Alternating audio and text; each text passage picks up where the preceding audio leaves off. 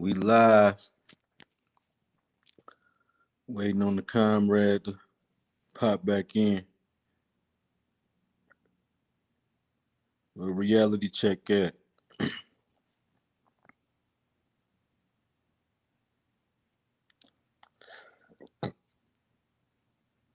You dig?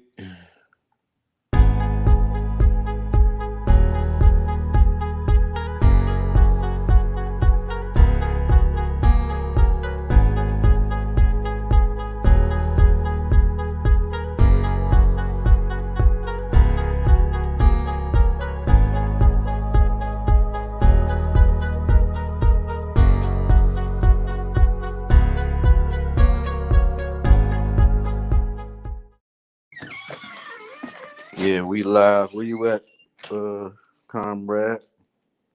Tap in.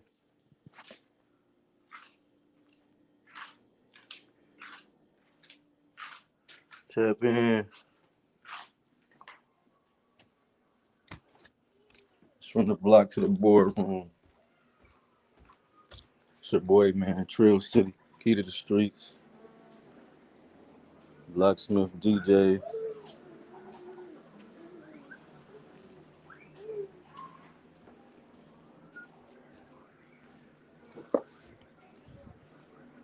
Comrade, where you at? You got to tap in back in on that link.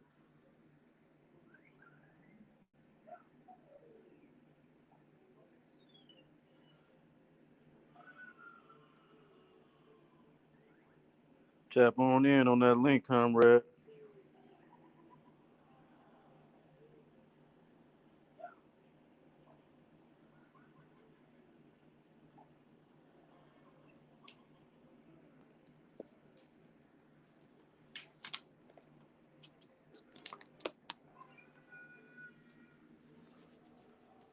Finna set up this computer, man.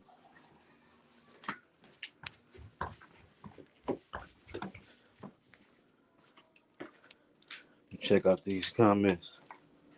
Hey, somebody leave a comment. Somebody leave a comment so I can pin it up. Pin it up on the screen.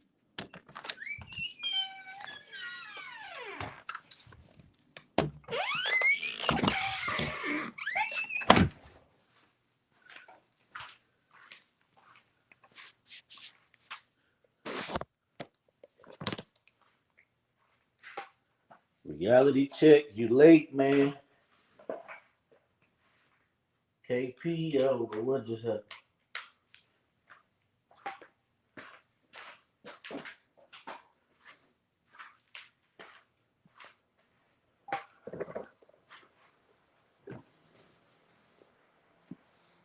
This is Blacksmith, Key to the Street.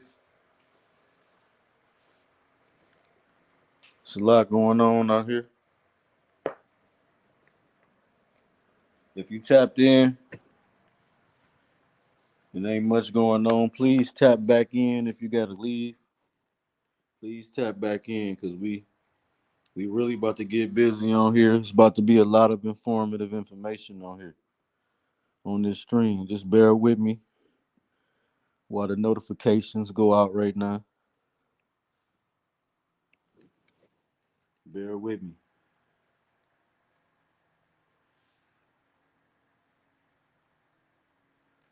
I'm about to put something up on y'all screen within a couple minutes.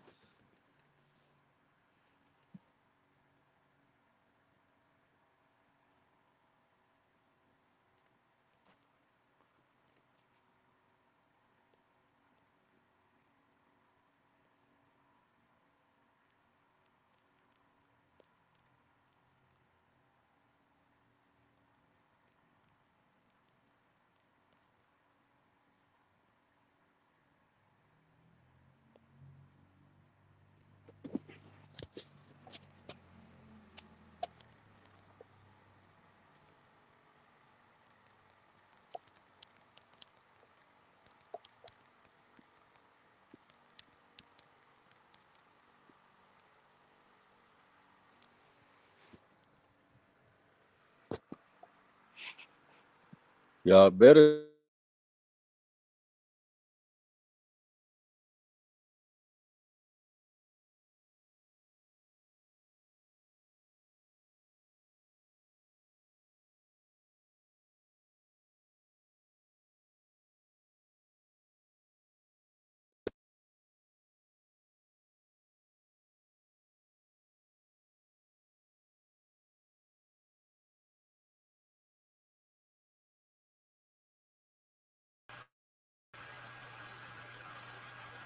Greetings.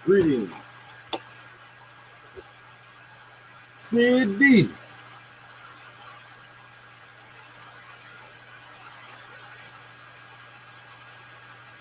Just putting everything together. City.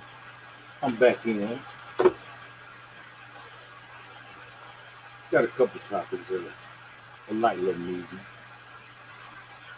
on this new StreamYard adventure we on.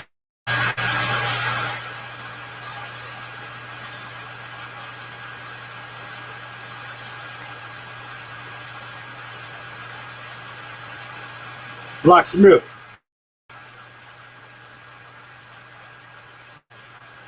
See, when he on, then I'm on.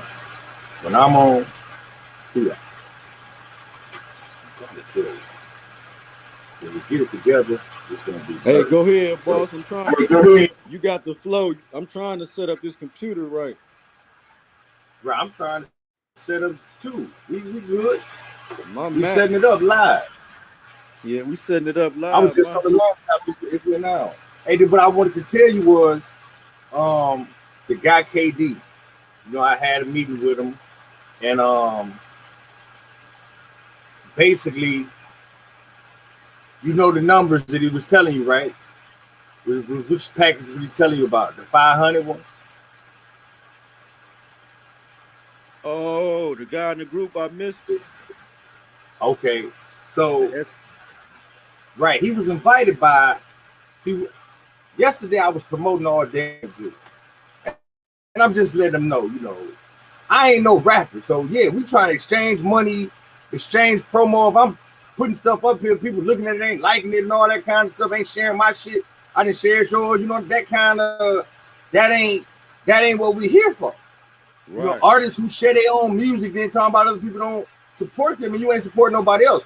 One thing about the internet is that this different than, like, you know, being disconnected from your fans. You know, because really most of your fans is artists. People in general are artists. You know what I'm saying? So you have to support people the same way they support you. You can't think you know, like the TV. See, the TV disconnected. You know, you the same as me. We, you know, so in order for me to appreciate your talent, you would have to appreciate mine. Exactly. And that's the mental the artists got. Like, you only promote your music, but you don't promote nobody else's, but you talking about people don't support you. You gotta appreciate something. Like, if you don't like my music, appreciate my grind. Appreciate me having faith in myself and going out on a limb to start my small business as an independent artist. You know what I'm saying? But that's the problem. That's what separates successful people from unsuccessful people. But see, the thing is, with the internet, you know, it can be a mixture. You know what I'm saying? Because you always had, like, before the internet, you already had popular local people. You know, you was local. You could be a bum and local, and everybody know you. And you know what I'm saying? Now you take that and put it online. You think you famous, broke. Right. You know what I'm saying? You know, ain't nobody can tell you. Go ahead. You get them same 100 likes from them same 100 people, and you think that's some traction in a world with 7 billion people in it. Right. I could see 100 likes from 100 different people every different day. You know what I'm saying? But see, I'm not even discrediting your network. I'm just looking at the approach you take. Yeah, I'm just saying they looking at the wrong thing. Right. How many people viewed your channel? You know what I'm saying? How many people click that link? It could be a million people click that link. But listen, it could be a million people. The reality is, if you're not this machine, part of this machine, and this machine is entertainment, and in this entertainment media machine, it ain't real. It's all manufactured, so it's easy for the industry to take somebody and make them look famous, and then they're gonna be famous. You know what I'm saying? They control the algorithms. They control the vibe. Well, it ain't even that too, because you got the social media, the text people controlling that. But I'm talking about the industry. The industry already got, you know, connections put in place. Like we was talking about this. a corporation hire a publicist. They hire marketers. They hire other people. Yeah. Corporations just don't do everything themselves. They know the value in other people specializing in things that they don't know how to do, or they don't have the time to do. They don't got the resources to do. But within this individual, mentality, and we still, we of fame, you think that you don't need a publicist, or you suspicious, you don't want to pay each other. You understand what I'm saying? You looking at Right. You looking down on the people in your industry, and you looking up to the people who are in a different industry. Exactly. You know what I'm saying? So you look up to Rick Ross, but you look down on Solar. You know what I'm saying? If TREAL said something, you know what I'm saying, it ain't as relevant if Future said. Now they got a machine behind them, meaning perception is everything. So in order, if I put it out there that you successful, that's what the people are gonna run with. This media is like the TV. If you start saying that the coronavirus is taking over the world, but you don't see it, you're gonna believe it still and start wearing the mask. It's media propaganda. Wars were started like this. Hitler used media propaganda against the Jews. The Caucasians use media propaganda on marijuana for black people. So when the cotton gin was created, see, marijuana was one of the biggest crops during that time. Marijuana, they made everything out of marijuana. It was the strongest material. It just was a million things you could do with it. But once they created the cotton gin, it allowed cotton to be processed at a quicker pace. So then they had to put a media propaganda out about marijuana and how it was harmful and how, but really they wanted to destroy the industry, the marijuana industry, so the cotton industry. So they had lobbyists. That's what a lobbyist is. You know what I'm saying? We paying people to anything that we doing illegal to be in law in order to make it legal. Be down in Congress so we can get these laws passed, so we can get these votes, and we promote. King, salute. Salute. That's my man's Front Street Media. Front Street Media. My nigga Street. He going Front Street with that news. So he a content provider? Oh yeah, content creator. Okay. Former gang member. You know what I'm saying? Changed his life running these. You know what I'm saying? Right. Running these YouTube channels. Content creators is an artist. We didn't work with a lot of rappers. I like content creators too because content creators got more of an entrepreneur level mind. See, it'd be harder for me, all these years to get a rapper to write a book. You know what I'm saying? All these stories you do, do a podcast and come outside of your box. But you'll be surprised at how good a journalist a street nigga can be. Definitely, I ain't surprised. I'm that. Exactly. Definitely, the streets is very articulate. The streets is true intellect. They go get to that story, man. They go get to the story.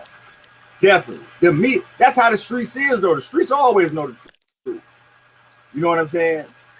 You can hear something that the streets know who got killed, but the police don't, or they can't prove it. You know what I'm saying? Exactly. So on that level, it's like the hood. What's the name of the brother with the newspaper, Muskegon? Oh yeah, Black Paper Weekly, Arthur Williams. Right. So always, because I'm a content provider at heart. Like, yeah, that's what it is. Once you create a brand, once you have these images, these characters, content is everything. I can write a book and turn that into a million different contents, from videos. Of one book we done made like 1,000 videos. Off that one. Hey Shanks, if you still on here, I'm gonna share one of your videos and we gonna react to one of your videos, man. One of your shorter videos or a little bit of it. Yeah.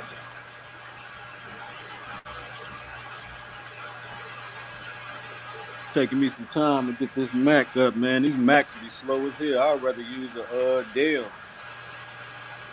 Now, with that being said, I wanted to ask you about this because it's the same thing with the, as far as views go. You know, with these algorithms. Now, how would you explain? Like, okay, how did Slime Money get 100,000 views? How would you look at the marketing strategy that you use to take Slime Money from like in the basement with like phone videos? Like I remember when they was, you know, no image, no brand to it. You know, so what was your strategy? Because now at the time we can see, you know, how it worked. It's manifested itself. Because before you was, you know, here. Now when you look at Slime Money, he's one of the biggest artists in Michigan. I'm saying, what was the strategy? Because a lot of people got content, but it takes more than content. I love them because one thing I loved about them is that because them the kind of content providers I love, like me. They don't mind spending money. You know I want to go, and I'm willing to spend the money to get there. And you know what it was? What? It was good timing because these is people I grew up with. You know what I mean? Right. But we wasn't necessarily always doing business. We was always in different rap camps, you know, whatever. Calling our own rap camps. We was from the same hood, but we wasn't, you know what I'm saying? We wasn't working together like that. Like we'll call each other like, yeah, listen to this verse, but it wasn't like, you know what I'm saying? So once I got to doing what I was doing and, you know, I did it to that level, you know what I'm saying? By me not being around them all the time and making all their decisions and strategies, by the time we got together, they was willing to listen to anything I had to say because I was at where I was at. You know what I'm saying? Right. So it was some people like, man, why you pulling people up to your level and woo, woo, woo? Because I got to transition. I got to transition my base and continue to build it. This Muskegon hip hop scene was way behind on Grand Rapids. I had to go to Grand Rapids, Kalamazoo. I had to go to Ben Harbor, Kalamazoo. Listen, you know what I'm saying? Let's go back in time. Let's go back in time, you know, on the journalism level. So Slime Money was needed. So it was needed. No, listen, let me tell you the story. You know, from a Heat perspective, I never heard of Slime Money before. I'm saying that, and I knew local hip hop. I know who's shaking, who making it happen. Like you said, Grand Rapids is industry. They ready. You know what I'm saying? Ben Harbor bubbling and they working together. Boom, the black bandana pop off. You know what I'm saying? From there, yeah, Grand Rapids is Guru TV from here. You know, now, which you is a founding member of that whole movement. Now, once I really got it, like I said, I went and checked, was just talking about this. You know, because the young brother I met, you know, the KD dude remind me a lot of you when I met you. Because when I met you, all I seen is a big corporation brand. And like I said, it ain't even about rap for me. That's before I even cared about any of that. I seen a conglomerate online. You know what I'm saying? Like I see 1,000 people with the same book cover. 1,000 people pushing the same movement. I'm like, and I'm just one person selling books, doing what I do. You know what I'm saying? But I looked at that as like, you know, I looked at that as Master P. You know, you was the P. You know what I'm saying? So me, I'm looking at who is the mastermind. You know what I'm saying? Because at the time, what y'all was promoting was Chilla Printella. Right. You know what I'm saying? So you know, so yeah, I gotta find a mastermind. But Printella was the face that I seen because it was everywhere. Now I'm looking for the mastermind because I'm looking for the person who did that for him so he could do that for me. You see what I'm saying? And boom, I do my research because I'm an investigative journalist. I found out Brandon Willis. This is the mastermind. Immediately, I plug in, me and you, Bill, boom. Now, off the top, all, just my strategy, period, when I'm coming to that is to, because they got your influence. They got your ear. That's what I'm looking at. You know what I'm saying? Whoever, whatever going on, because I don't know none of y'all. You know what I'm saying? Right. My media coverage. Right. Definitely. But I know the brand is so big. The brand is bigger than me. And I ain't never heard of y'all. I'm saying that's how it seems. It don't even, that's what it looked like. So, that's how I'm coming to it. At that time, like you said, I'm willing to pay you whatever to get me like that. You know what I'm saying? I'm trying to get you to get me like that. He needs to be like that, not no individual. Now, I ain't gonna say not no individual, but I'm saying I need the same resources as a company and a brand and this individual guy. You know what I'm saying? Then, once we start investigating and covering everybody, I get to know people's personalities, by, their story. So, and rappers rappers can be babies. They can be kids in a way. You know what I'm saying? Then they can have an ego thing. You know what I'm saying? They think they the leaders. They think they the ones. You know what I'm saying? No, like that's a fact. Rapper can be rap. You think you the one, but really it's the people who making you. You know what I'm saying? Then you think you the one who did it. So once you get D. Pacino, salute. Y'all can tap in too, man. I need to put the link in the comment. Definitely tap in. So on that level, I got it, and we covered it, and it was wide open. You know what I'm saying? We did a lot of things. Now, like I said, that was before Slime Money thing. Gumroot TV thing already popping. We from Saginaw. We covering every market, like you said.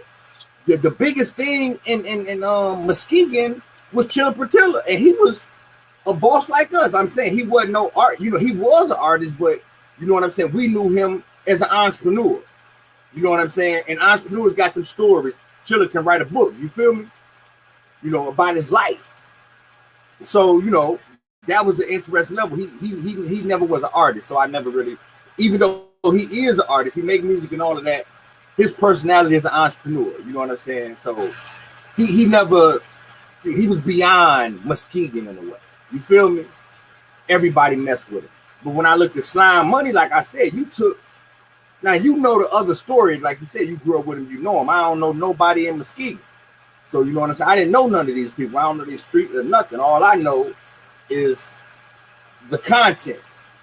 So the content was rough. You know what I'm saying? It was some basement content. The boys had bars. You know what I'm saying? The boys, they look like, like what a street dude look like. Street dudes don't really be dressing up and all that kind of stuff. That's how they looked when I see them all in the basement. You know what I'm saying? And then I know the connects too that we was already like Mitch Y and all these kind of people that you was trying to get, a lot of the independents and connecting with your connects, your resources. And people was always suspicious. They missed them opportunities. Like I said, Slime Money, they didn't miss no opportunity. Oh yeah, we want to miss my video. Oh yeah, we want a honorable note beat. You know what I'm saying? So, we've been having this resources and things available, but a lot of people was always skeptical. You know what I'm saying? As rappers skeptical, but like I said, the entertainment is an industry. It's not real. You know what I'm saying? So the people a lot of rappers want to keep it real, be real. You know what I'm saying? In business and everything, when you're not looking at you playing a role, it's all about what role you want to play. What characters you going to create that you can stand up to. You know what I'm saying? That you're willing to stand up to, whatever that may be, So you kind of like an actor as an entertainer. Now you keep it real. Ain't nothing wrong with that. Ain't nothing doing what you want to do. But when you're trying to run a business, it kind of make it hard because, you probably going to have to get a job too. You're going to have to do it, get you a job and do the music and the business and all that kind of stuff. If you ain't looking to be commercial, you know what I'm saying? Like we was out of the box. So I'm not pushing my artists just to do no albums. No, music is bigger than albums. We want commercials. We advertising agency. Anything that got anything to do with sound and music, we want in. Video games. You know, we moving like a corporation, not as a record label or, you know what I'm saying, artist or producer. So I seen that.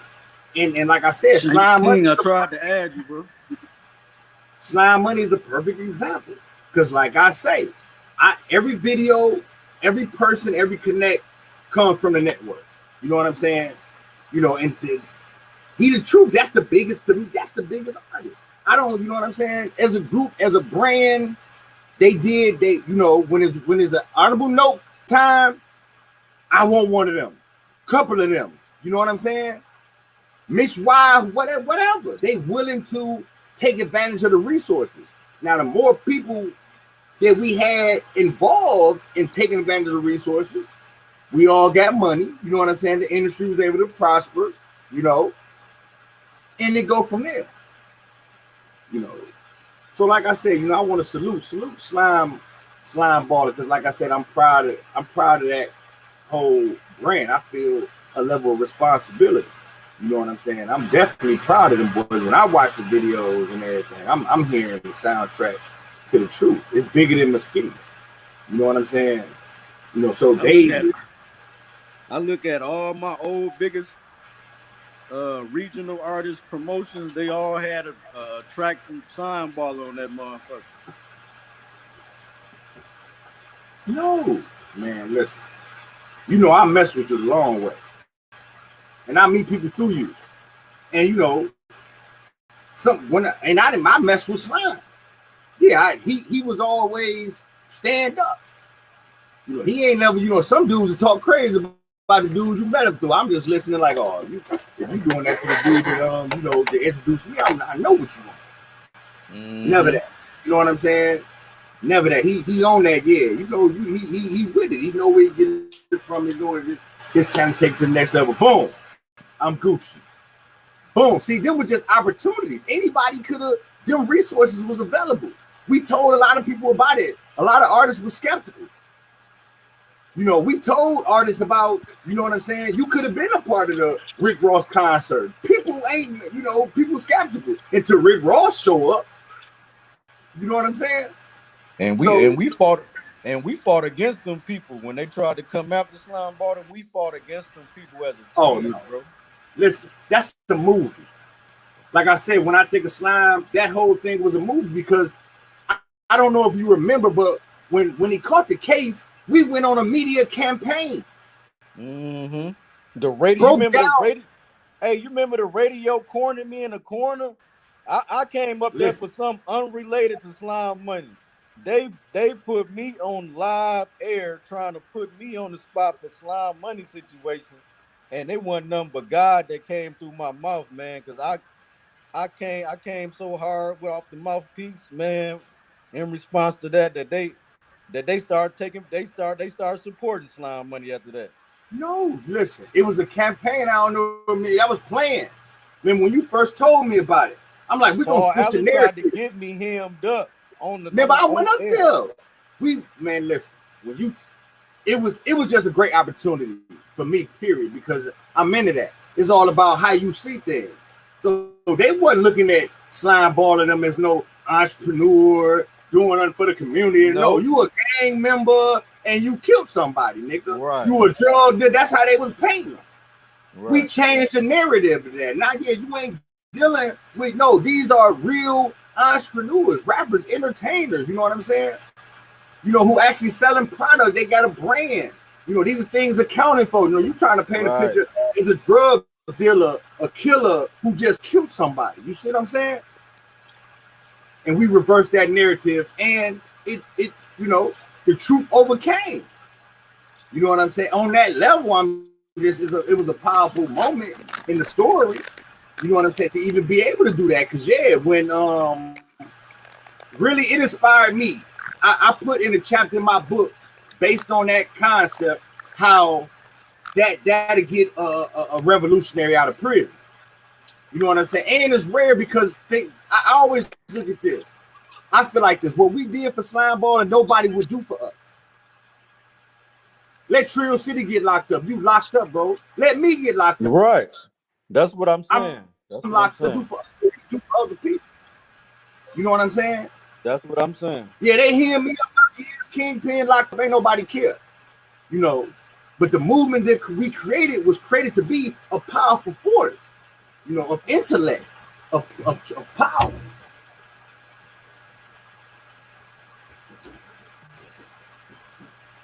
That's fact.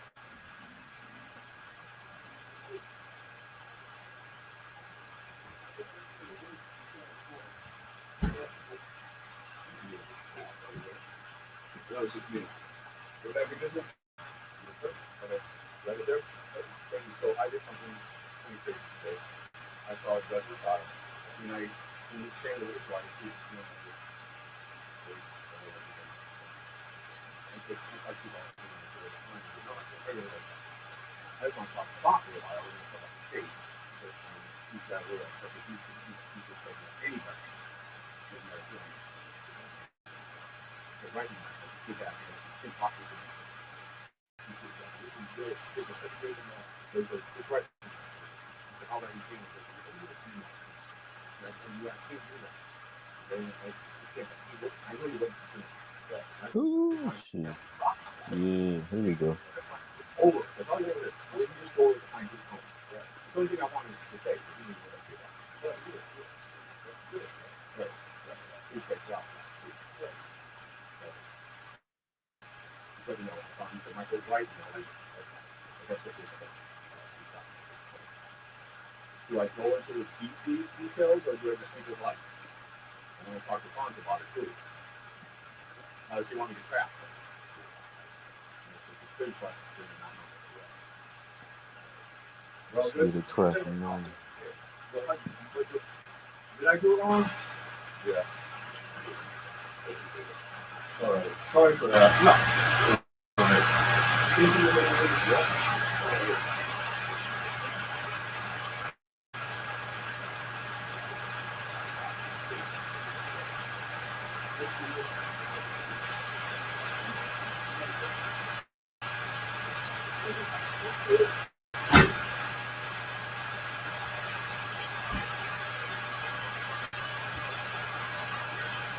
But yeah, so in that, you know, that like I said, that was a moment. You know what I'm saying? That I always think about when I write my books and stuff. You know, just opportunities to be great, even on smaller things. You know, and I thought that was one of those opportunities that we got to, you know, stand up for something and actually win when it came to the slime ball situation. So yeah, when it comes to, you know, I like I said, this is shout out to Slime Ball and that whole, you know, hookup, Chilla Patilla, you know, Muskegon. Like, see, Chilla been going, but Chilla not really. Is Chilla from Muskegon? Right, he from, but he, you know, like I said, he known, it's kind of like, let me see, an artist. You know how people from somewhere, but people know him all over the place, so it's like an afterthought, like Floyd. He's from Grand Rapids, but really that's an afterthought. You feel me? As far as big, you know, people know him more than they know where he's from. And I think Chilla one of them kind of people.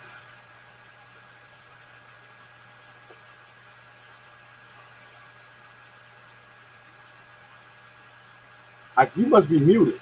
Is you muted? Oh yeah, I said like E40. I thought I had two mics on. Right. E40, that's his cousin. Right. So Slime Ball and them related too? Because I know they be in California too, right? No, they got some other family over there. Okay, so they not related. No, yes. What's the name? Slime Baller got some family on West LA. Oh, okay. So what was you talking about Clubhouse? They was going ham yesterday. Oh, who was that talker, man? I don't know who them cats was, man, but they was just, man, they was getting a look. They was getting a little catty on there. About what? They was getting a little catty on there with the mouse, man. They was, man, I forgot their names, man. I'm like, these moms must be somebody because there's a lot of people in the room. So what? So what do you But think about Whack what 100 Master? was in there too, but he ain't said nothing but a few words. So what you think about what Master P saying about the clubhouse thing? On how black people jump on, make a company like Clubhouse just come out. Black people jump on it, make it big. They go public. It ain't benefiting us on one level, but when it comes to when we create stuff, we don't support each other. We ain't trying to, you know what I'm saying, blow none of our companies up, but we quick to blow other people's companies up like a Clubhouse. Everybody get on it, but if we create a TREAL city, you know what I'm saying, if it's, Hustlers University, is black owned, we ain't jumping on it. We ain't promoting it. We ain't pushing it like it's the hottest thing smoking. The celebrities ain't messing with it. He like the celebrities, everybody get on the Clubhouse and turn a no-name company into a $1 billion organization that black people ain't directly Absolutely. They was then, I guess, Whack 100, went in on P saying that he ain't no billionaire, and he sold his publishing masters in the bankruptcy, and he's Whack started going in on P, because he trying to take up for Clubhouse because I guess he one of the celebrities, who big on Clubhouse. The mic off. So that's why Whack 100 went after Master P because he didn't get into it over his Clubhouse right, because Master P on that boycott Clubhouse stuff. He on that, we don't never, he gearing this towards the people who even got it. Like, because he's saying, Clubhouse came off the bail, and long as they paid these celebrities and everything to get on here and say they was the hottest thing, and then, now he's saying that they overvalued the company. You know what I'm saying? Because this, kind of like how Facebook was, though. They had overvalued Facebook. It wasn't making no money. You know what I'm saying? But they valued it based on how many people and all the content that the people was putting on it. That's what made Facebook a $1 billion company. Not that it was making money, but the people in the content that was being put on there. But when it comes down to it, yeah, they're gonna turn around and end up invading your privacy. They just had dude from Facebook on the hookup, like just how they totally invade. Ain't no, when you own it, you in their world, and we know because we didn't have social media networks and we didn't create it. They see everything. You know what I'm saying? They trade your information. They looking at your inboxes and you know what I'm saying, going through it. Yeah, that's the algorithm. Because I own this. You on my platform, I see every message you send, video chat and everything, and you agree to it. You know what I'm saying? So now that you own, and they just had them, the Congress had brought the owner. What's his name? Tom Zimmerman. And and they was talking about how they trade information with all the social media networks like Facebook, Twitter, Instagram. That's how these algorithms work. And even with the government, if you notice, like governments, people didn't get locked up off Facebook. You know what I'm saying? Facebook be definitely a censor you if they don't like what you talking about. If it ain't going to what they saying, good everybody. They'll kick you off. Master P came out with a particular video, or I saw this on a tweet at first, and somebody was saying how Master P was complaining about how black people are making other races. Yeah, bro. Let's see what he was saying. He's saying the same thing. The people rich rather than making our own selves rich. He was using Clubhouse for an example because Master P came out with a particular platform where black people can talk to each other. He used Clubhouse as an example of we always want to give our money or our time and attention to other people that create platforms. But if a black person wants to make a platform such as Clubhouse, we'll make every excuse possible to not support it. Self-hate. The master chat. And that's the same thing that's going on with independence. Chat with our people. I know that we. Oh, you rapping, I rap. Self-hate. They don't mess with you. Rappers don't want to mess with you. You know what I'm saying? Because you self-hating. Oh, you an independent. You ain't getting no money like me. Oh, well, yeah. You know, it's like you say. I'd rather eat dinner with Jay-Z than 500,000. That's a fan. You a hardcore stan. You know what I'm saying? Jay-Z wouldn't even do that. You know what I'm saying? Jay-Z wouldn't do that. Jay-Z would take 500,000 over eating dinner with himself. You know what I'm saying? Man, I was just saying his advice might not even net you $500K. So listen. His advice listen. Real talk. You know, talking to people don't mean they gonna do it. I can tell you how to make $1 million. That don't mean you gonna do it. All the stuff people like, man, they gonna steal it. I don't care about stealing because you got to do this stuff. See, what it takes to get stuff done is where you're gonna have a problem with. Not that you don't know how to do it. I show people all the time how to buy a house. They live in the projects. If you didn't got a stimulus, you can own a house right now. How many people you think bought houses? No, they bought a Benz in the project. You know what I'm saying? You know, they got Gucci in the projects. You know, they don't own houses, but they can own a house. You know what them white people do?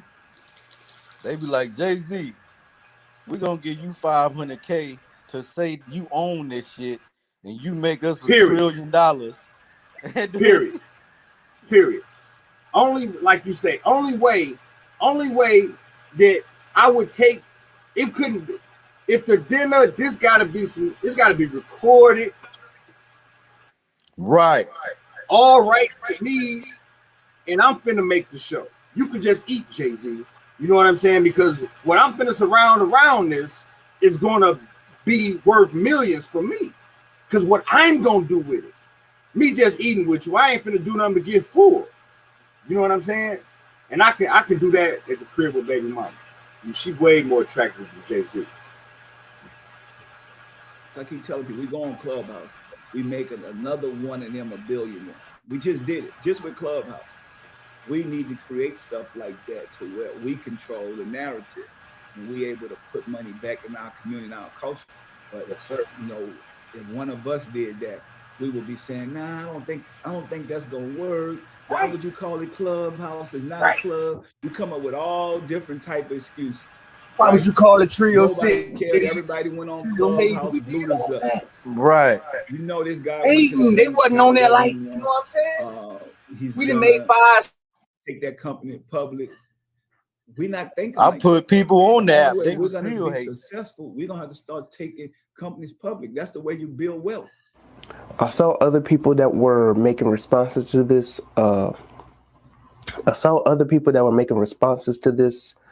Such as Kev on stage, and I saw his video.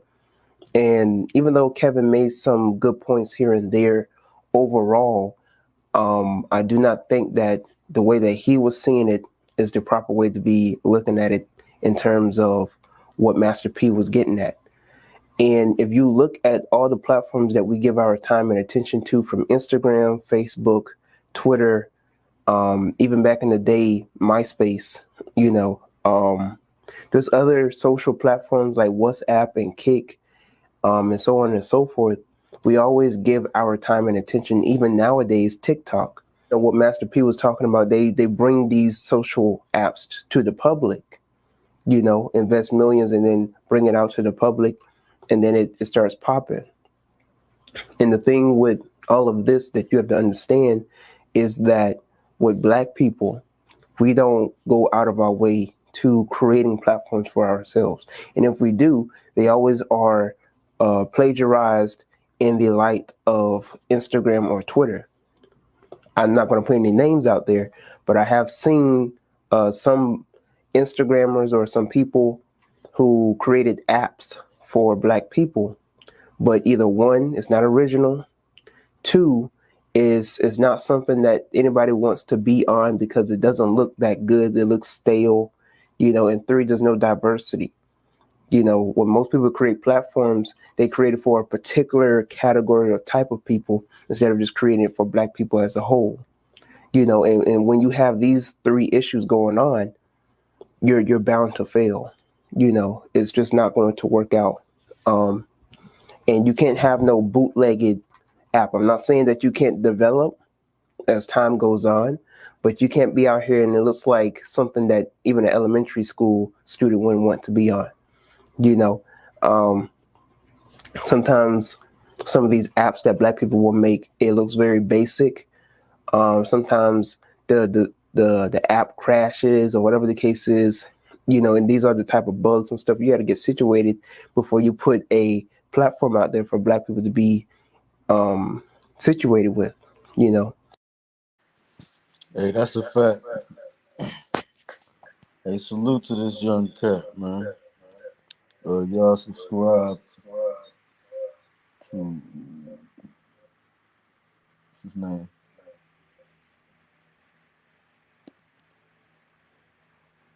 The Omni Rome.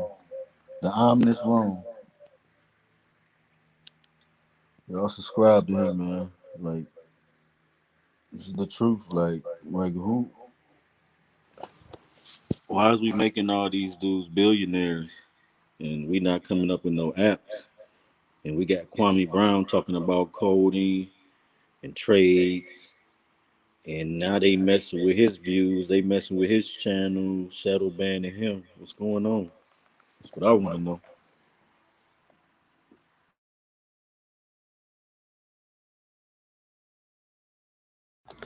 But I have to 100% agree with Master P here that we are the ones who always want to give our time and attention to different platforms before ourselves. However, I did make a video on why I don't support Black-owned platforms because of the 3 issues that I mentioned before.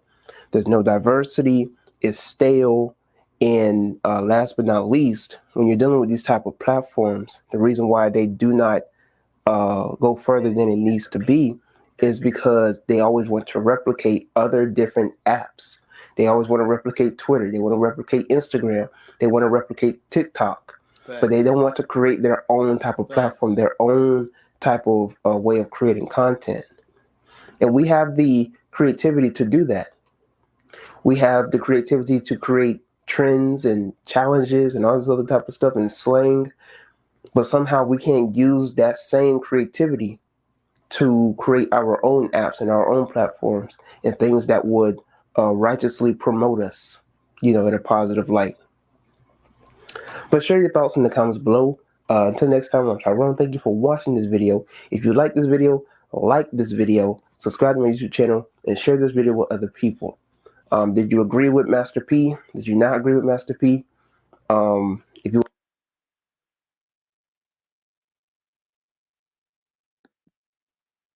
What's really going on here? Look.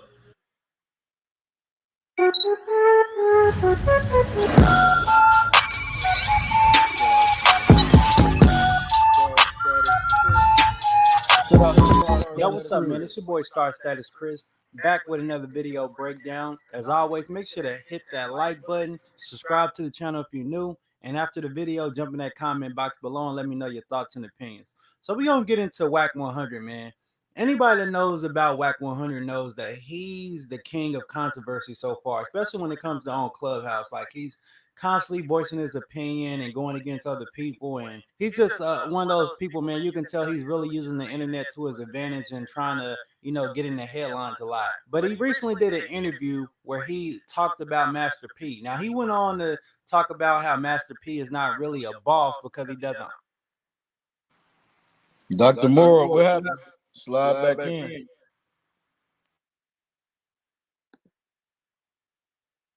Own all of his masters. He lost them 17 years ago, and how Birdman is superior to him because he still owns his catalog.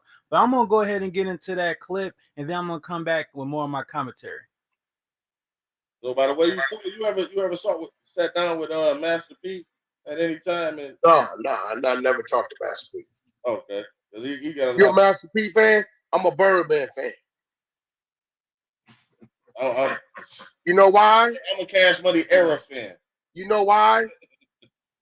We talking business. You know why? I'm a Birdman fan over a Master P fan. Because Birdman still owns all his masters. Birdman still owns his company. A lot of niggas is faking and pretending, and they ain't who they are. Birdman owns the home he live in. He don't lease the home he live in. You know what I'm saying? Master P don't own no limit masters. And what I don't like is he pissed me off when he went at Nick Cannon, because Nick Cannon owned everything he got. He probably one of the top 5 richest amongst our urban community in entertainment business. Real. He just don't brag and boast about it, but he owned everything he got. Birdman owned everything he got. P lost his master 17 years ago to the IRS. But he ain't gonna talk about that though. He ain't gonna tell our people, this is a mistake I made, don't do this. But he like to step up and kind of like be, brag on and then down the next motherfucker when he think they making a bad turn. But he don't want to talk about when he made a bad turn. I want to know if I'm looking at you like somebody to look up to. That's what I'm saying. That's why I just gave you that gem. I got you. That's understandable. I didn't know that. I know. And see, this what makes me the bad guy, because you're not a bad guy. People won't say, I'ma say. I don't. What you gonna do? I don't give a. Okay, as you can see, Wack 100 has some strong words for Master P. And I was just thinking about this, man. It was about, I want to say,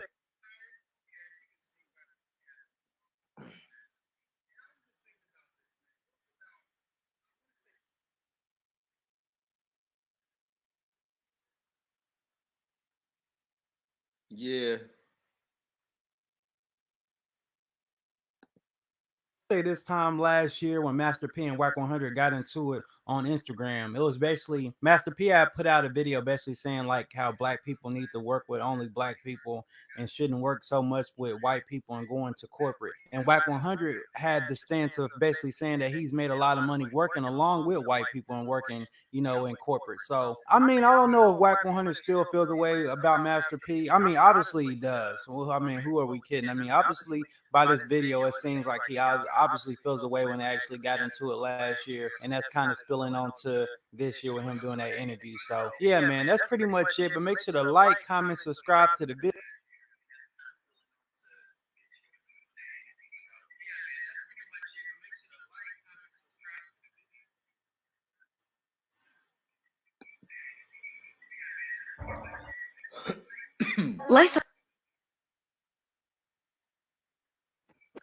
What's going on YouTube? Come back at you with another video. So recently, Wack 100 said Master P was one of the worst ones capping when it comes to owning things. He basically called him out. Master P now seemingly responded on Instagram. We about to check that out put now. up.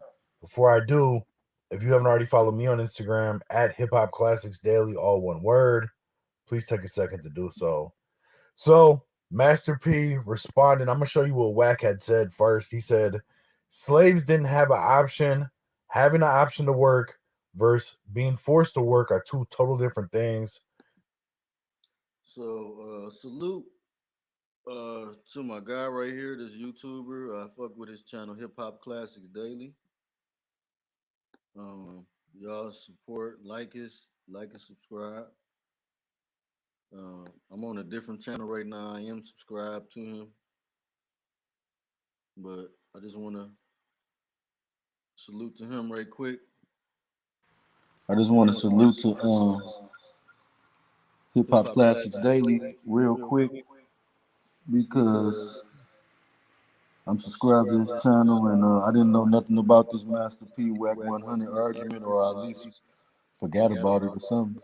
So just looking up news to educate myself on where Wack 100 and Master P went wrong.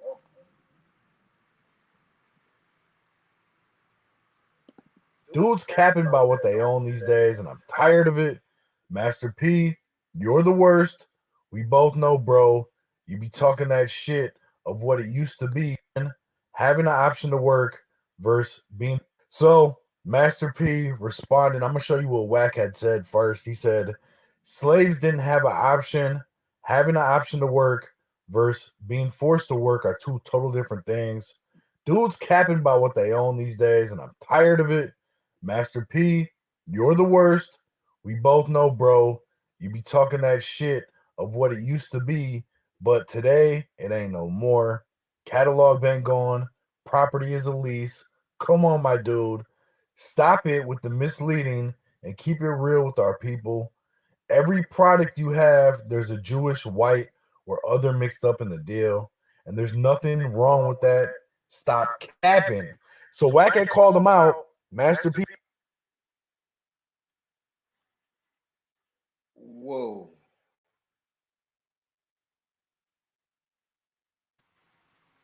That's a lot to unpack right there. To be clear, we all know Whack 100 is a troll, and if he into it with you, he gonna flip that narrative on you. So for those that don't know, Master P, Master P doesn't own his masters from 97, from maybe like 96 or maybe 97 to 99 or whatever like that, which was the peak of his label's record sales. Um, Master P uh, Masters was being held because he was given a $200 million deal to bring No Limit back and bring back some artists that he had wasn't working with at the time no more, like Mia X, Mr. Cool, Mr. Cerebon. So Master P just took that money and dipped because he felt like they owed him some money. They snaked him out some money because they took some of his profits and said that they used it for promotion and all of that. When Master P was the sole promoter. So Master P lost the masters at this time. I don't know what he was thinking. Maybe he was thinking like, forget them little royalty checks. Let me get a big lump. But in hindsight, Master P does need to be coming out and speak on his mistakes on doing that. He does need to come out and speak on the mistakes of doing that, but at the same time, Master P the type like, yo, he don't cry over spilled milk. He keep it moving, but at the same time, he hasn't mended relationships with KLC, Moby Dig, and Beast by the Pound. So that opens the door for people to criticize him. Once he mends those fences with KLC, Beast by the Pound, and stuff that Whack 100 saying that ain't accurate, talking about his bankruptcy. His bankruptcy was only because his record label had the same name as another company, and they had a lawsuit, and he wasn't going to take no loss. So it is some. I love Master P, but there's some things I don't agree with it. It's that Beast by the Pound thing, and it's also that $200 million situation. But I don't know his situation. I'm not in his shoes. I don't know why he did that. I don't know why he didn't continue No Limit. I don't know why he took the money and faded to the darkness. You know what I'm saying? But that's his choice. But the stuff Whack 100 saying, that ain't adding up to accuracy, bro. Let me see what Dog finished up saying. He actually put a video up. I'm going to show you what he had to say in the caption, though. He said, there's enough money for all of us out here to make. Stop reading headlines. We have Come to on and stop speak on why beefing you don't against each other for no feel reason. like he made a Nick mistake. Because I Cannon really is like feel my like little he brother. did. I'm the first one to give him opportunity out here. And if you watch the whole TMZ video, you know I have nothing but love for him. I said that he's a good guy, and when you own something, you don't have to apologize. Click that link, I Dr. never Moore. said Come on anything here and speak on about that. the Jews. I feel like More Master of P made a them mistake have today. helped me than my own kind. My mission in life is to motivate and inspire the next generation. I understand that we all can't own things. Even in business, you might need to have partners. As a man of God and a man of integrity, you need to do what is best for your family. But if we own products and brands, we can control the narrative. One thing I do know about the Jews, they stick together, and a lot of business principles I've learned from them, how they pass down knowledge and wealth from generation to generation, while we kill each other for no reason. If you made it out the struggle, you should have a different mindset. If you want to continue getting blessings, I don't envy my peers or my neighbors over what they have or what they're doing. I'm just grateful for all my blessings. I have numerous properties, some I lease, some I own, and some are write offs. I controlled everything I did in the music business because I own No Limit Records. I also cashed out when it was time, just like Priority Records did. That's just smart business. I've evolved into the business of creating product because I realized that product outweighs talent. You'll get to see my journey July 29th. And just remember, if you truly believe in God, everything on this earth is temporary. We can't take anything with us. We need to celebrate each other while we're here instead of waiting until we're gone to say how great we were. God opens doors no man can close when you put him first. Our people perish for lack of knowledge. We all we got. No Limit Chronicles, July 29th. So sounds like Master P was responding to possibly what Wack was saying. Wack again directly called him out on Instagram. So Master P putting it out there, letting people know what it is. I'm curious what your opinions are. Leave some feedback in the comments. Hit the like, subscribe, share. Ring the notification bell if you're subscribed. Also, please take just 1 second to click the link that I'm going to pin as the top comment. It's going to take you to a dope artist out there trying to get his YouTube channel monetized. He's almost there. Please click the link and subscribe. It costs you absolutely nothing. I appreciate you though. Peace.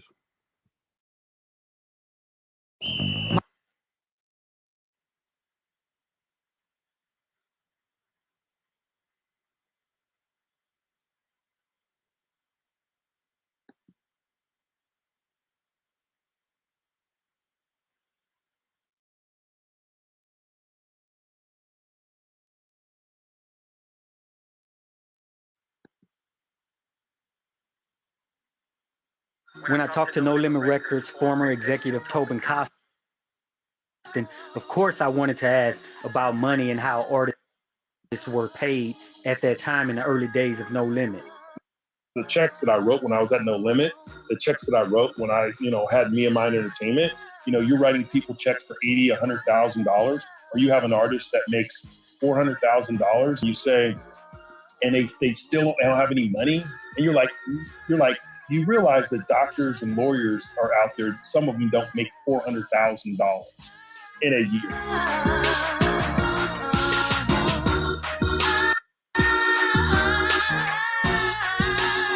So can we talk about like the publishing that the artists? Hey, salute to my dog. Hype the I Great. guess we can't love really this talk channel. about the later No Limit, but like in those those agreements in earlier times, like when let's say when Beats by the Pound came along, was there like certain splits set up during the sessions, or just was it like work for hire? Well, we set up at that point, it was kind of work for hire, and we were doing this family thing. Because at that moment,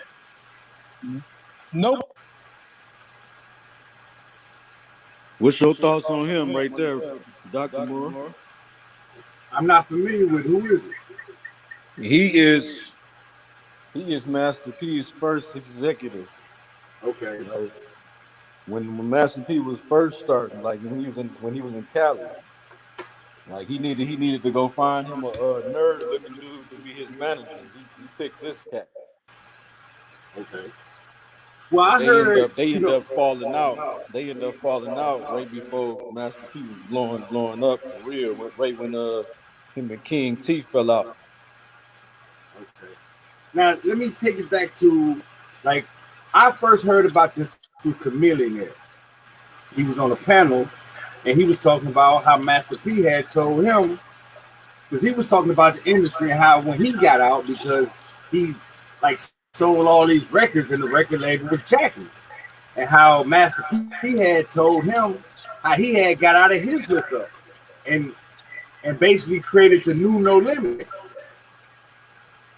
Right. So You see how I responded to that? Because I used to love what he said right there. right now, it kind of go. I'm kind of with P as far as this goes. Like say property. When we first came up here, we bought a block. But since we've been down here for 5 years, some of the partners, they didn't, the relationship broke up. So I ended up with an ex-wife, ended up with some of the property. My mom and them, they end up with some of the property. Then I ended up, with what I got. You feel me? But in the beginning, we was all one corporation when we came down here under one vision that I had. Now, people started getting disgruntled as far as, like when you a leader, people start not wanting to follow. You know what I'm saying? Like you can get to a certain level and people be like, they straight.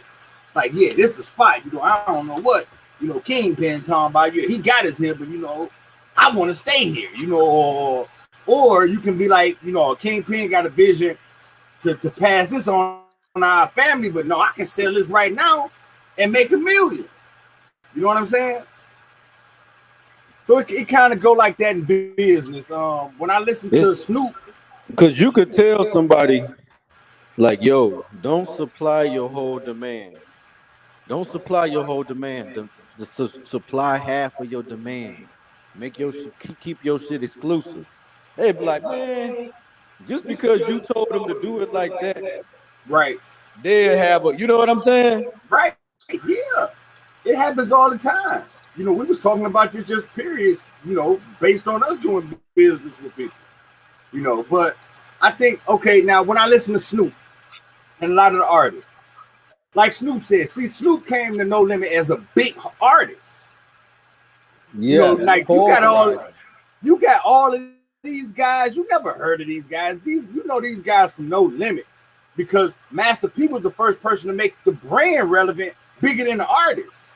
So yeah, we was buying No Limit stuff. It didn't matter who it was. We was feeling No Limit. It wasn't no particular artist, because all the music really was the same because all the CDs had everybody on it. No executive could do what P did before that. Now listen to this. Now listen to this part though, because I'm listening to like Snoop and all of them. Like Snoop said, he was a big person coming from Death Row. When he went to No Limit, like he said, he could have went anywhere. Ain't no company was doing artists like No Limit. Like he said, he said he had sold platinums, albums and everything, didn't even own a house.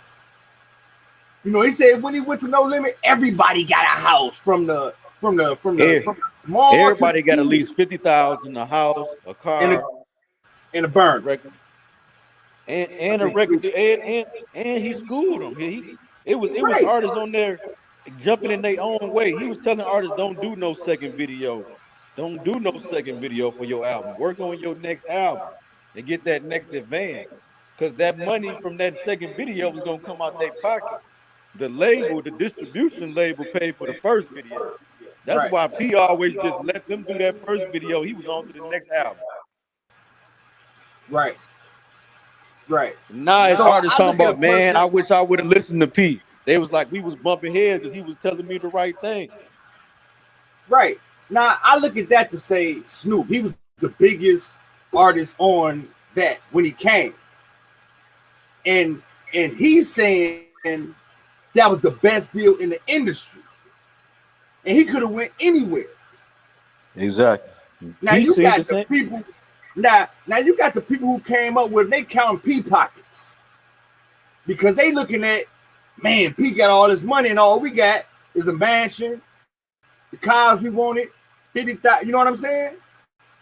But when you hear about Tupac, they talking about this a story out, this a room out there where he was thinking about signing with No Limit. You see why? Right. He seen the split. He seen the split that Master P had while they was on the road. He know that dude wasn't selling no records like him. Right. Right. So I'm saying, based on this, I get it. Them the people who came up, they count P pockets. You know what I'm saying? So they not looking at, because they couldn't have went nowhere. They couldn't have went nowhere. It was proven when Beats by the Pound left, yeah, ain't no more Beats by the Pound. Ain't nobody listening for y'all beats. Ain't nobody even want your beats now. Because No Limit was never an individual thing. People wanted No Limit. They didn't want Beats by the Pound. You know what I'm saying? All of them artists, since there's no more No Limit, ain't nobody but Romeo, Master P, and Snoop. I'm saying Snoop still holding it down. He's from Death Row and No Limit because, like I said, he got a level. You right. They thought they didn't want Beats by the Pound. Right. They thought, because once they heard that sound after Beats by the Pound was gone, they wasn't supporting Master P no more. But why Beats by the Pound didn't become super producers? Because they was produced. They started a company called the Witch Doctor. They wasn't producing everybody's stuff. At the end of the day, these I ain't saying they can just go grab anybody, but KLC. No, but I'm saying if it wasn't more than half the label there. KLC was the Dr. Dre. He wasn't being championed. At the end of the day, that's Master P fault for not championing Beats by the Pound like a Dr. Dre. You got to champion. Listen, I disagree. I disagree. I think you do. Because what? You know, let me give you a perfect example. Cash Money. What did they do with their producers? They championed Manny Fresh. Well, yeah, we all knew Beats by the Pound. Beats by the Pound. You just don't nobody even know they producer's name. These are some of the best beats ever. No, but they knew Beats by the Pound. Do you know it's people ask? But I'm saying though, listen, KP, who don't know a KLC song?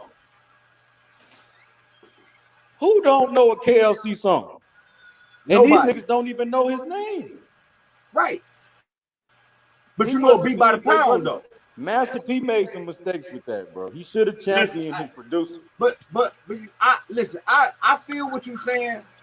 But he wasn't even letting them work with nobody else. Listen, right. But I'm a Master P type of person as far as this goes. And I get what you're saying, but every time that happens, them people cross you. See, what Master P do, he creating brands and companies, not individuals. So yeah, Beats by the Pound, I can make anybody a Beats by the Pound. I can put any producer in this place. That's what he thought. Beats by the Pound money.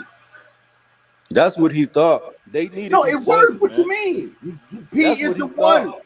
Ain't no more. Beats by the Pound needed them No Limit artists, just like them No Limit artists needed Beats by the Pound, and the artists will tell you that. The best artists on the label will tell you that. But I feel what you're saying. I feel what you're saying, right? Producers, though. I'm not disagreeing with you. I'm not disagreeing with you. In business, I would have rather been Master P than KLC. So at the end of the day, what they broke up for wasn't meaningful. That's at the end of the day. Well, I don't think it was Master P's side. I think it was just, I'm the visionary, and y'all don't want to follow my lead no more. Y'all think y'all want to do your own thing. Y'all no, feel like, but sometimes this is what happens. When you got in-house people, you like you said, like we pay these white folks for do the director, do this, do that, do the engineering and all that. But when we got one of our homegrown brothers with the same skin color, and we see them doing all these jobs, we don't want to pay them for all the jobs. We just want to pay them for a little bit. Like, yeah, you can do all. You know what I'm saying? Like, let me get the most up out of you. I'm gonna just pay you this. But it's rare. It's rare when you have somebody that's leading and they like, you know what? This is what you're doing. I gotta up y'all pay. I gotta do this. Like Joe Budden. Like he upped everybody's pay. Like, okay, listen. this how I look at it, because I'm with what you're saying, and I see the perspective you're coming from. But the perspective that I'm coming from is that nobody on No Limit was on Snoop Dogg level. Nobody. So if Snoop come here after already being the top, he already know how the white people treat you. He already know how the majors treat you. He could have went anywhere. He went where y'all at, because that's the best situation. But y'all ain't never been nowhere else. So y'all count my pockets. You see what I'm saying? Y'all ain't looking at, y'all ain't gonna get no better deal nowhere else. And when you know left, what else? You didn't get no better. You know what else? It wasn't nobody that thought Snoop Dogg could do anything without Dr. Dre. And Beats by the Pound. I disagree. I disagree. I'm gonna tell you why. Because when at this time, no, we didn't. And I'm talking about at the time. Yes. At the time. Listen. At the time, Dr. Dre had already left. At the time, Dr. Dre had already left Death Row. When Snoop was still producing, went through his trial, came out with the next album. It wasn't no Dr. Dre no more. That wasn't no Dr. Dre. He was still the multi-platinum out. He proved that he didn't need Dr. Dre. Right. And that album flopped after Dr. Dre left. It went platinum. It was flop, bro. It was a bad review. It was platinum. Yeah, it went double platinum with Dre. A lot of things. He went platinum by himself. I'm saying that was a success. Bro, I feel what you're saying with the number success, but it was not a critically good album, man. Well, I feel you, Doctor. Like I said, Snoop Dogg right now proves where he at. He above that album everybody. Was not hitting on. That album was not hitting like people. Listen, I ain't gonna lie to you, bro. I ain't gonna lie to you. I'm a bigger Snoop Dogg fan than Drake. That nigga Dre ain't fucking with Snoop. Lyrically, I don't even see it. So I don't see. You said Snoop ain't. You said Dre ain't. Dre ain't fucking with Snoop. Dre ain't fucking with Snoop. Okay, he know that. Dre not no rapper. Yeah, that's what I'm saying. Dre will tell you that. Go to interviews when they first came out. That's why he needed Snoop Dogg, because he was never the rapper. He was never the rapper, so ain't nobody was checking for no Dre shit. Dre shit flopped when he left Death Row. If that's the case, his shit did less numbers than Snoop. Snoop went platinum. His shit didn't even go platinum. Welcome to Aftermath. I disagree, Dr. Dre. Dr. Dre is a machine, dog. Like Snoop. Definitely, I'm not. Dr. Dre is definitely. I disagree. A machine. But I say that only to say. I say that only to say, as far as this, by the time Snoop was already one of the biggest artists in the world, more people knew who Snoop was than No Limit, period. At that time, Snoop was bigger than No Limit. His name. So he could have went everywhere. Everybody wanted him. Priority, Def Jam, he could have went everywhere. He was wounded, like he said. Listen to his interview. One thing about Snoop, if you listen to what Snoop say about P, no, P ain't no bitch ass niggas who was getting motherfuckers. That ain't, Snoop don't even put it out there like that, because like I said, he was already big. And when he went here, dude put him up on game. He made him a real millionaire. You know what I'm saying? That's what Snoop said. Now, I'm saying, if you got artists who was already here who didn't take the same, it's like a lot of people who mess with Floyd. It's people who Floyd grew up with. They come back to Grand Rapids, start complaining about Floyd. They've been in the mansion, driving Maybachs, and you know what I'm saying? You ain't taking advantage of the opportunity. Let a person who don't know Floyd like 50 and yeah, he gonna take advantage and be making millions off of it. But the dudes who grew up with him and knew him, they just gonna sit around, you know what I'm saying, complain about Floyd spending his money. You know what I'm saying? 50,000 at a time. You know, but when you blow your money, come back to me like I supposed to keep on giving it to you. But Snoop didn't look at it like that. Snoop already know where he came from. He put him up on game, and he took that and ran with it. Nobody else did but Romeo. Beat by the pound, all them dudes didn't do nothing. They didn't, they could have been Timberland. They could have been. You wrong on this one. You wrong on this one. So why none of them became? You wrong on this one. You wrong on after making that many hits. KLC. If it wasn't for KLC and it ain't no right and wrong. It wouldn't be nothing we would even listen to from Snoop Dogg. I don't care what. I don't care what Snoop Dogg. If it ain't hot, we was not banging it just because it was Snoop Dogg.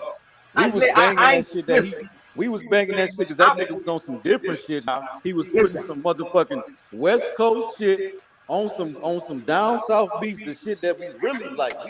We didn't like that boom bap shit no more. We didn't like that Ice Cube, them West Side Connection beats no more.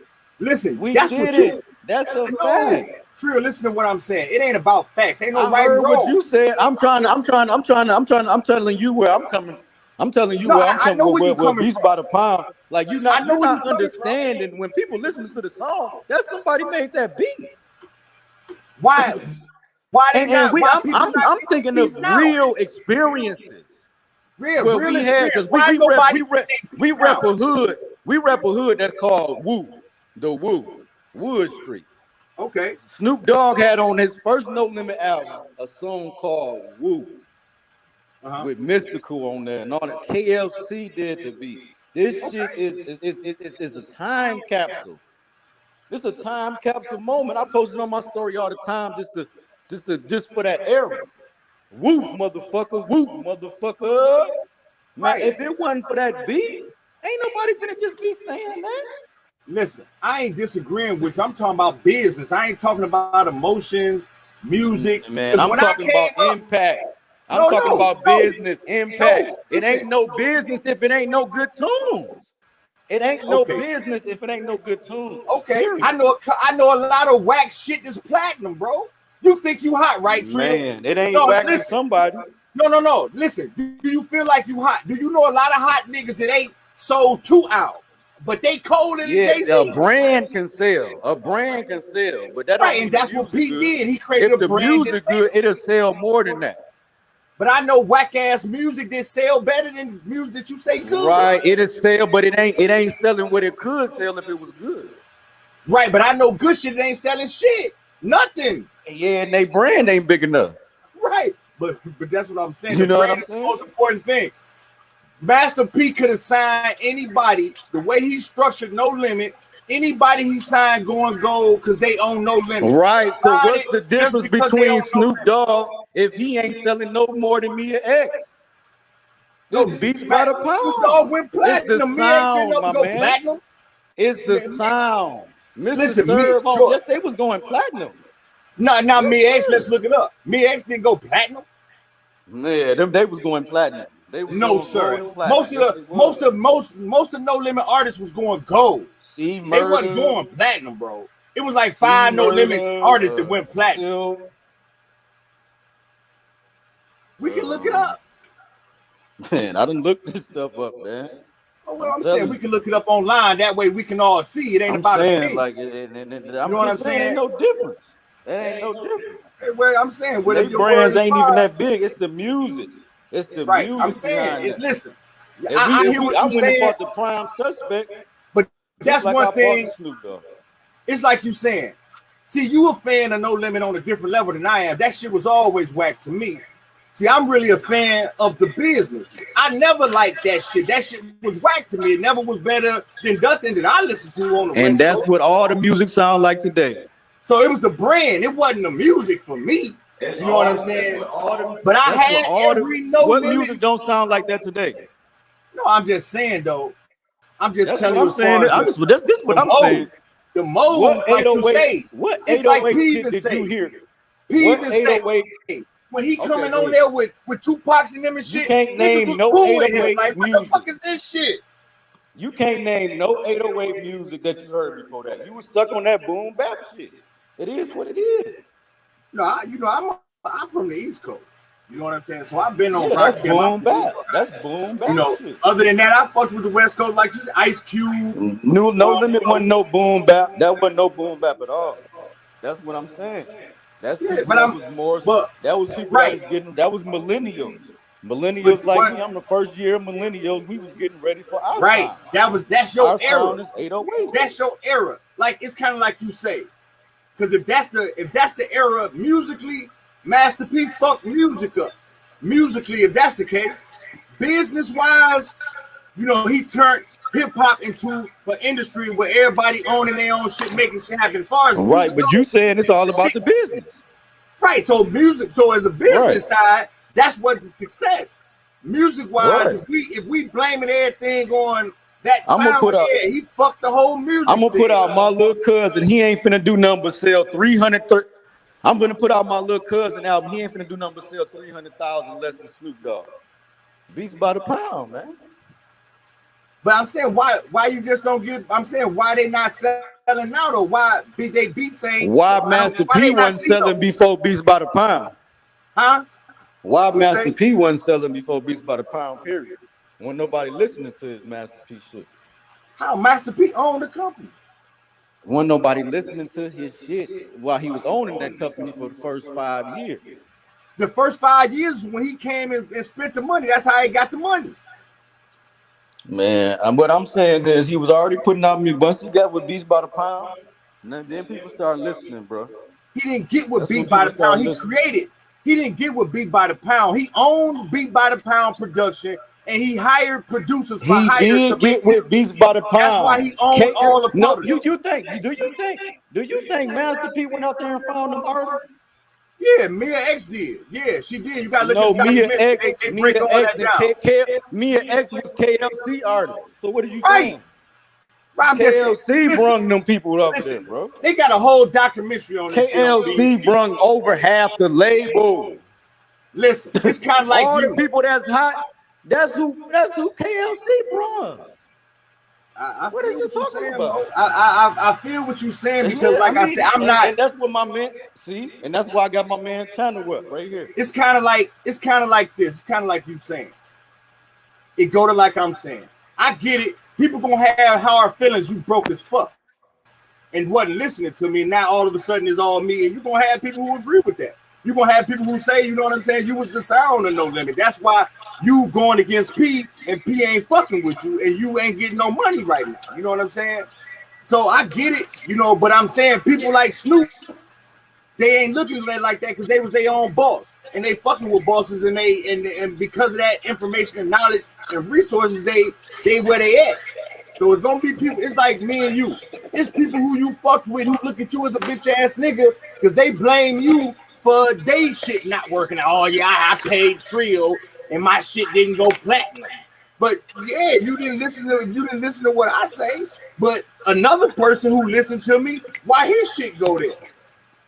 You And that's always gonna have the exactly disgruntled people. and You that's what always exactly gonna what have and them that's people. what exactly what P shouldn't have did. He should have never pissed off no KLC.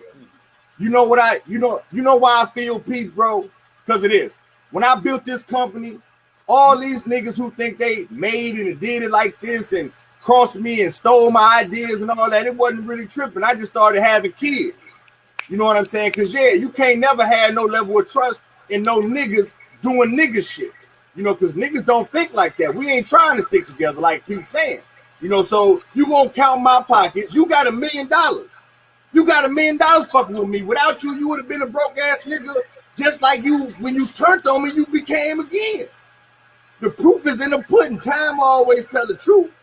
So I'm saying, if your plan is better than mine, the plan is gonna tell the truth. And 10 years later, if everything that I said and I did it work, you a man, so I can't go against what you said. That shit didn't work.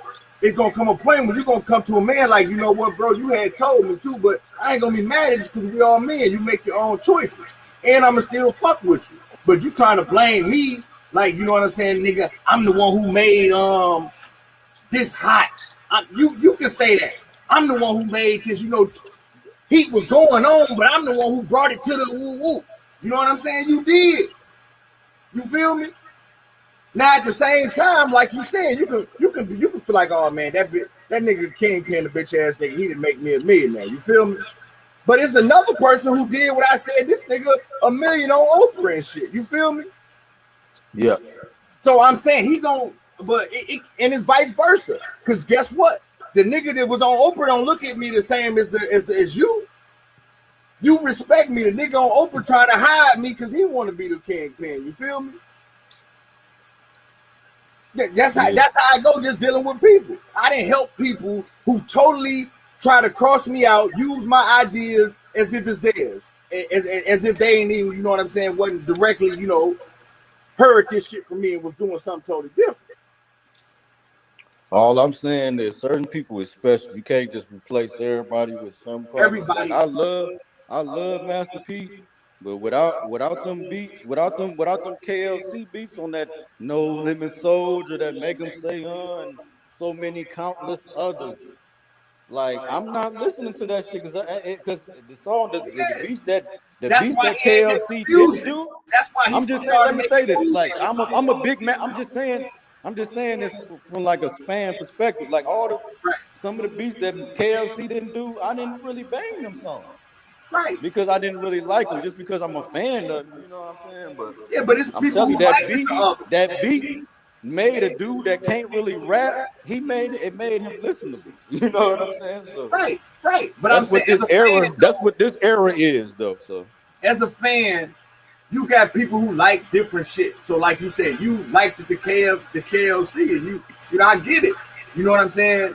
I'm just looking at overall when we talking about the WAC 100 thing, as far as decisions that he made, and that be high beat. When you building with people on that level, it's definitely gonna be some fuck shit when money come involved. You know what I'm saying? You know, because all I'm saying is I agree with most of 98% of what this man did. I just point out a couple of things that I just don't like what he did. what could I And you did? know what You I'm made saying? a That's it. million I fucking with mean, me. and a lot of times it come off as, oh man, no, it's not that big. Like, you know what I'm saying? You made a It's not that million big fucking with me though. You mad? because these Trill. you say what? Listen, think about this. I get a deal for 10 million. As soon as I do, I drop you 50,000, bro. How you feel? 50,000. I mean, I expect more, but hey, I'm taking that. But I'm saying, but you said I'm saying? Now, it's like you say, I feel you though. I feel where you coming Now, from. when this company grow and we start doing more and more numbers and more deals come through, yeah, I might hit you up like KLC did. And I ain't expecting you to react like Master P. No. What did he do? What happened? I don't know that. I don't really know the Yeah, I KLC. know exactly what happened. Did he just Master P he just reacted in one of them ways where it wasn't professional, bro. You know how P be. Like what? Let's put it on though. Let's what's going on. As far as got to be a conversation. Master P is that level. He not no just fuck you type of nigga. No, but he do have certain things where he say something in a certain tone that ain't good timing, you know. And if a nigga ain't got the same uh skin as he got, you know what I'm saying, he don't be thinking about that sometimes. You know what? That's real though. I got comrades like that. It's people who I fuck with. They just how they is, and some people don't get it. Like I'm saying, some people take it in a certain way. So I can see Master P as that kind of person. You know what I'm saying? Who, if you don't got that level, you know how that's how intense it is. We used to be in the studio. Some niggas is offended by some shit the way checker. You know what I'm saying? Talk to a motherfucker. You feel me? I probably talk to him, you know what I'm saying? It's more, the same shit, but it's more, where people can feel it. You feel me? It's Same so thing with complicated you. because Moby Dick say I introduced Mr. Serve on the PNP, saying like I've been to Mr. Serve on before you introduced him to me. So it'd be a lot of little stuff that I'd be feeling like, man, they shouldn't even be going back and forth because that stuff is in the way of them coming back together. All of the conflicting stories.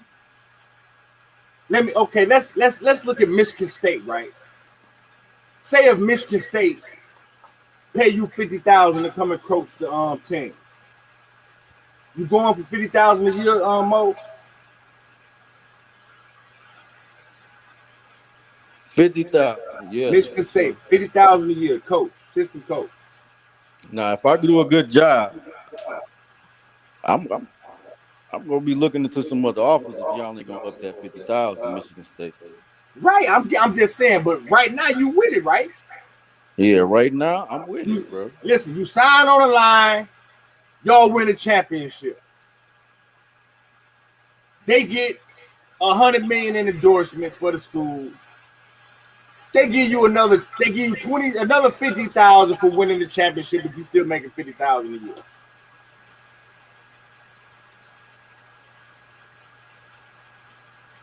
Hey, you know what the other problem was too? Yeah, Master P was doing that basketball thing. He wasn't around a lot, so having phone conversations and not personal meetings that messed that up too. I think it was inevitable. You know why? It Because was. Master P is not no one track minded person. As Right, far he as was ready. He was ready to get up out of that. So he should have, he in knew, my opinion, that's why I said he should have championed KLC, made him the nigga running the label, running the music, and you just fall back, do what you do, bro. maybe he wasn't business minded though. I'm saying the reason why he didn't No, put no, no, no. What I mean by running is let him up his pay and let him continue to run the studio, because that's all them niggas like you know how certain niggas, like you said, the coaching, right? Like it's right, certain niggas that they don't respond to only certain coaches. right, So when they exchange, what's the name? Them rappers want to respond in the same way. They wasn't no mainstream trained artists. You know what I'm saying? right. So I think it's, I think P knew, just studying the industry, he knew that his ain't no rain lasts forever. And this will make P a mastermind.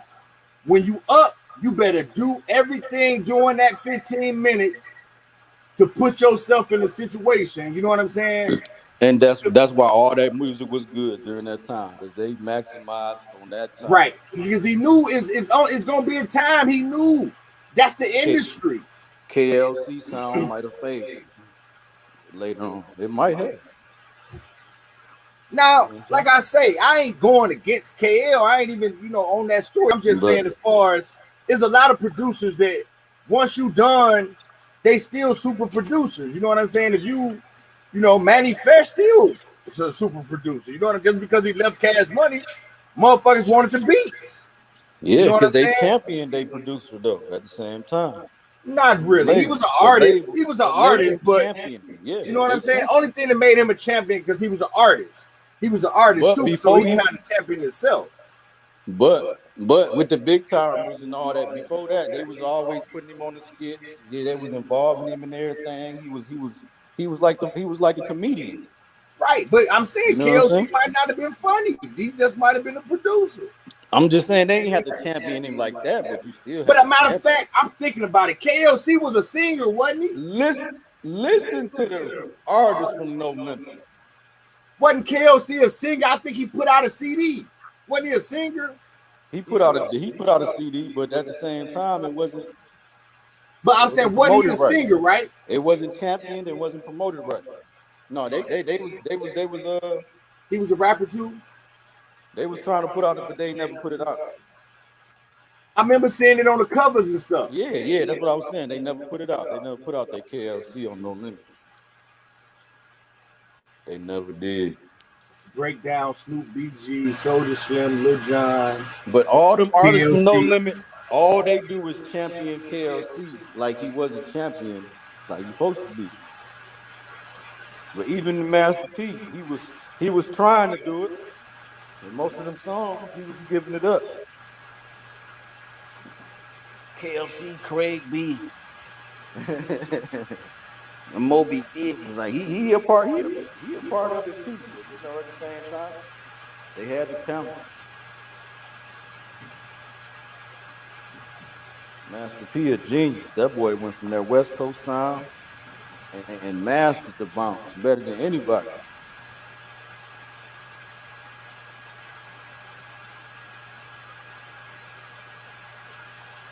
Let me play this real.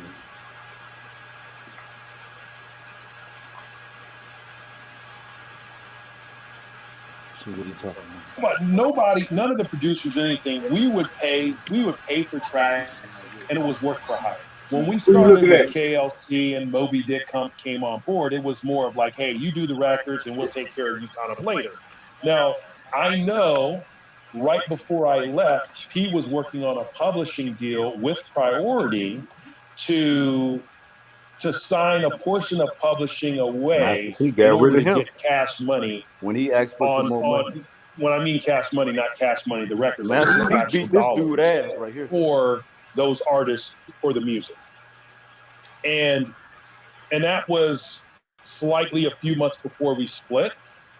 We were having conversations saying, hey, if Pete owns the rights to all the music, including the production, we could go get a publishing deal, and that was a way to generate more money. So whether or not that happened, I don't know, because these about to generate more money. We're going to record these albums. We're going to create this incredible record label. At this point, that's a great point. What? He's about a pound. Unlock another bag for Master P. And maybe they knew that. It didn't discuss who was going to own what. Now, but you no, I'm just saying, when them labels, they had to hire. You remember they had to hire producers, spend millions of dollars on production. Right. He got his own in-house production. You got this in-house production that would be normally getting paid a lot more for these type of projects. We own the written portion of it, and the production portion would be owned by Beats by a Pound. So people would. So that was the deal. Yeah, so they were supposed to own that piece. How I look at it is like the homeboy relationship. So I was a small time musician, right? And the homeboy from relationship. The late 90s, early 2000s, we're making music. And publishing to us ain't important, right? Because first off, we're not selling enough. But I still went through those steps, signing up with a PRO and everything. It's different from now that could give people a perspective where like now, if it's out, it's somebody's getting paid for it, right? And it should be used. So that at the time you have to look at, when before these big deals come about, it's just a group of people trying to get to a point where those things even matter. And a lot of times, I'm gonna tell you another thing. P started off too. You knew he is the first 360 label, because see, he owned all the companies. He owned the music publishing company, he owned the production company, and he owned the label. He just paying everybody to work for hire. That way, it's like everybody subcontractors. He ain't got no employees. For real. So he the first person that really brought a 360 deal to the table. That's facts. Right. See, like you said, there's a lot of things that P, as far as Mastermind and Hunky see, all the niggas gonna go for this 360.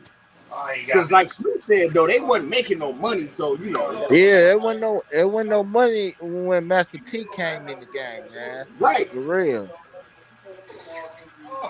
So but with any business, it's gonna be a gift and a curse, as far as like I said. When people start counting your pockets, definitely it start gonna be disgruntled people. You know what I'm saying? That's on the street. You can have somebody, you paying somebody to do something, and he telling another man, he paying me these crumbs. Next thing you know, he done broke into your house. He feel like you owe him something. You feel what I'm saying? Well, he willing to steal from you now because he feel like, you know what I'm saying? You can always get a person to, but when people come and they already in like me, I'm already doing what I'm doing. So if a person come to me and be like, man, look, I charge $500 to do that ain't nothing, because I know that's worth $5,000. I know it's worth. I ain't looking at you as, you know what I'm saying, you getting me. But then the videographer who ain't got no business and you paying him $500 and he ain't even worth $5,000 job, they gonna look at you like, oh, I'm gonna up my price up next, y'all. If you notice, a lot of independents do that. Let the independents do about 3 or 4 videos. Oh, I'm gonna up my price, y'all. People start feeling themselves. You know what I'm saying? Now, you ain't looking at, okay, I'm trying to build my level of clientele with people who gonna come back for my product. So, yeah, if you went from $200 a video to $1,000 a video, you finna get less customers. I just went through that this year when I left Dope Boy Records, man. You know, and oh yeah, I just went through that with Dope Boy Records this year, man. For real, man. I had to eliminate some people that they don't want, like, it was taken from my pocket, because it took my music 10 years to blow up in Portland, and I'm a deaf rapper. You know what I'm saying? And coming from Muskegon, Michigan, man. You know what I'm saying? My music blew up everywhere else, but in Portland it took 10 years. You know what I'm saying? Like, Did you sign a deal? Did you sign a contract? No, well, no, Y'all I had ain't a signed no handshake deal? contract. He just gave me a chain. How that whole dope boy thing happened. So I opened up for brother-in-law, and then did a show at 1823 Mystery Bar. And then when I opened up for him, and shit, the crazy part about it, that when I got to learn about Portland rappers and stuff. Shout out to all the Portland rappers. I don't hate on none of them. I show them love and stuff. But there's been some lot of capping shit going on. You know what I'm saying? You know, I'm picking up what Tupac left for us to do. You know what I'm saying? This shit Tupac was talking about with Nas and them and shit. So that's what I was finished with Portland. So he put me on the show and did what I had to. Well, fucked him up that he thought I was underground. But hell no. He ain't know that I was the top 10. That before I got crowned top 50 this year. I put in the motherfucking work for the city and shit. You know what I'm saying? So, yeah, so I did my motherfucking thing. I caught that little hating ass shit and all that shit. But I left it alone. So next thing you know, when Christmas came, nigga gave me a dope boy record chain. So, you know, I thought it was love, you know what I'm saying? So, you know, I fucked up at, I got comfortable with the nigga, you know what I'm saying? That was my taste in the music business with You these get niggas. comfortable with a lot of people. Yeah, you know what I'm saying? So shit, You mean comfortable enough that you wasn't doing paperwork and getting contracts and stuff like that, so we gotta understand. Yeah, I did not. Yeah. So, so he put so when he gave me the chain, shit, and then shit, we made it happen. So shit, I ended up doing show, helping this nigga. Me and my wife and the whole team of government was helping him with the tickets. This motherfucker was on his ass and ain't sell shit. So shit. And then, you know, that when I learned that, I said, man, that when I learned the business of it, cause you know, I ain't had people. I had people around me. I ain't had people around me that taught me about the show business and stuff. Right. That's why I be saying another day, another blessing, another day, another dollar. Lazy feet don't eat. In the Bible, it said, lazy feet don't eat. We on the grind. And me and my little brother Donnie, government, we up there holding it down the Northwest. We out there putting in work right now. You know what I'm saying? We got a So let show. me ask you a question. Yeah. Like, let's take this same situation. Yeah. Now, you doing music, you doing your thing. Right. A record label want to sign you. Right. 50,000, all your publishing, setting up shows and all that. Is that a go? Right. So I ain't never been in that situation yet. But, you know, because I've been in the independent thing for 16 years, so you know, so pretty much So I you got your have, own label, right? yeah. I'm still with my old label government, Right. so shit. Yeah. So like, I'm just saying, let's just put a scenario out there. In this Yeah. scenario, you already who you is. A You said company come up because you know what you need when you were independent. You know the things that right, you need hell in order to yeah. go to the next level. You know, Yeah. but nowadays they on a 360 anyway. You know, but back in the days, like I said, he really Right. introduced that kind of stuff. You ain't all the company's mine. So you know, you sign on to my publishing. Anything that we do is exactly what I want to be done, and it's gonna be done the such and such way. You know what I'm saying? Hell We got our own studio. You come here, you record. You gonna do 16. I'm gonna throw somebody else on there. I'm gonna throw everybody I want on there on the record label. And I'm gonna give you 50,000. You're gonna end up getting 5,000 a show. You know what I'm saying? So you're gonna make most of your money on touring. You ain't getting no publishing. What? It's gonna be all about what you do with your money. Because you could. It's easy to spend money. I know street dudes spend $1 million and they ain't got nothing. You know what I'm saying? Right. It takes money to make money, for real. But would you do that? One sound, baby. But would you do that? I said, do that sound like a good deal? You said what? Do that sound like a good deal? Yeah, it sounds like a good deal, like how it's supposed to be, for real. Now, TREAL, do that sound like a good deal to you? Yeah, it is. It is pretty good deal. Definitely. But that's what I'm saying. On the level, it's kind of go to levels. Now, once I didn't made a certain amount, and I ain't in this position no more, because I'm saying, even doing my own business, giving me 50,000 right now, plus setting up the tours, and I'm getting 5 of the tours. I'm saying I'm be able to put this into my business. This is the job. So you can have all the masters and everything to this, because I'm finna take this money and put it into what I got going on. Right. You know what I'm saying? It ain't fair exchange, ain't really no robbery, because I've been doing this to know my max. My ceiling is here. Yeah, I'm doing shows at bars and stuff like this, and you know what I'm saying? I'm probably making 50,000 a year on my own little record label. You feel me? Right. Plus I can take my own videos and do all that. I ain't got no help. Niggas stealing from me. You know, motherfuckers fuck with you, but they don't fuck with you. You know how this independent stuff go. Right. So yeah, just in business, period, I don't look at that as a robbery. As far as, bro, you giving me an opportunity. You can make $1 million. You can make millions off of it. Right. Because really, I'm finna build, because I got a plan. When you don't got it, man, that's why I say Snoop came already seasoned. He got a plan. Yeah, this no limit shit. I'm finna be back.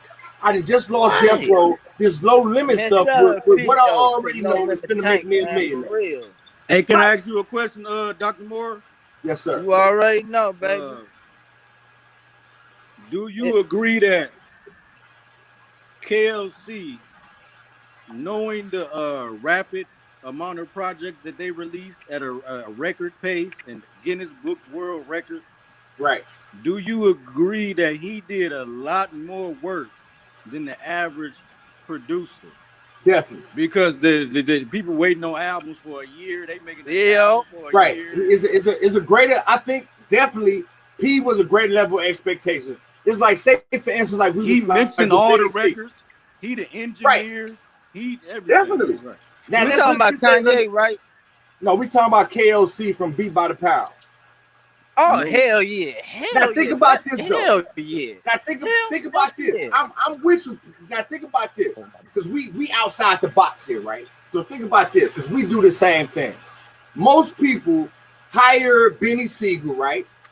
Or Rick Ross, bring him here, he gonna perform and fly out, right? Now that's average. That's average for Rick Ross want whatever he want for. But I might be like, Rick Ross, when I pay you this, we recording this. This is gonna be a part of this magazine. You're gonna be over here. This is gonna be a part of this movie. Yeah, I'm getting more for my money than you just recording a motherfucking song. I'm saying, is Rick Ross like, no, man, I can't let you be doing all. You know what I'm just saying?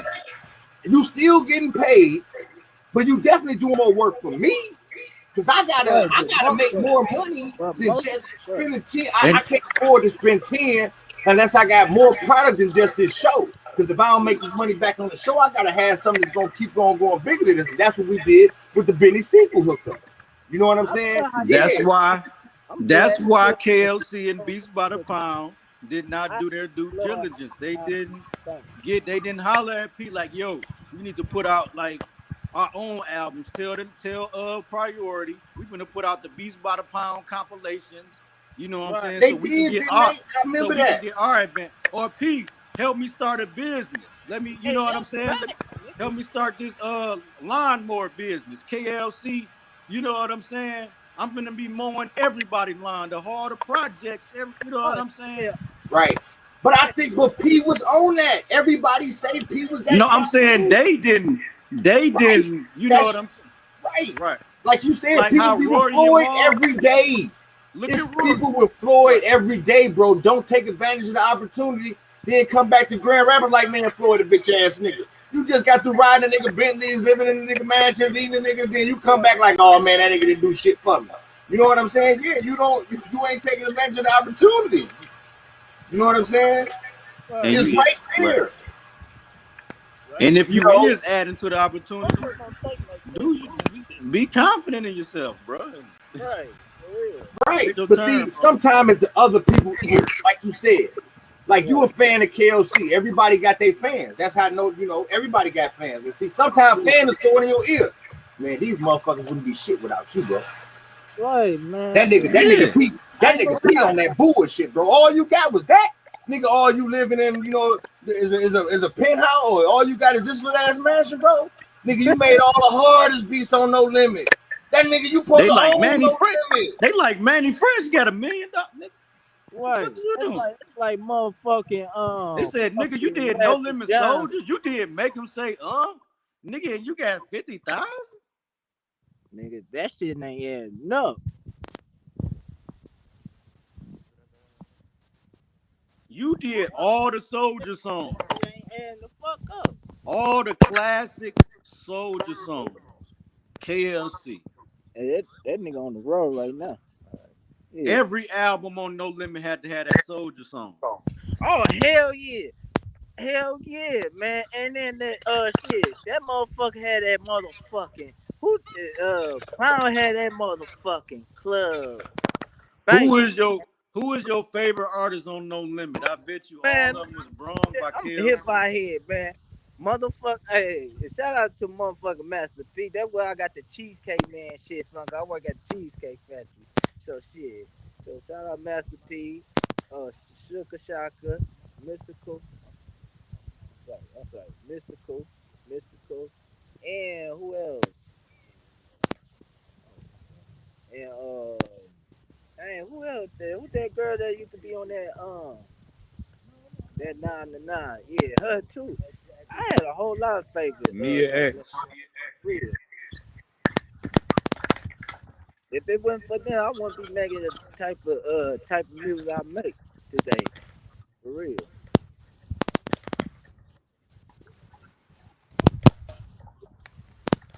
What up? What up?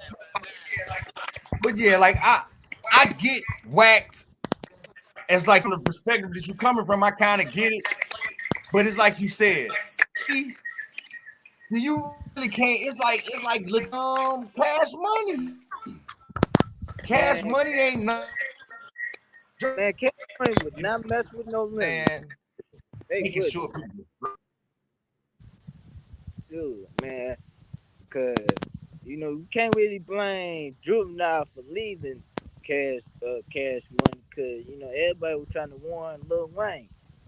Lil Wayne held Cash Money down. You know what I'm saying? That's one of my favorite rappers, one of the legends that inspired me to be myself, man. You see, it's just like somebody that like LeBron and they like somebody that like Jordan. And you know what I'm saying? If the nigga like both of them players, yeah, you don't want people putting them against each other. Right. I love Cash Money. I was the first nigga with a Cash Money CD in Michigan. I got it from Mississippi and Sam Goody. I was a young kid. And that's what I said. Manny Fresh was a part of me buying that CD. Oh, yeah. Because them skits, I'm like, yeah, people in Michigan gonna love this. He funny as hell. And these beats, you know what I'm saying? So Cash Money, they got a lot of longevity. They got more longevity than Jordan. They like LeBron. Right, but you know what I'm saying? They got Drake. They brought a lot of shit to the game, but they still don't got that split. Right. They don't got that split, and that's it.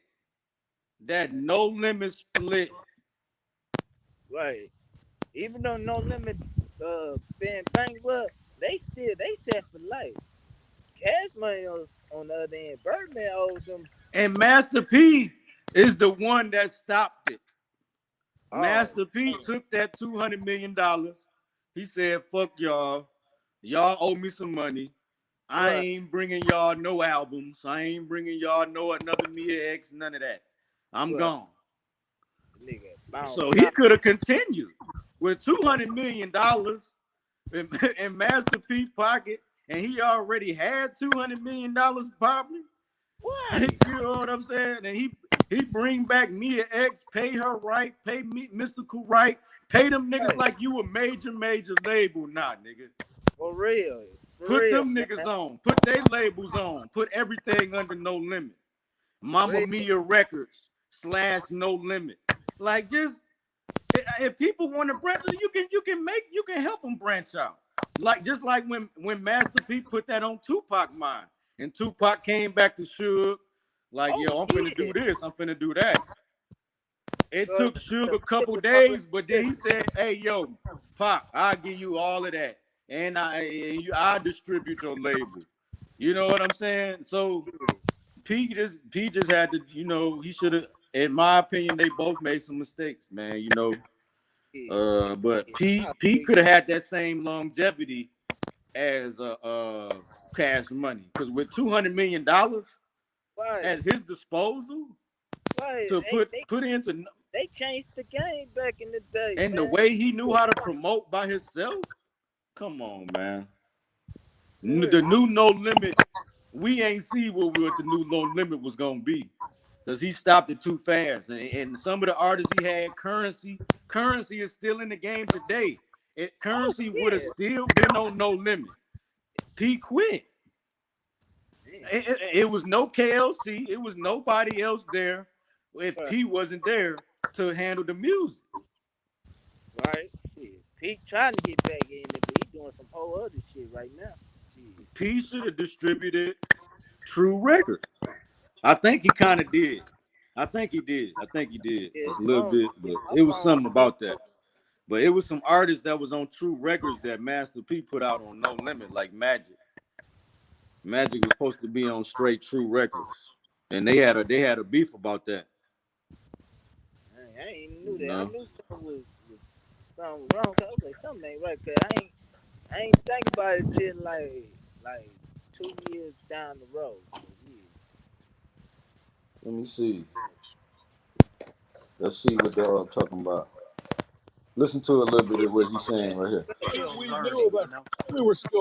I think we knew about selling records and making money, but the publishing aspect of it, we understood publishing, but at that point we were like, okay, we own it. Like, we own it. And then we'll take care of beats by the pound later. Right now we're taking money to get this thing. And P's thought process was, we'll work all that out. You see? Yeah. And that's where P went wrong. Yeah. He did not distribute that information to Beats by the Pound that, yo, I'm going to take care of y'all later. So when them niggas called him about getting taken care of, he took the conversation a whole nother place and did not let them know that information. Right. And let them, like, y'all can go wherever y'all want to, and they got kind of cocky and arrogant. You know what I'm saying? You stay humble and you won't fumble. That's all I'm saying. And Dr. Moore, you need to get on here and explain this right here. You need to get back on here and explain what he just said right here, because this is not adding up to a good business move by Master P by not distributing this information or relaying this information to these producers. Oh, yeah. He could have been bought Priority Records. Yeah, man. He could have brought Priority Records. Yep, he could have did that. I was gonna say that as well. Yeah, I think he got cocky, man. That was family. We'll work all that out later. And I think that was the frustration, because P was real good about, at that point we were like, okay, we own it. Like, we own it. And then we'll take care of beats by the pound later. Right now we're taking money to get this thing. And P's thought process was, we'll work all that out. We're family. We'll work all that out later. And I think that was the frustration, because P was real good about, hey, if you just say you're a producer, Hype, with $200 million, he was, and we got this hot record. P would probably say, hey, I know Hype needs some club. With $200 million, he was better than Priority Records. He was the distributor now. Yeah. With $200 million from Universal, and he was going to retain his masters after he fulfilled that deal. He was going to have his masters. He's going to have $200 to build that empire back up. He could have put people in place if he didn't want to do the music no more. This thing could have been running. No Limit could have ran like a machine. Right. He could have had his son. If you get out your feelings, man. Let KLC and Beats by the Pound run the label. Give them niggas that capital and that power that they had in that studio, because they had the respect of the artists. Yeah, they did. They was everything to the artists. The artists didn't know how to do things, and they helped them do that in that studio. You not getting no albums out in 2 weeks. You're not getting no albums out in 2 weeks without no people like no Beats by the Pound. Right, for real. You're not getting no album out in 2 weeks with Dr. Dre. You're not getting no albums out in 2 weeks with Manny Fresh.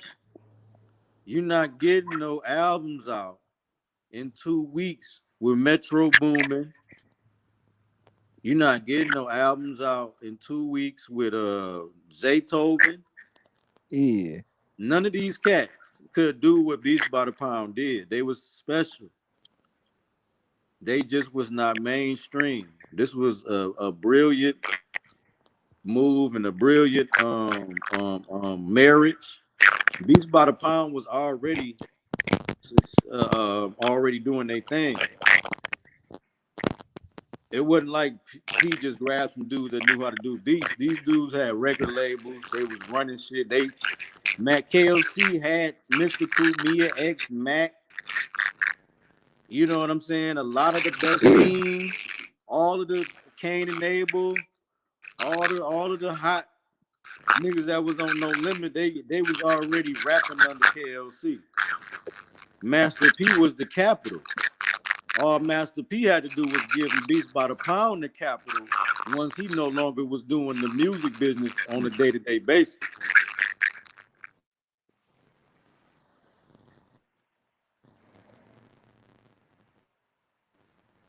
Height needs a place to stay. Okay, Height, here's an apartment for you, or here's a house, or Height needs a car. Family. We'll work all that out later. And I think that was the frustration, because P was real good about, hey, if you're let's say you're a producer, Height produced this record and we got this hot record. P would probably say, hey, I know Height needs some clothes, or Height needs a place to stay. Okay, Height, here's an apartment for you, or here's a house, or Height needs a car. He was really good about giving people things, but not necessarily just paying them what they were owed. So at the end of the day, if you produced a record for me, I pay you your money, right? You hear that? You hear what he just said right there? And these are the type of interviews and the type of research I had to do to understand what really happened.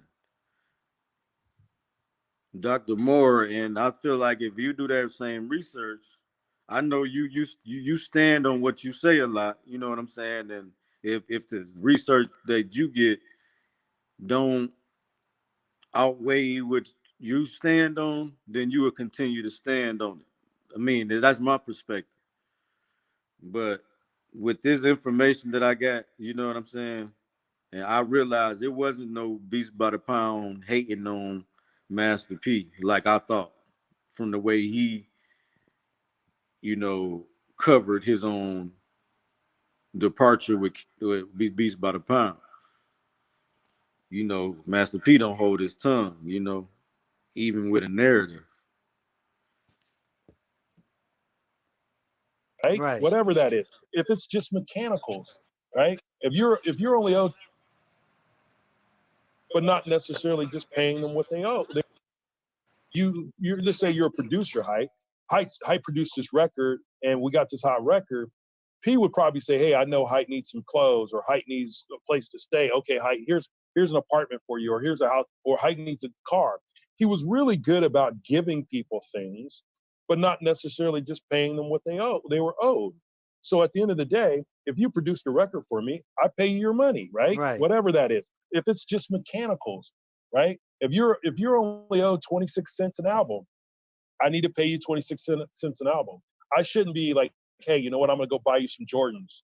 And then when you're saying, hey, TCP, where's my money? I'm not going to say, well, hi, I bought you those Air Jordans. Oh, hi, I put you in that apartment, or I bought you that car. You're like, well, man, I didn't ask you to buy me this car. I asked you to pay me. Right. And I would have bought that was the challenge. I would have bought the You would've Accord, bought you know? Yep. And maybe you didn't want maybe you didn't want the car. Mhm. And I think that's the biggest problem, when you're trying to work together, and when people are talking about paperwork, it was almost like, P was offended. Like for me, I was a college educated dude, so I put paperwork. I said, look, man, before I do anything here, he read it over and I read it over, and we had somebody look at it and we signed, and that was that. But just imagine these cats, they just trying to be stoked. Like friends.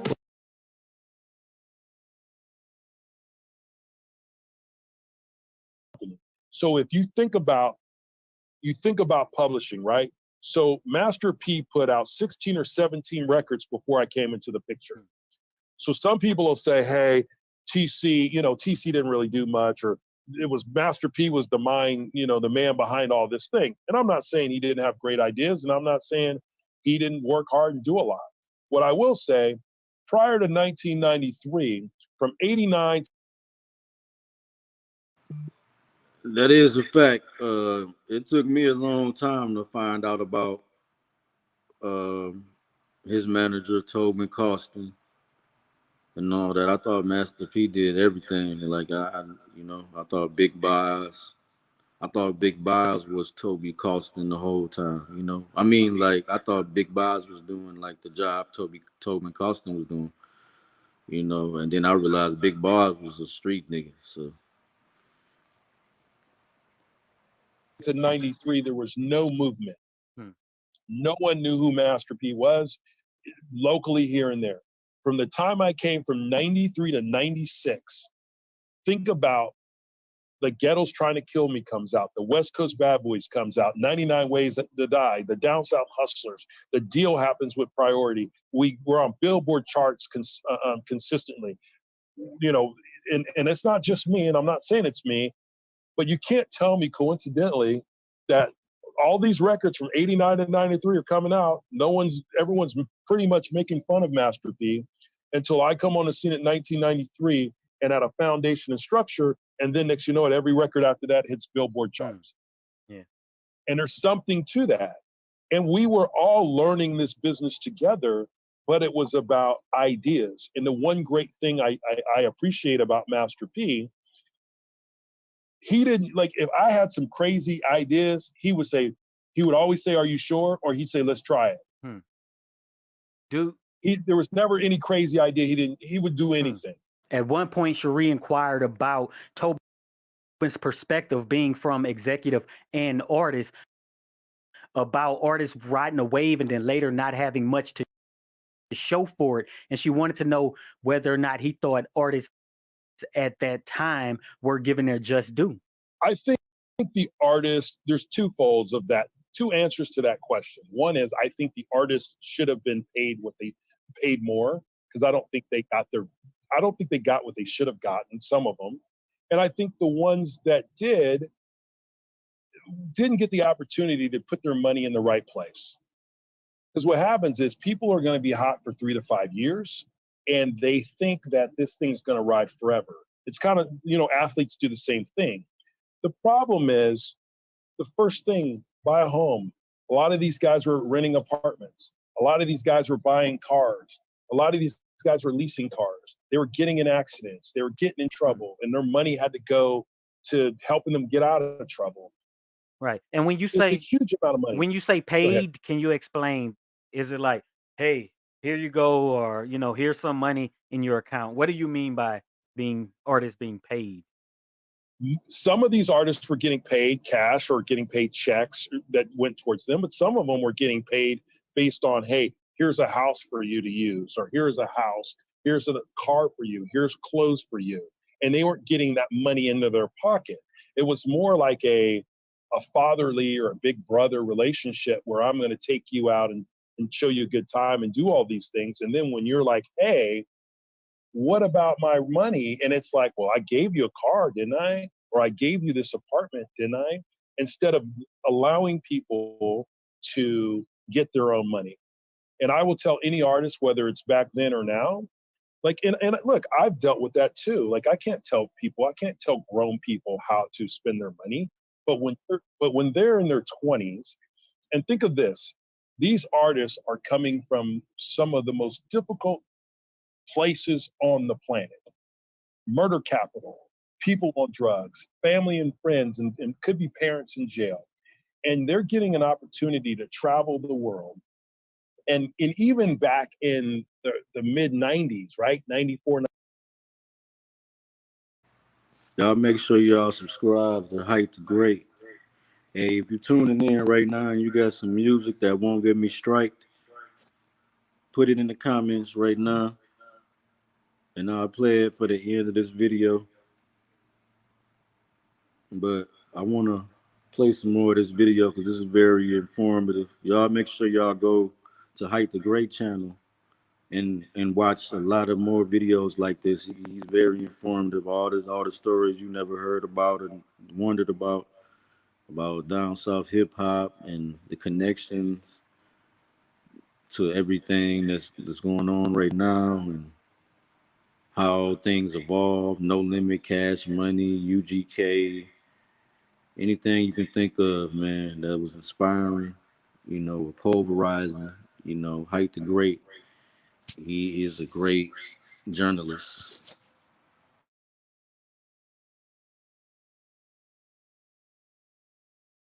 '95, '96, having success where you're regional, where your videos getting played, or even maybe someplace your records getting paid, and you're traveling a little more and you're seeing more, and you got a few bucks in your pocket.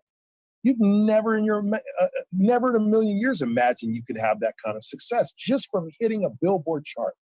So then you go to traveling all over the world, maybe, artists who are putting $500,000 in their pockets or $250,000 in their pockets. They don't know what to do with that money. And especially if you're in a situation where someone says, hey, I bought you this $80,000 car, or I gave you this $100,000 jewelry, and you think, hey. But at the same time, KLC wasn't homeless. He had Parkway Records that had Mia X, Mac, Fiend, Cain and Abel, Mr. Servon, all of the legends from No Limit Records. They wasn't no slouches, man. So, it is what it is. I would rather pay my homie $100, $150 for the video instead of paying him his $500 that he deserve. So I get it, but it's still wrong.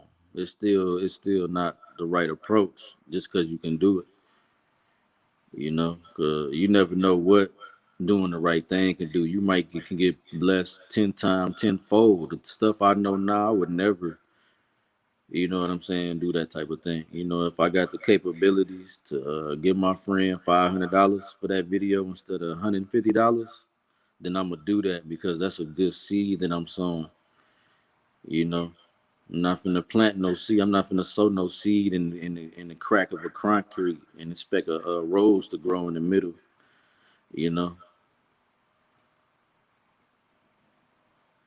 If I got something special like that, gotta stay loyal.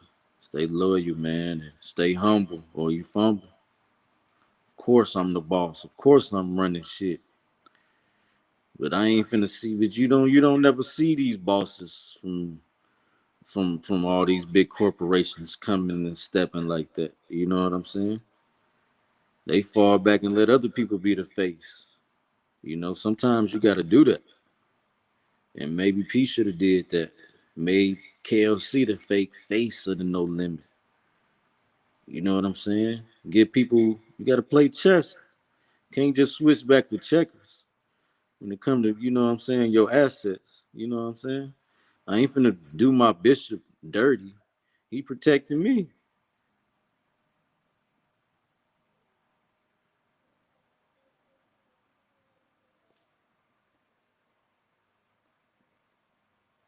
Sacrifice pawns, not the bishop.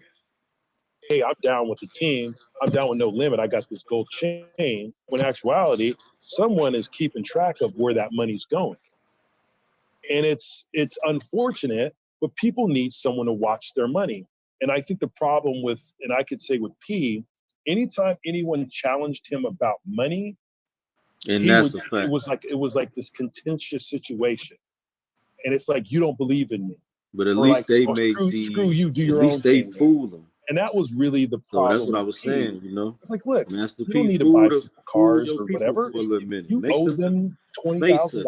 or $100,000 or whatever it is. You pay them what you owe them, and then if they spend the money, Fool your people if we gonna be like the labels and do the artists like how the labels do 'em. Get them false hopes like they do.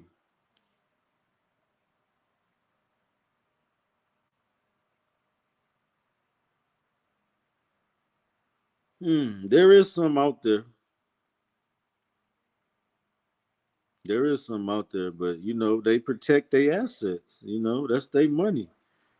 So the people that like Atlantic Records, do you see the stuff that did you see the stuff that Atlantic Records did to Nicki Minaj just because they have an artist named Cardi B, and they basically started the shit, but because they had a certain vision and they didn't want Nicki in it.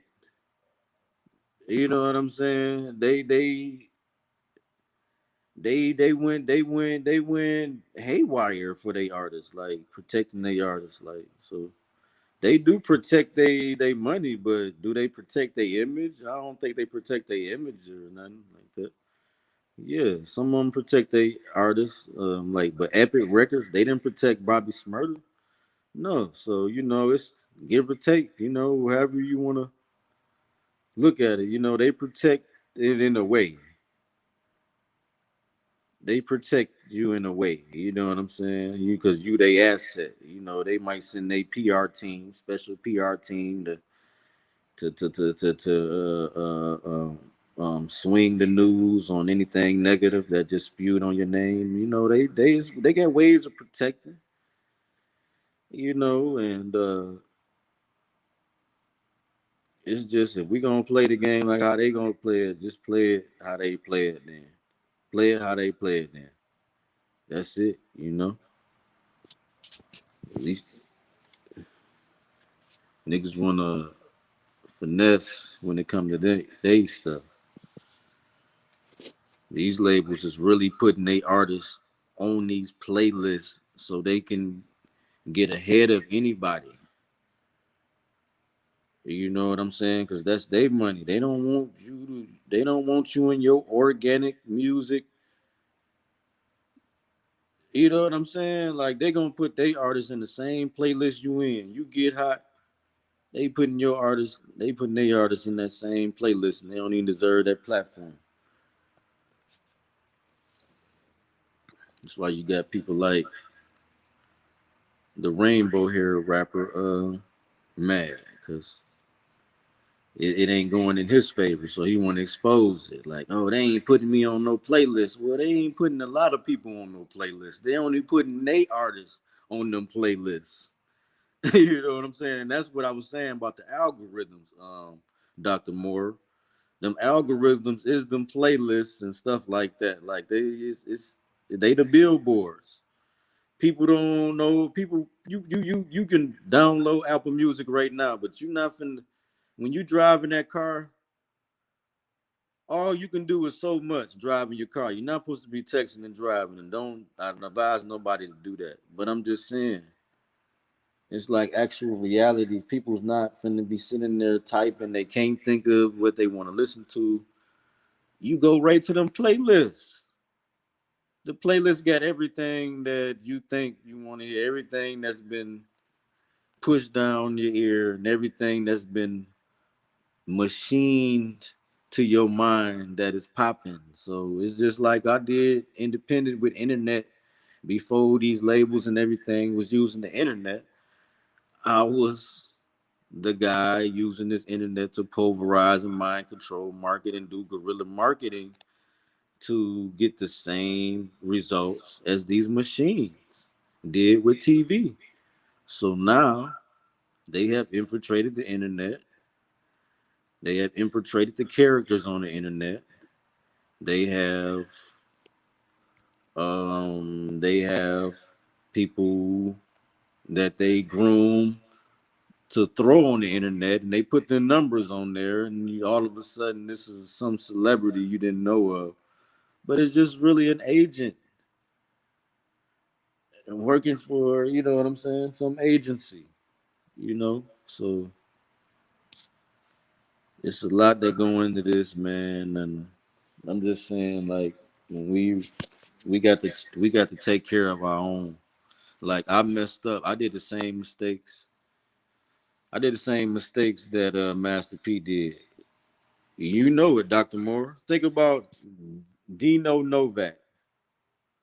Think about how I pushed Dino Novak away when he was trying to start the LLC. He was trying to start the business, start to get everything intact. And I came to him with that Master P arrogant attitude, reckless, you know what I'm saying,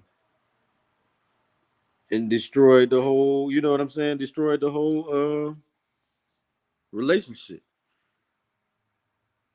So I know exactly where P went wrong right there.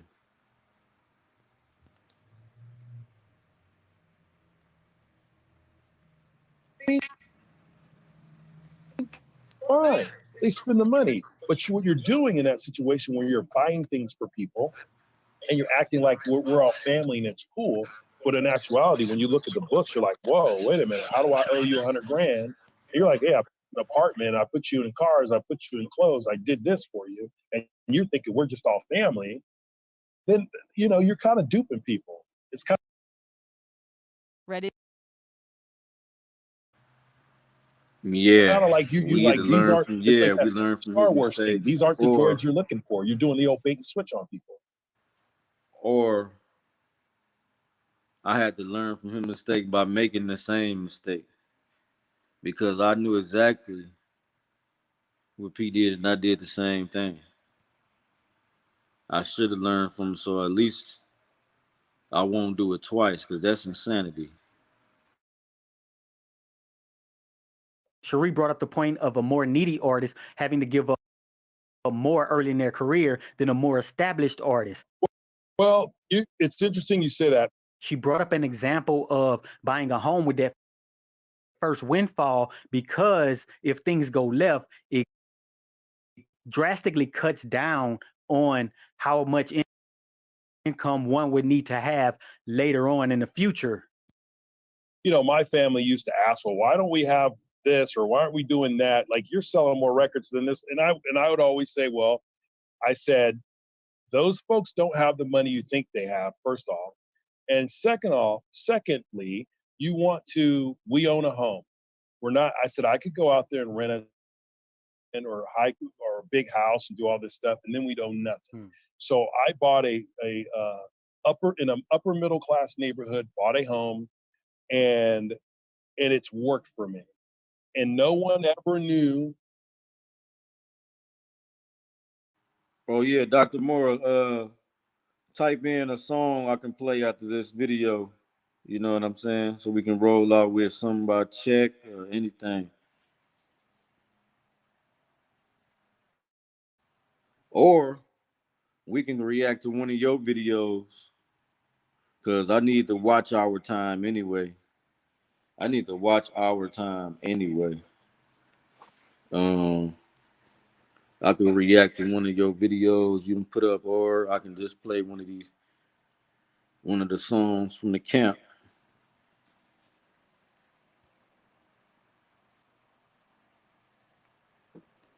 Other than my neighbors on my cul-de-sac, no one ever knew what I really did. They just were like, man, this guy is always, you know, and at the time I had a Mercedes Benz and you know, I always say I've had to fly his clothes and to fly his house and all this stuff. But at the end of the day, the focus was, do I have a piece of the rock? Do I own a home? Do I own my business? And how can I use what I've done to give back to the world and back to the community?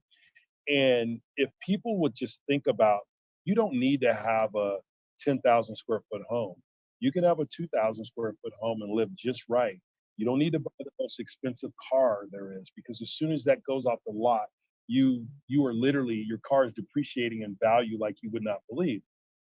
Buy more stock, you know, buy into businesses, manage your money. And so many of these artists, if you saw some of the checks that, the checks that I wrote when I was at No Limit, the checks that I wrote when I, you know, had Me and Mine Entertainment, you know, you're writing people checks for $80,000, $100,000, or you have an artist that makes $400,000 and you say, and they still don't have any money. And you're like, you realize that doctors and lawyers are out there. Some of them don't make $400,000 in a year. So getting people to understand, you don't need to lease the most fancy car, and it doesn't matter. Like if you want to lease something, like just, you could always hire a driver to take you around and spend money, and or you could rent a car for the day. Yeah, right? give yourself a little taste and then send it back. Exactly. That's what I used to tell artists. I said, look, you don't need to buy a $100,000 car. If you want to know what it's like to have $100,000, just rent it for a weekend. And then if you're going to an event, you can show and be like, hey, I'm balling out of control, and then take it back. And then you drive your Honda Accord or Buick Skylark or whatever you have. Just, it's okay to do that.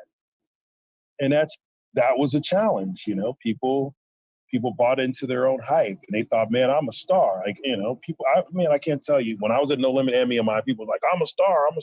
And I'm like, okay, yeah, okay. But at the end of the day, that stuff, stars fade. Mm-hmm.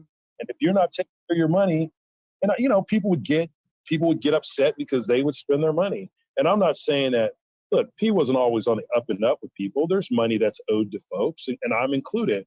But I know for a fact people start counting your money. If you did something better with your money than theirs, they start getting upset. I know that. Oh, now, is there money owed? Absolutely. P owes people money. I think it's funny nowadays. He says, well, that's 20 years ago. If you haven't found another way for a hustle in 20 years, it doesn't negate the fact that you owe. Right. It's just that I could have used those $2 million for my next hustle. Yes.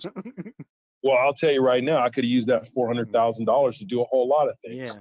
You know, so, and you know, you pay what you owe. You give me my $400,000. I don't have American Express calling me every day talking about I owe money, even after I had to work out a payment plan to pay back the $200,000.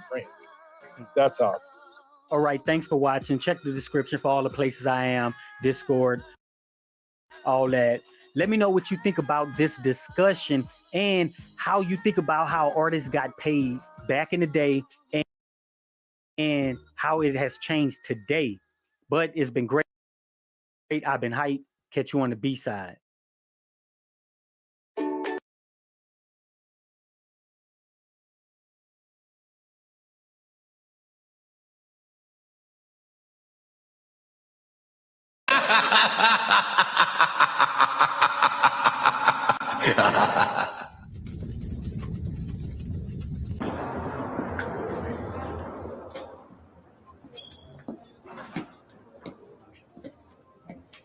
Yeah.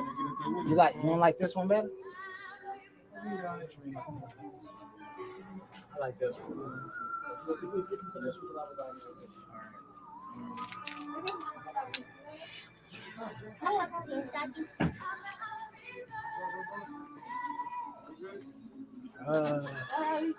I'm gonna have to come back.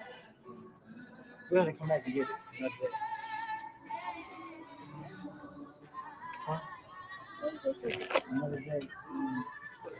Another day we're gonna come back and get it, right?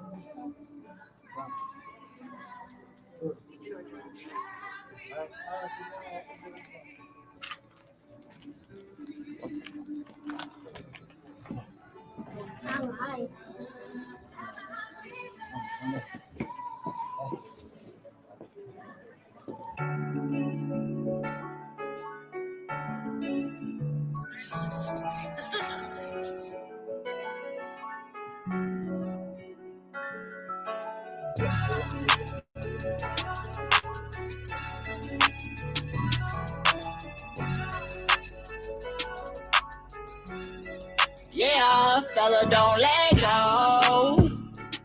Don't let go. One day you gon' blow. I hope so, I hope so. Boy, you gotta know you so special.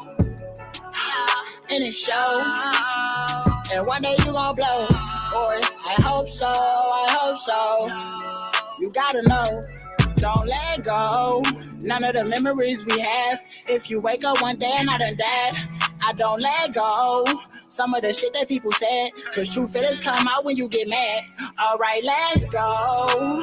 Wake up, chase a bag. If it ain't know me, then it's near me. Don't try. A real man gon' provide. Whether it's robbery, hustling, or a job. Real talk, I ain't got nothing to hide. I'm fucked up right now, but I still got my head up to the sky. The sun be alone every day, but it still shine. And the word, believe it, say lie. You succeed if you try. Lost cause I was mad at God. I can't let go.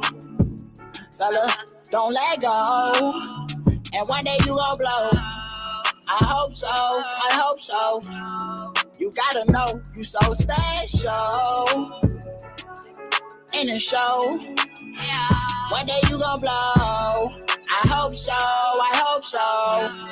You gotta know, don't let go. None of the dreams that you have, because somebody else woke up about it ass. I don't let go. Some of the whole ass shit that people did, shit, cause I've been on you since we was kids. Let's go. Ain't no excuse for what you did. I'm feeling like them blues got to your head. I got blood that treat me like a friend. My daddy treat me like I ain't his. It's hard to forget and forgive. Go around who I love and if it with. My heart darling out here. I can fill a bucket with these tears. I swear I wanna trust you, but I'm scared. If it's up there, then it's up there. Yeah, fella, don't let go. Don't let go. One day you gon' blow. I hope so, I hope so. Well, you gotta know you so special. Yeah, and it show. And one day you gon' blow. I hope so, I hope so. You gotta know you so special. Yeah, and one day you gon' blow. Hope so, hope so.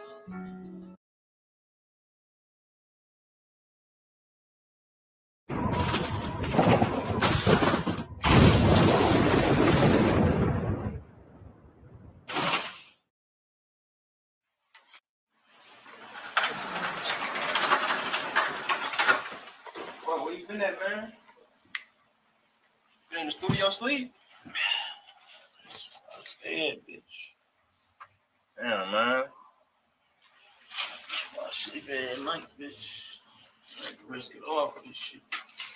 Damn, man, I already know, man. Let's get to it. Bitch, my girl left me. Bitch, I ain't seen my kids, bitch. I ain't know where to stay. That's why I stayed in the studio. You know what I'm saying? So, it's on me. Feel me? I lost everything I love.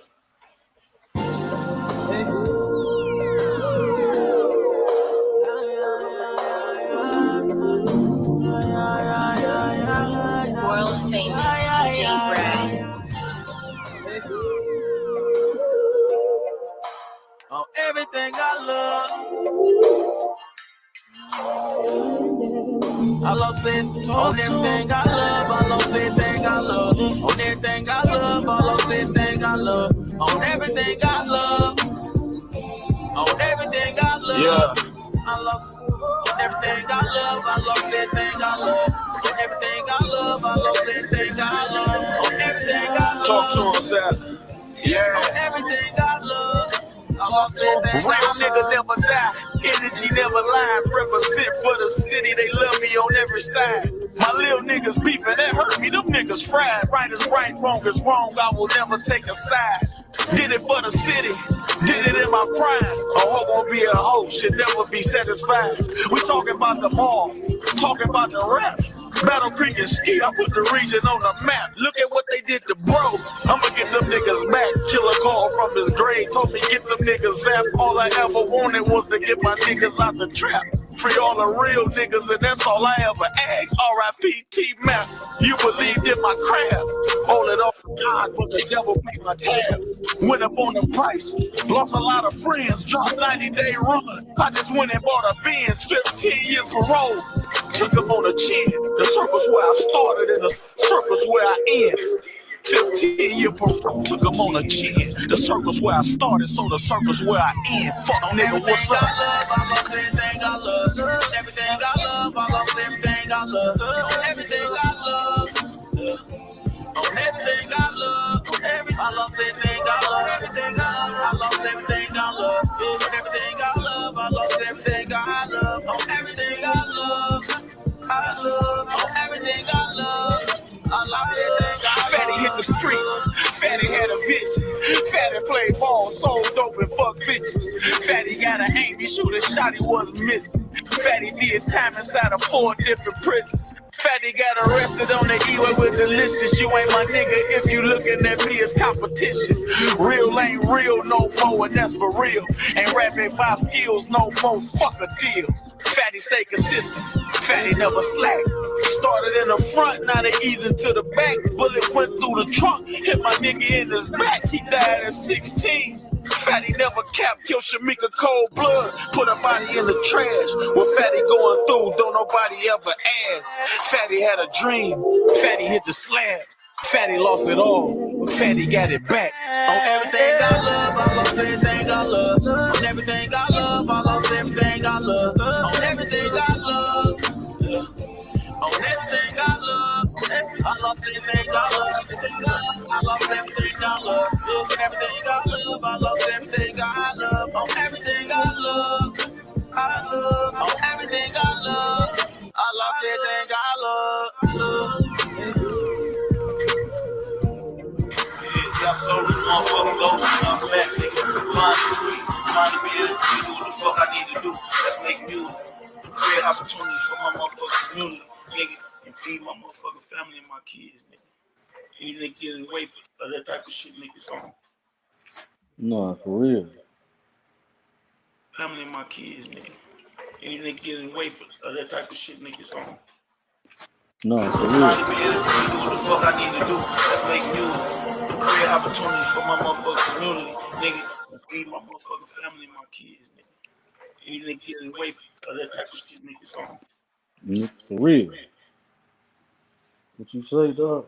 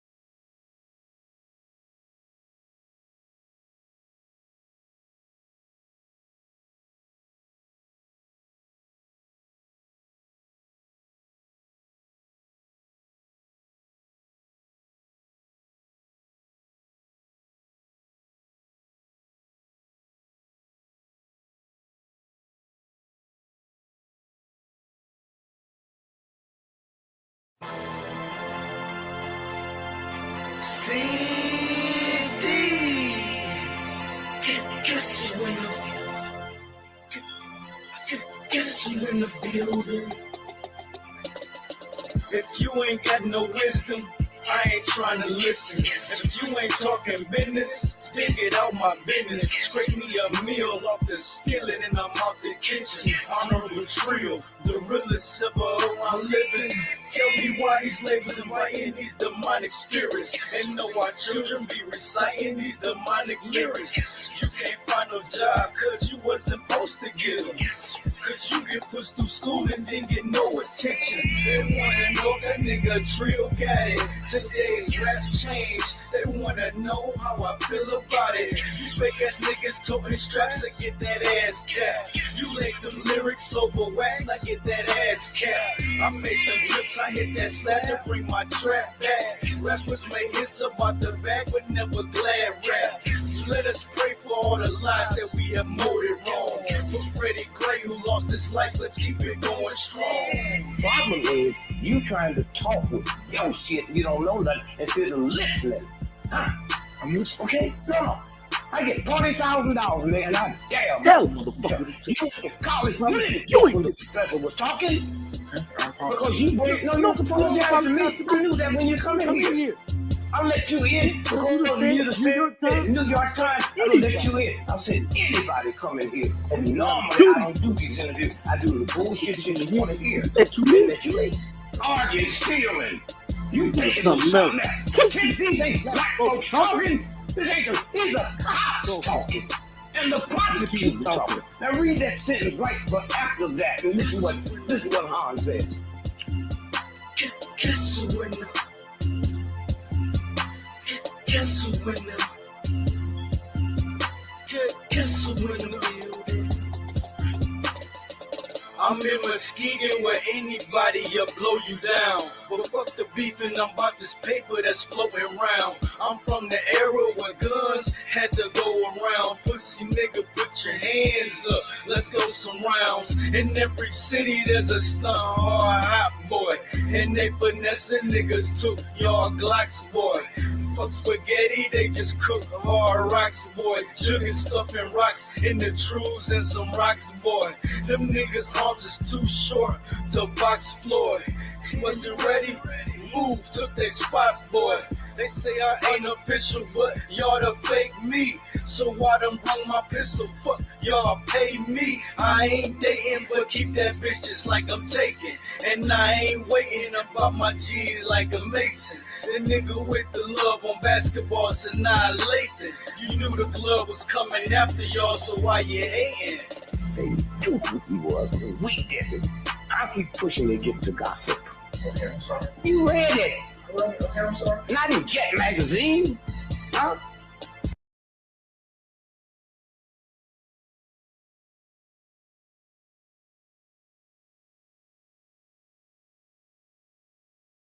Huh? I'm just trying to understand. No, you can't buy it. I'm not here to teach you. I'm here to give you information. Okay? To give to other people. That's all I'm here. You read it. That's why I gave it to you. And a lot of stuff I knew I wouldn't give it to people because if I show it to you on the internet and white folks told you, you believe it. And you say you wouldn't, but no, I know. I've been a black person longer than most of y'all.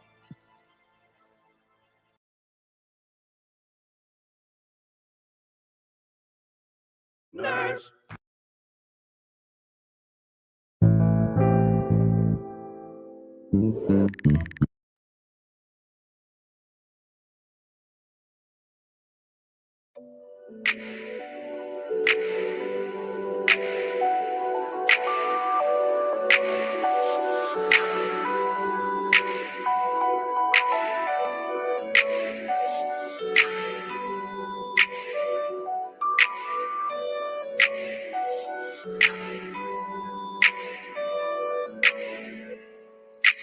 If we had 24 hours, baby, what would you do to me?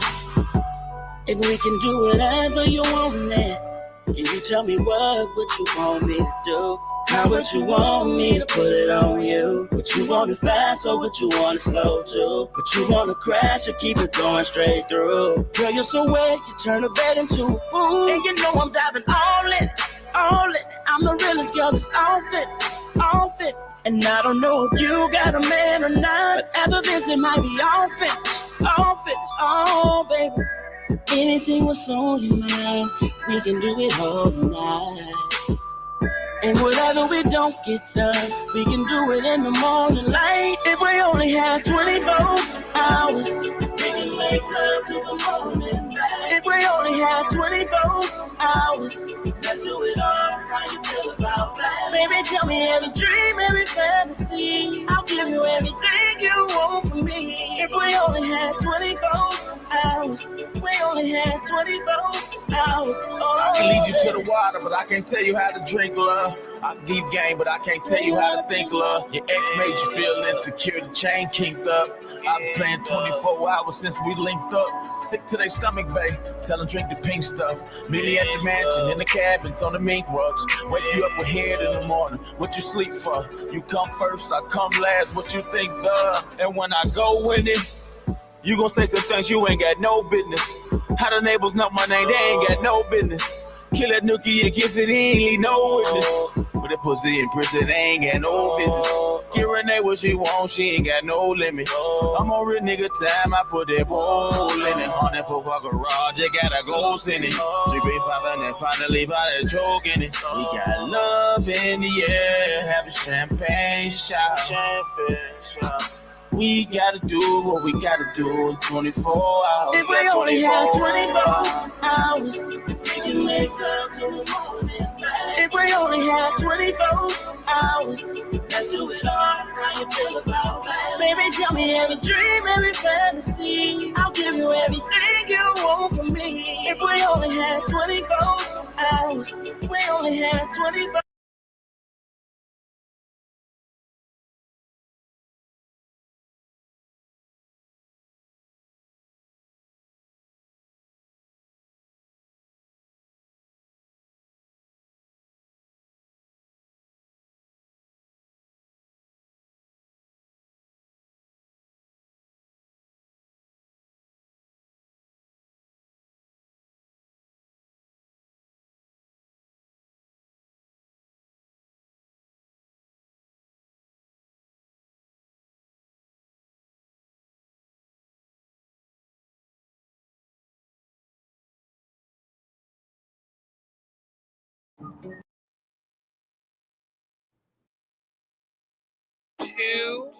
Shay. Put that zap on, po, bitch. Yeah.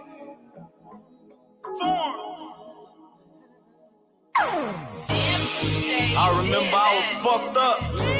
Everybody treat me like I fucked up. Throw it all away. Everybody fuck up. Throw it all away. Thinking back when I was fucked up. I remember I was fucked up. Everybody treat me like I fucked up. Shit, everybody fuck up. Thinking back when I was fucked up. Think about it. All the losses we done took. All the chances we took. Feel good to make it back in that bag, don't it? Yeah. I was just getting legal mail. Now them birds coming in, call it eagle mail. Say somebody cursed my city with an evil spell. Feds follow when that dirty money leave a trail. Something wrong with that pussy when it reek a smell. The cookies coming in, I might eat the bell. My dog count 100, he can't even spell. These days niggas sell they soul cheap as hell. They hung me from the cross, you can see the nails. Tough niggas go to jail, turn to Tinker Bell. Say I was an influence, put me in a single cell. Left me by my lonely, so I'm guessing I'm a single male. Your main man a rat, I can see his tail.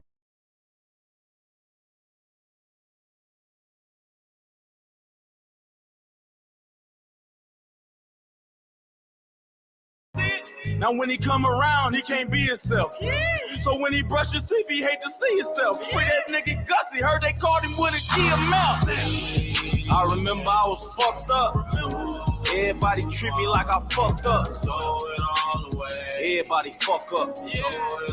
Thinking back when I was fucked up. I remember I was fucked up. Everybody treat me like I fucked up. Shit, everybody fuck up. Thinking back when I was fucked up. Hey, send them JPEGs out, my nigga. Don't forget about that nigga in there, man. Don't forget about that nigga, man. Don't turn your back on your nigga. Yeah. If you broke, this should motivate you.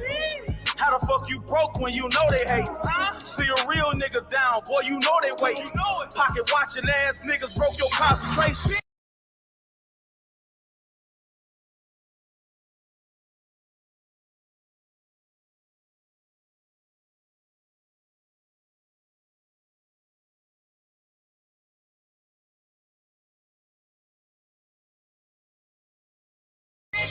Are you on the run? You got some open cases. You better get some grams, that's how solar made it.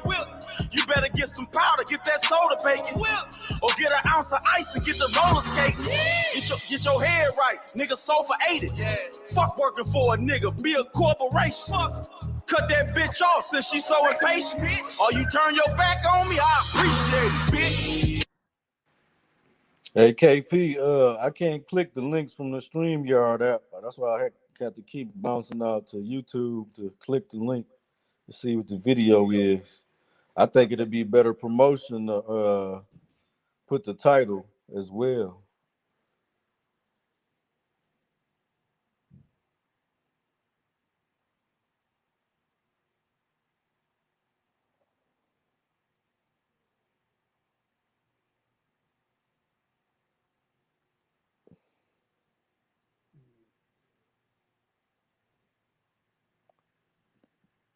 I remember I was fucked up. This shit in the streets right now, everybody treat me like I fucked up. It's that 90-day run.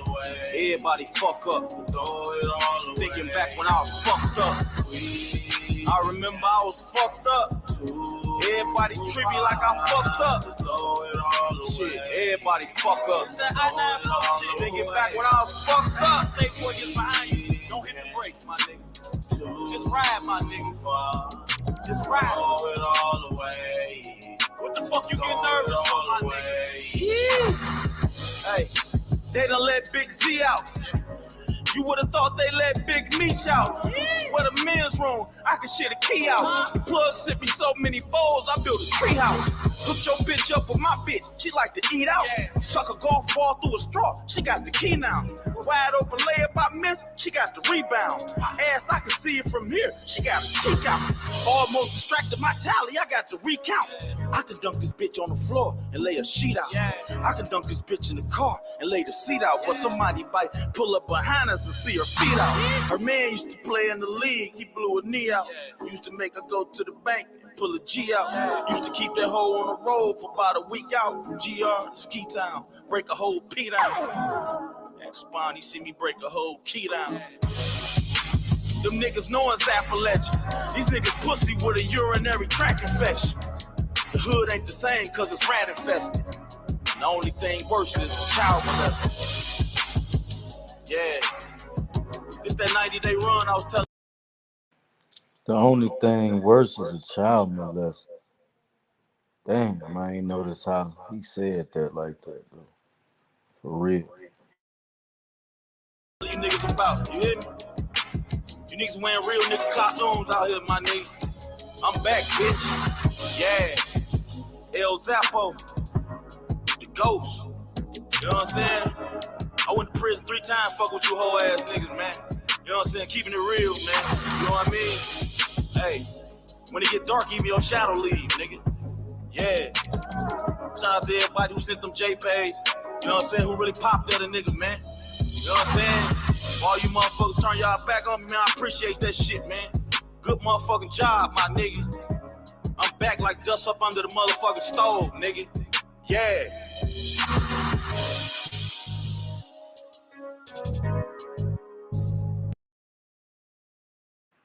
Yeah, I give this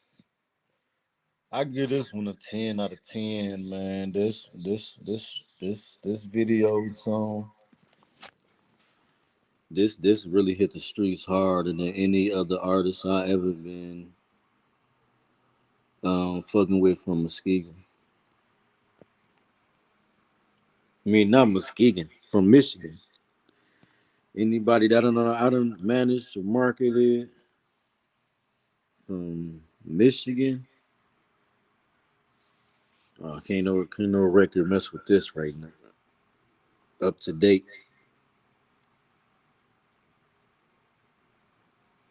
This right there. This was 3 verses, traditional 3 verses. The beat was 808 and it was soulful at the same time. We had soulful lyrics and we had punchlines and wordplay. And we had a little bit of that ratchet talk that people like. All in one, just real. So that first video we played,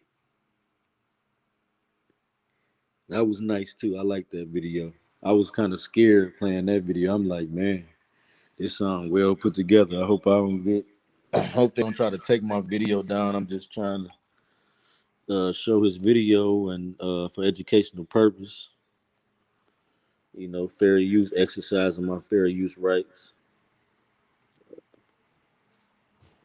But yeah, I like that video too. I like the song. Think that cat got a lot of potential.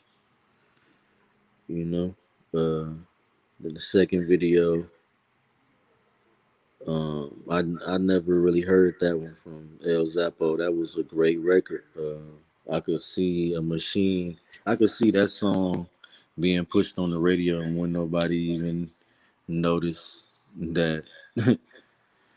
You know what I'm saying? Like it belonged there. Like it really belonged there, just like any other record you hear on the radio that they putting that money behind.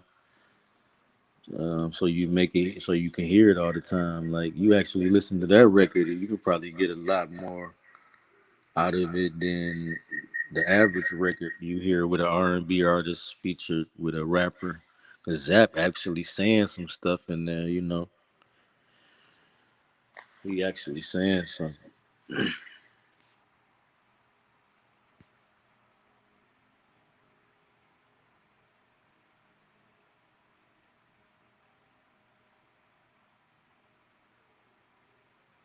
All right, can you put the title so I don't gotta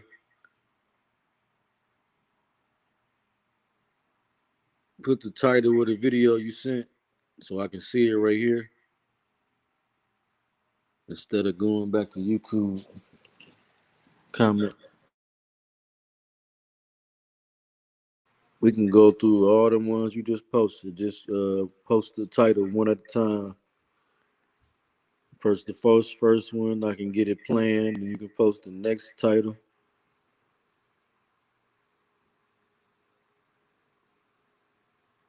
You see that YouTube and labels and streaming services, everything here is under the umbrella. We good.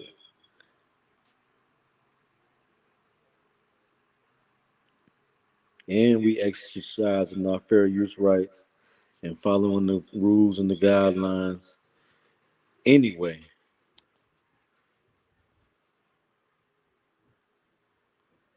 So yeah, drop a title to the next video.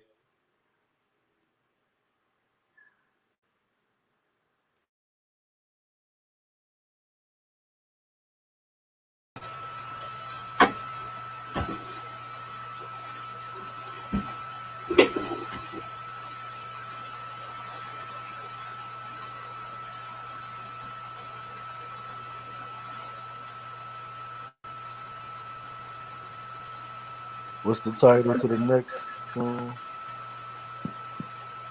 Just play it. I don't even know the titles. I just think it's cool. We'll go through it and like that. Yeah, it's like you say, yeah, Zap is cold. You know, Zap that dude when we talking about, you know what I'm saying, something that represent the sound. You feel me? I think he the leader of that sound. It's a Midwest sound. It's soulful, it's street, it's polished. You know what I'm saying? It's like I can listen to, you know, them was the first two artists that I ever put in Heat Magazine. Zap Solar and TREAL City. Y'all the two people who impressed me, you know. I was, you know, I'm like, yeah, I can run, we can get it with y'all. You feel me? You know, I always like to show, I like how you rap. You dope. You got bars, you know what I'm saying? I like how you sound. You animated with it. You more of a character. So you know what I'm saying? You know, Zap a character too. It's just like he you know, he remind, it's like, you know, I'm like 50 visually. So I see a lot of the people and you know, I can feel like 50 be stealing my ideas. You know what I'm saying? Just because they remind me of the people that I mess with. You know what I'm saying? The people that tap into and gravitate.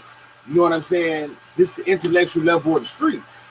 So yeah, I love building with y'all because, like, anytime I build with y'all, I just feel like when I hear the music, it's the soundtrack to what it is. This the Midwest revolutionary movement. It's, you know, it's hustlers, real hustlers, life and love of hustlers for real. You know what I'm saying? You know, we actually fathers trying to make stuff happen. You know, it's a level of the streets that's not negative. You can root for us. You feel me? You know, we taking care of our families, our elders, we building in the community. It's all that. You know what I'm saying? But it's an episode of Ghost too. You know what I'm saying? It's that. It's all of that. You know, it's power. You feel me? You know, it's empire. It's all of this stuff we was already living before the movies came out. You know, the shows came out before it was a level of popularity.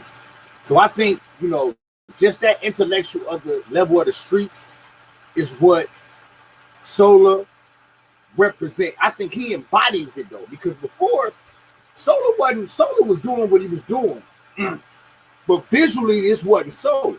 See, it's like what you said. It's like with Slime Money. See, Solar is that person. You know, Solar is the other person. You know, he was locked up a lot, so he really wasn't. He already had the streets, but he didn't have that brand, that visual. You know, so. You know, but stunning musically, he was always stunning. You gonna hear a Solar song and you messing with it. You know what I'm saying? It's for the real. You know, he's saying that real stuff, and he like gonna like how he said. He like the Jay-Z up here, like to me. You know what I'm saying? And so we all root for Solar. Anywhere he go in the world, we want. Yeah, that's Solar blowing is the Midwest blowing. You know. He hold that on his back. He with that. He the voice of that. Definitely. The whole, yeah. Definitely. You know, somebody else can make it and it ain't really gonna affect us. You feel me? Right. Like there's people in the network that can make it. Like if Solar make it, he already made it. I'm just saying the level. You know, Solar gonna, you know what I'm saying? He it's on kind of that. like it's kind of like Chief Keef. He can blow up. He don't gotta pay everybody. Like everybody can just do the work. Cause now we popping. Like we, but like anybody else, it ain't gonna be like, all right, you know. But with Solar, you just everybody connected to him. You just go out there, put something out, you popping. You know what I'm saying? You popping too now. If you know and what I'm see, saying, he got a personality. See, everybody got different levels of personality. Like you got to know your strengths and weaknesses. You know, when I was in Grand Rapids, I got my own strengths and weaknesses. You know, it's people who mess with me, they love me, but on the other side, they afraid of me. Like it's a fear level that people done told me. Like this dude ain't coming no suits talking like this. You feel me? So it's, you know, it was a level of threat that people done told me about. Like, you know, when people start talking like you, but looking like you feel me? You know, this the street dudes talking like this. You know what I'm saying? That's, you know, it ain't no suits and ties. You know, yeah, this that level, and it's understandable though. This not no fabricated gang stuff. Just the level of, you know, the way media try to, you know, make something evil. This actually makes sense. So definitely, you know, Solar, I bump those often. You know, he say stuff that's timeless. You know what I'm saying? You can listen to some, ain't no old Solar song. You know, when it comes to the Midwest. And like I said, that's the part I was saying. He a people person.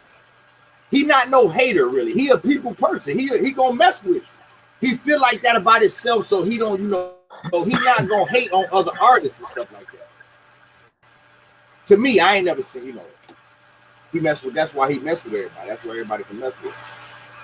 And that's why I think a lot of people was wrong at with when he looked out, gave people free verses and all that. Then he dropped a project, and niggas wanted, you know what I'm saying? Like they want to drop their stuff and, you know, focus on, instead of pushing, you know what I'm saying, that through the door. Because pushing that through the door, that's gonna make your feature better.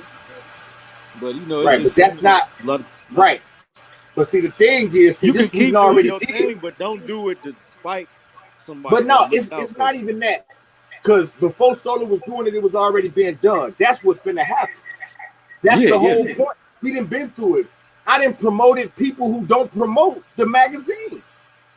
You know, people competing with themselves when people really trying to help you. I'm already on that path, and that's how Solar is. He already on the path. Yeah, we can all root for Solar. You know what I'm saying? He that type of person.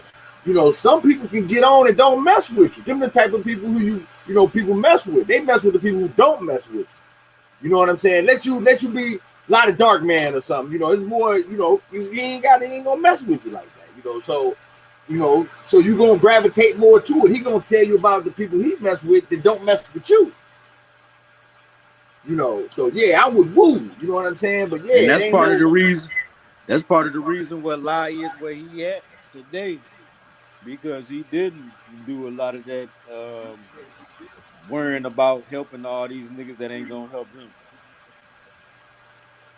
But they helping him. But I'm saying they gonna help you. They gonna help you. You don't right, gotta but people like that don't get that. You don't gotta dumb yourself. They gonna support you because they ain't. No, but but this is a personality trait. The personality trait. Those type of people don't get that. They don't understand that helping people who help you is gonna make you stronger. They don't see it like that. No, it's some negatives in it too. I ain't saying that. That's the negative. I'm saying being shrewd do help people get far in the game, being the asshole, stepping on people and instead of doing. Yeah, I'm saying that's part of the reason why people can get right, because you know why? Because it's kind of like a job. It's kind of like a job, right? You more likely to be supervisor when you gonna shit on people more than the owner. Yeah, that's what I was saying about the owner not showing his face and his people acting like they're the face and they running their mouth. Right, the people so them the people who the owners put as the gatekeepers for us. You know what I'm saying? Yeah, the people who look down on you. You know what I'm saying? You know, you fuck with me, I don't fuck with you type of shit. You know what I'm saying? And that's not the type of person, that's not how the type of person the Solar is. But people in general has this person that they attracted to that. It's like women, they attracted to the niggas who ain't gonna build them up. And then they gonna keep on complaining about the dudes who you shitting on. Think of this though. You a real nigga. Kingpin. I could be lazy. If you on your way to the top, I could be lazy and just be sitting back like I ain't gotta push heat. Like, you know what I'm saying? I'm good. Like, this is a good nigga. He ain't no nigga that's gonna step on me or judge me. So that's why I'm saying where people be, it's a lack at too. But my like experience, people comfortable. They like Solar real. I ain't gotta support this mixtape. I supported the last one. I'm busy right now. You know what I'm saying? But how will you support Jay-Z's and all them? So, but I'm saying like, but it's like, do you know Solar? Well, when Solar get it, he gonna take care of me. I'm good. That's what I'm saying. But when it's a nigga like Jay-Z, he ain't playing that shit. A motherfucker gonna be on this job. It's just like them supervisors that you know what I'm saying, you overstep. That's the slave mentality. That's the problem. That's the slave mentality. Exactly. You know what I'm saying? You know, it's like that's what Master P was talking about. You know, I had my best success promoting Zap by putting his fans to work, because I felt like I could see them doing things that they didn't understand their power. You know what I'm saying? And I built up real big pages off of Zap Solar fans and tried to, you know what I'm saying, to instruct them on what to do to, you know what I'm saying, take him to the next level. And that's what I'm saying, like. But I think, Solar, a lot of his fans are organic. Like that's they is organic, but everybody. Once you try to explain. But I'm saying from this market, this C-list, D-list market, these fans don't know what to do. But they know what to do for these Flint month. They know what to do for the Flint rappers, the Rio Young OG and all that. But see, listen, and that's the point. They'll play Zap 5 times, but they'll play Rio the Young OG 100 times. You know what I'm saying?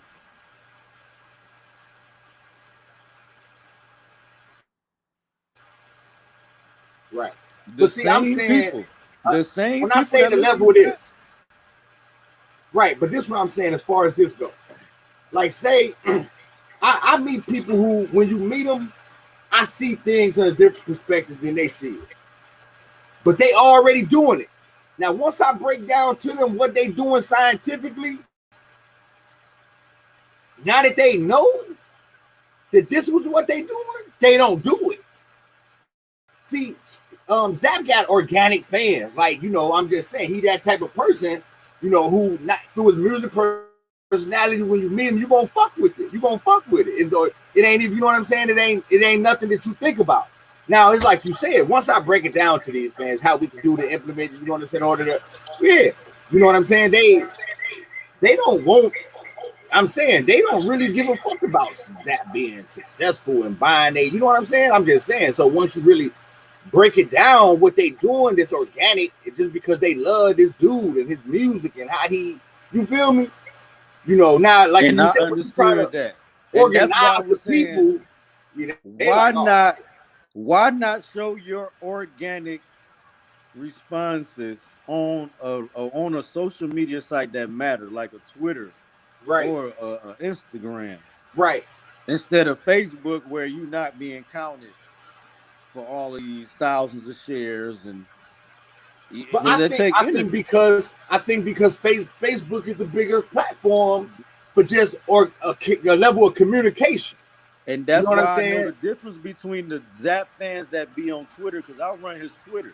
So I Right. get to see all the ones that get on Twitter and go, you know what I'm Yeah, saying? And they bro, don't he even got plenty tag of them. Zap. They He don't got even all the tag young Zap. They'll women. just say Women Zap love Soul. Zap.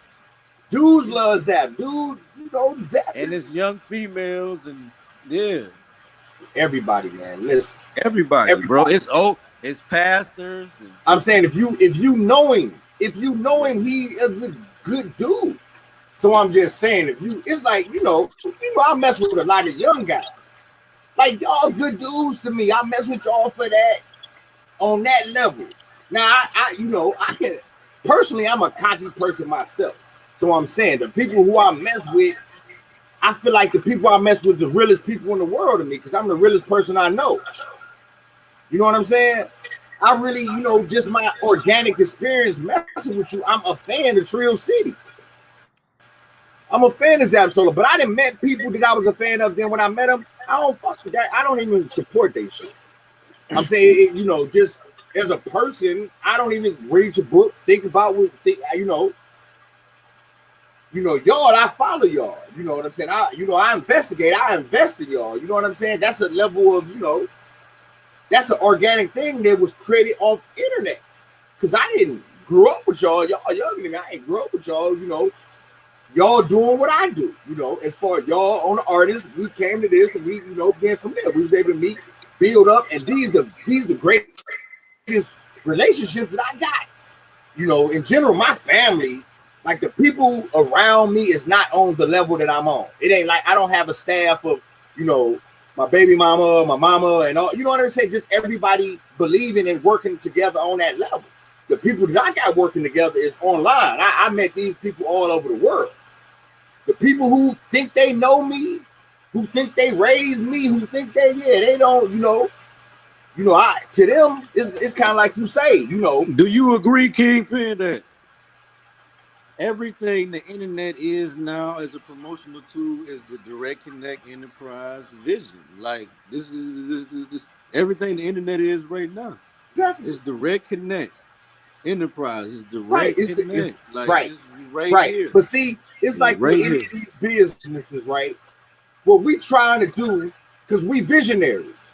So always the key in anything that's going on, time always tell the truth. So we created a lot of stuff that got away from us because of the resources, the time, the network that was, you know what I'm saying? The egos and all kind of stuff. There's a million and the unbelief, no, y'all, that's the number one blindness. Thing.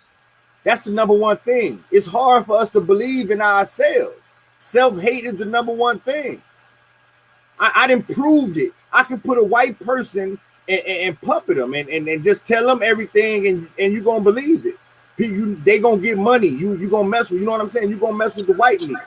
You know what I'm saying? A white and female. it's crazy when you think you're talking to nobody. When I used to be pushing that stuff, and then you get a couple fly Donnies and people that was like, yeah, I'm repping Blocksmith, and you know, I'm believing it humbled you. Like, man, somebody actually following the. But yeah, but I you get know it. what I'm Real saying? recognize real. Anytime I meet my comrades, I already know who they is. If you ain't feeling what I'm on and what I'm talking about, I just you know, you is exclusive. I'm looking for the people who with this, like you said, Fly Donnie and all of these people. Ain't nothing unfamiliar with. I wasn't even promoting Blocksmith as a brand. That was just like a nickname. When he said, "Nigga, I'm Blocksmith," you know what I said. I got to, you know what I'm saying. It's a every entrepreneur, every hustler, every man know once you hit a level, you understand community. Ain't no big eyes, little U's. We all kings our own board, so we men. So of course, you know what I'm trying to put together, you trying to put together, we trying to help each other do that. I do that with any of my friends, any of my associates. All my friends and associates is business owners. You know what I'm saying?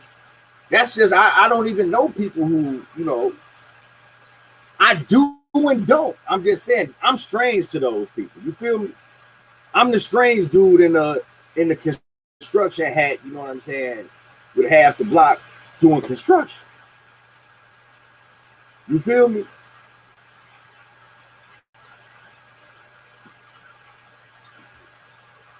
Go to the next one. That wasn't on the list. Get advanced, gotta give it back. Just like when you win the track. We got the price that Get to the Cubans got this marketing music. Lyrically, bro. Man, my boy humbled me when he said, bro, them niggas Brazil that took your flow, bro.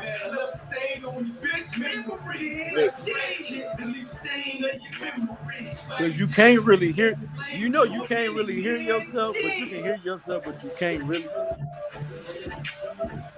Just like when you win the track. We got the price that the Cubans Cubans got got. Neck Enterprise. I won't get it through a cat. Stars in the galaxy. Leave a tab as long as the salad. Oops, my bad. Label stain on them niggas with the memory.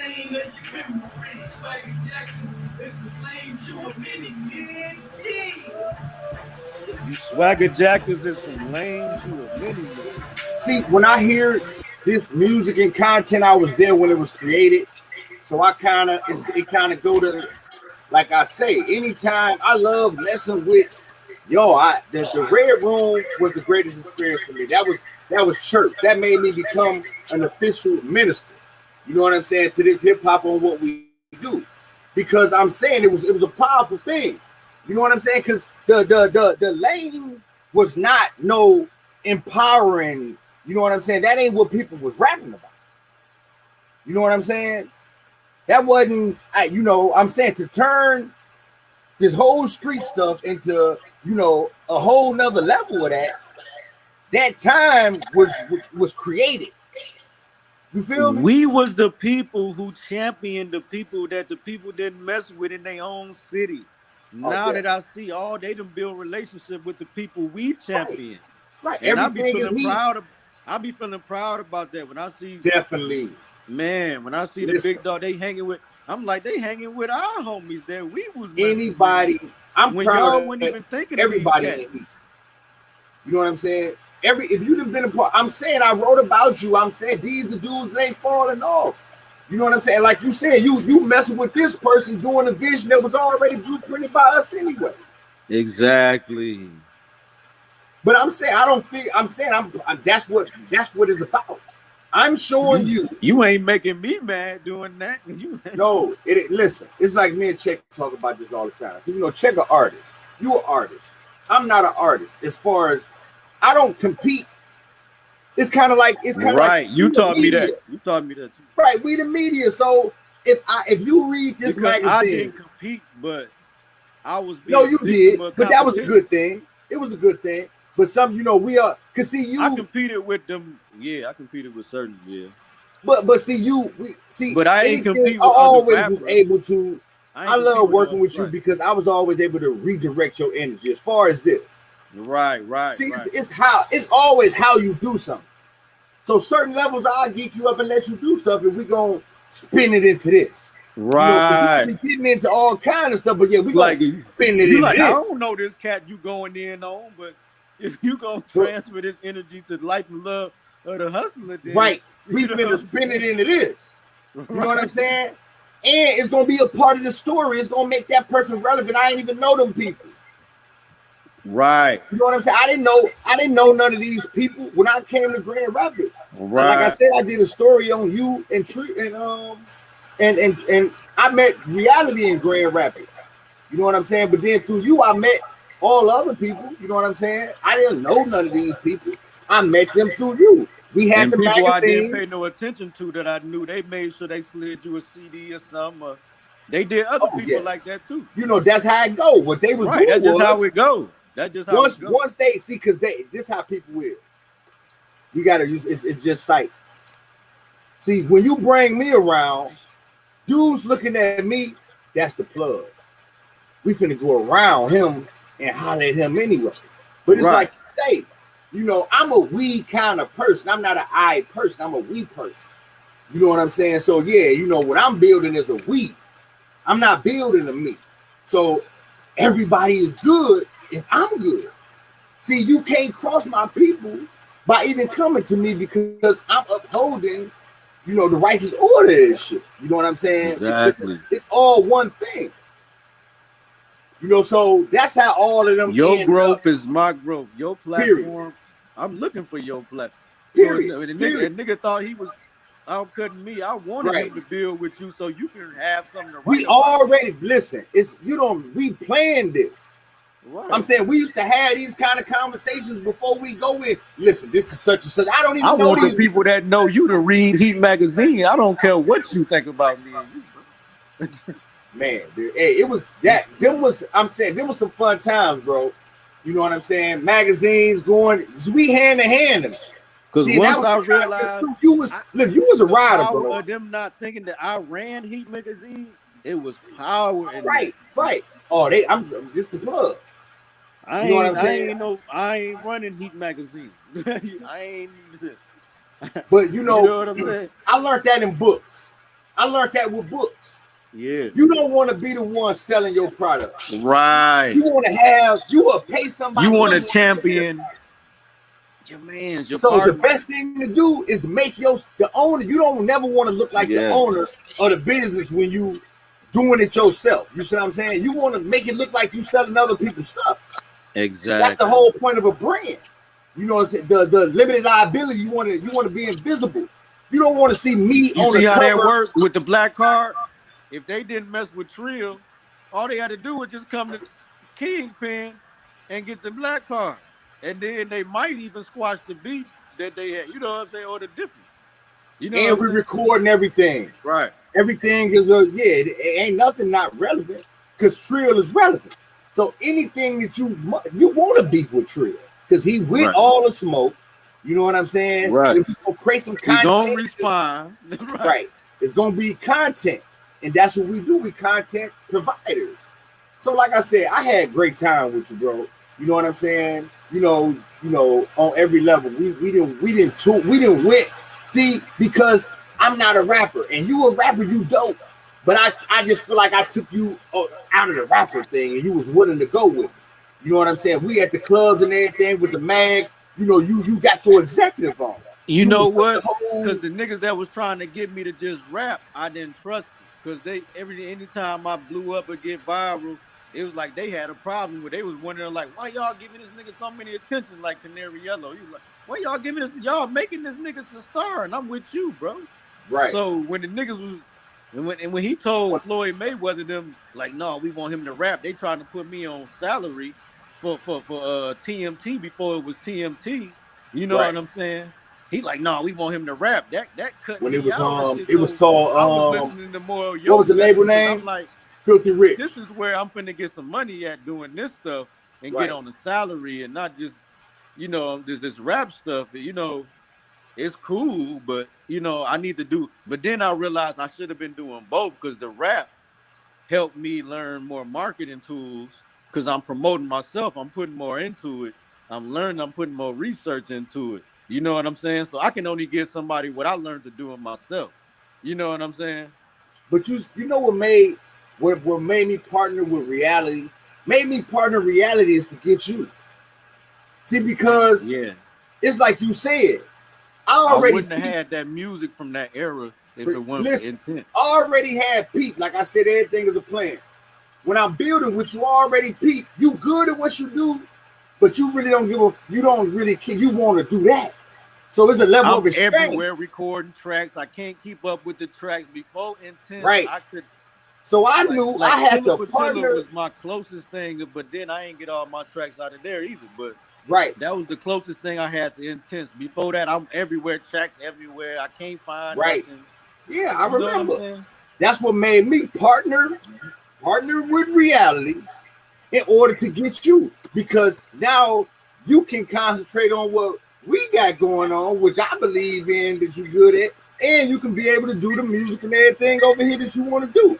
You know what I'm saying? And just the level of influence that we building, you know, I seen that I was able, you know, mentally, I can get into your mind for you to really feel this. And that's how marketing music came now. You know what I'm saying? Yeah, this is the coldest, you know, when you taking them levels. Everything is like Jay-Z. Everything you're talking about is a corporation, is a high level enterprise level. You know, on some rap, on a rap. You know what I'm saying? You know what I'm saying? Oprah Winfrey Network. This shit was classic. You know what I'm saying? This, you know, but it was powerful music. It wasn't no Kenny Garden street nigga shit. You know what I'm saying? Right. You know, that was my look. That project. See, and I was championing that project. That's how the See No Beats and all that. I'm like, yeah, make sure. I'm telling Chet, make sure TREAL is straight, bro, because I need TREAL messing with me on this level. You know what I'm saying? Because this where it's at. It's like the brother who had hit us when we was about the views and everything. And I was telling Chet, yes, he already saying that in TREAL. You know what I'm saying? TREAL was that. You know, it's like you told him, you know what I'm saying? We could get a deal before I learn how to do this shit in the whoop. Right, you know what I'm saying? Because you are, you know, that's where I wanted you from. You know, because I don't care about the music, but you do. So I have to, you know what I'm saying, make sure you straight. You know what I'm saying? And it was all business, like you said. We never Master P people. You know what I'm saying? Everybody got a business. We trying to make sure everybody paperwork good. You know what I'm saying? You know, it's room for all of us to be straight. You know, and it go, you know, we talking, but it's more of us. John Beeson, you know what I'm saying? BOS, there's a whole bunch of, you know, Rand Rule, you know what I'm saying? Bud Bentley Bemis, you know, the Hollywood dude, you know what I'm saying? It's you know, it's and a lot. You know what, Kingpin? That's the problem. It was when you growing and you growing in that industry and you working with big people and you thinking bigger. You underestimate maybe I had like 1,000, good 2,000 fans worldwide. Yeah. You know what I'm saying? Right. I underestimated that. You know what I'm saying? As a rapper. I seen the potential. You know what I'm saying? I'm gonna sell your 2,000 people. You thinking like, oh, I want 2,000 100,000 listeners. I want this. And then you underestimate the 2,000 or 1,000 listeners. Definitely. That's what independent marketing is about. They haunt me every time. Man, use this, you cold, and you did. You know what I'm saying? And they make you feel. We all overseas off the whole TREAL City hookup. That's what I'm saying. You know what I'm saying? See, I already peaked. I already seen you was underestimated. That's why I'm saying you know. So that's why I know you wanted the music. So you know that's what made me partner with Chet. You know what I'm saying? Because you know he got the studio and all that. He knows the producer pumps and all that. You know you can get the game and all that on him. He definitely can record. He definitely got. You know what I'm saying? He definitely on that business. So the same way you was doing with them. You know what I'm saying? But you know, Chet gonna give you way more freedom because he with what I'm with. So you know he with it because he want to partner with me. So this is the reason for us to actually do the business. You know what I'm saying? You know. And then, you know, from you, I met, you know, B. And, you know, because I'm a mastermind kind of person. Once I see the person, it's like the engine. I need the engine. You know, because the engine got to understand things that the body parts don't. You know what I'm saying? You just want to rap. It's shit bigger than rap. You know, and that's why I say when the talent think it's just you, it ain't you. See, there's an engine to this. It don't matter how cold you is or nothing, but it is an engine and a formula. The engine is gonna make sure it run, make sure it get there. You know what I'm saying? You know, so that is a factor of getting there. Because without that engine, it wouldn't be no Jay-Z without Dame. Not this Jay-Z. You know what I'm saying? It would have been a Jay-Z, but not this Jay-Z. Right. Without Dame. You know. Now he can learn what he learned now and do what he do. Because this is the Jay-Z Dame Dash version. You know, this is from you building with your partner, and now you learned that to that whole nother level. So you ain't really messing. You can get a better split without Dame, but your legacy gonna be as good as it would have been if you know what I'm saying? You keep your visionaries around. And you know it's crazy that you say that, because now when you say that, we can compare the same thing to the Master P thing. TREAL City getting big ain't as good as Kingpin being big too. You know what I'm saying? Dame big. No, he big, but I'm saying like what he'll be if they still together. Like he'd be like you can't question him. Like it's right. only I think it's people. hard. Right. I think it's hard for men on that level, just period. Like I said, we got problems. We got some slave issues going on. You know what I'm saying? But I think that like just look at like Master P. I think it's Master P and Jay kind of made the same kind of decisions. You know what I'm saying? You know, I think Jay kind of went the Master P way with that. And that's like choosing, it's like that saying I heard Meek Mill say, royalty over loyalty. You know, everybody ain't on that. You know what I'm saying? But royalty over loyalty is basically saying your bloodline. You know what I'm saying? So, you know, Jay, he chose self. You know what I'm saying? Because it's kind of like us building something together. And then it's like, say me and my ex-wife, we made shit happen that I am where I am. Now she owns shit, I own shit, and we divorced. I'm satisfied with that. That's kind of dope. I'm straight. I could have been messing with a bitch, still be fucked up. You don't know. We made shit happen. So now I'm straight and she's straight. She was in the projects when I met her. You know what I'm saying? Now she probably got on something, doing what she want to do. You feel me? You know, I was coming out of Detroit. When I met her, that'd be messed up. Yeah, that'd be messed up if she ain't started a business. She still gotta, how do I still gotta do this? I gotta, you know what I'm saying? You know what I mean? So get it done and then. But at the same time, you might though. Because you gotta still look at it. It's better you might lose. You can lose all that. I am the engine, so yeah, it ain't like you was doing. It's better.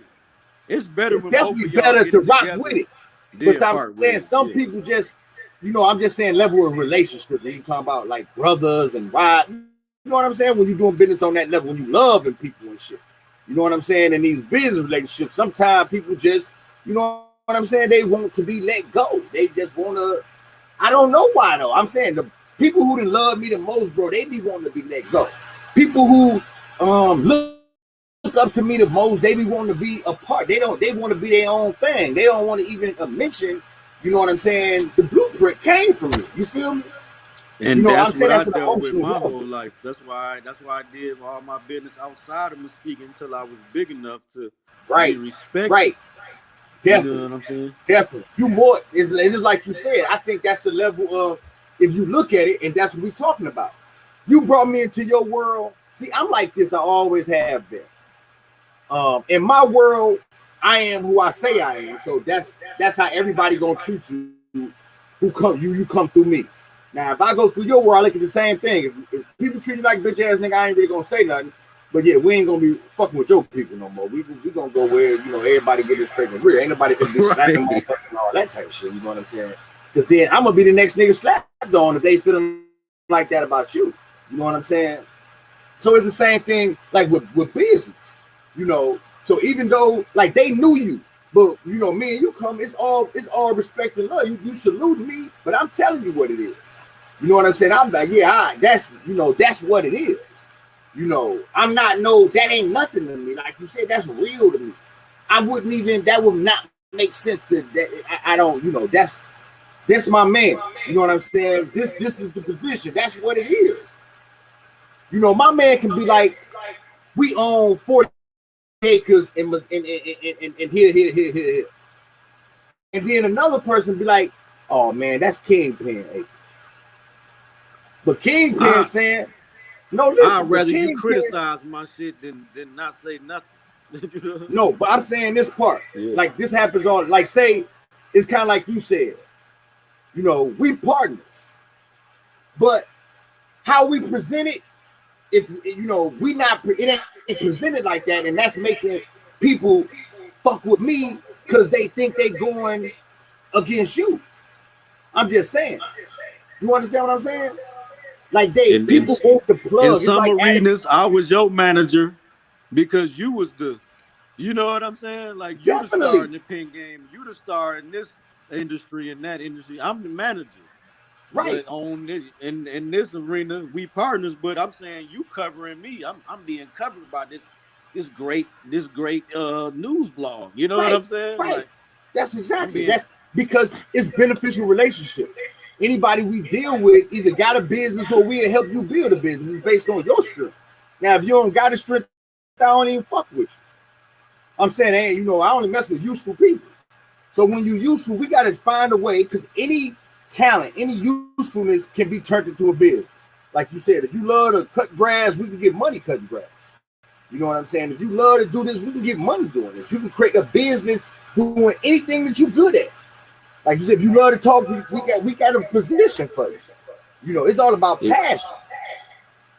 And we gonna find a way to work around anything, because like say this, they used to know the rep government. You know what I'm saying? So these young people today, they don't know really the rep government. So what I got to do is go around them. So I'm gonna go around y'all. I'm gonna create Muskegon rappers, the hashtag, and I'm just go around y'all and create my own brand, and to make sure it's beneficial for both of us. Because you know what I'm saying? Right, but it's already like that. Think so about now this. you still gonna be under my label any way you think of. But it's already like that. It's as far as I ain't trying to say it in a cocky way, you know what I'm saying? No, it ain't nothing cocky about it. I'm just saying I'm just saying on the outside looking in, right? I never heard of none of these rappers that you promote. So I heard about them through you, and that's why I listen to them, and they got like I don't. I'm just saying that. I don't be checking for no Muskegon rappers until you say it, and then even if you say it, I don't know who they is until you posted it. You feel me? Now I know who Rondo is, and this is Slime Money, and I'm just saying I never heard of them people before. So I'm saying you is putting people, you putting your market, you putting your 2,000 people up on this, just like you put your 2,000 people up on Heat. You see what I'm saying? Just like when you I met you, I had already sold 10,000 books at $10 a piece. That's how this shit gotta go. We gotta media each other. We gotta cover each other. But that's what I'm talking about with the artists. That's the problem with the artists. Like, once you're in artist mode, you promote your stuff and you ain't never promote nobody else stuff. I can't go to no artist. We can do a test. Go to 5 artists that you mess with page, and let's see any music that ain't theirs or that's not mainstream. I bet you if you go to 5 of your artists, it's people who be on your hookup. I done went to their page, didn't know went to their page. They say they were doing music. I went through 5 posts and I ain't see one of their songs first. I'm saying I probably had to go. Sometimes I go to check page and do the same thing. I don't like that. I don't like going all the way down to find your content. You see what I'm saying? You should always be posting your content, regurgitating your content over and over again, because when somebody comes, you want that to be what they know you for. You know what I'm saying? You got a great perspective. So what should an artist do when they get to popping? When the artists get to popping a little bit in this community locally, and then people start to like his stuff, or they start to inbox him and, yo, man, I want to do a song with you, and they take that as, oh, nigga, you ain't been messing with me before, and oh nigga, give me 500. You know what I'm saying? Then what would be your advice for an artist to not do that, or what should they do? Perspective is we coming from? We coming from the magazine perspective or artist perspective? The best thing from an artist's perspective. Well, if I was an artist, if I was doing music on that level, I'm more doing it than an executive level. But if I'm just an independent, I'm doing all my own music, I would work with people. Because that's how you know, if I'm making music, I'm trying to be on somebody else's song who's spending money. I'm not even worried really about you giving me money. I'm worried about you spending money, you know, because that's how this is. If you on my track, I never pay a person to be on my soundtrack because I got to spend the money. I'm making the videos. I'm doing this is my project. You see what I'm saying? So I'm just saying, if I'll pay you, I might as well, if I'm paying for more than that. See, I would just get Rick Ross then or somebody else I ain't gonna fuck with. You know what I'm saying? I'm saying I'm just saying if I'm paying for a verse, I wouldn't do the pay for verse thing. The pay for the feature, because you gotta look at a feature is this. A feature means I got an audience. You know, me being on your song is getting you 1,000, 10,000 views guaranteed.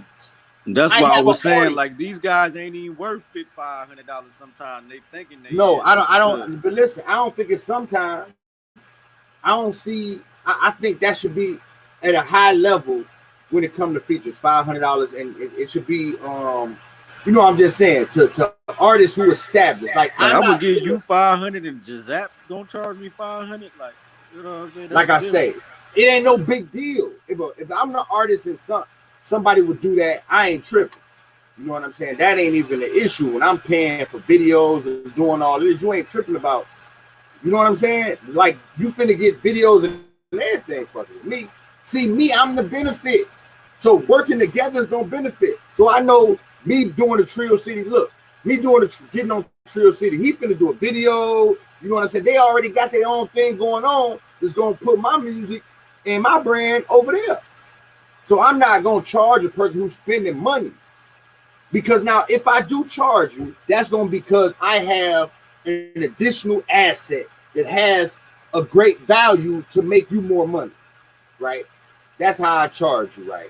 Like, say for instance, you know, if I get Rick Ross and I do an event and I put on all, you know, the whole hookup, I could charge you to open up, charge people to do booths.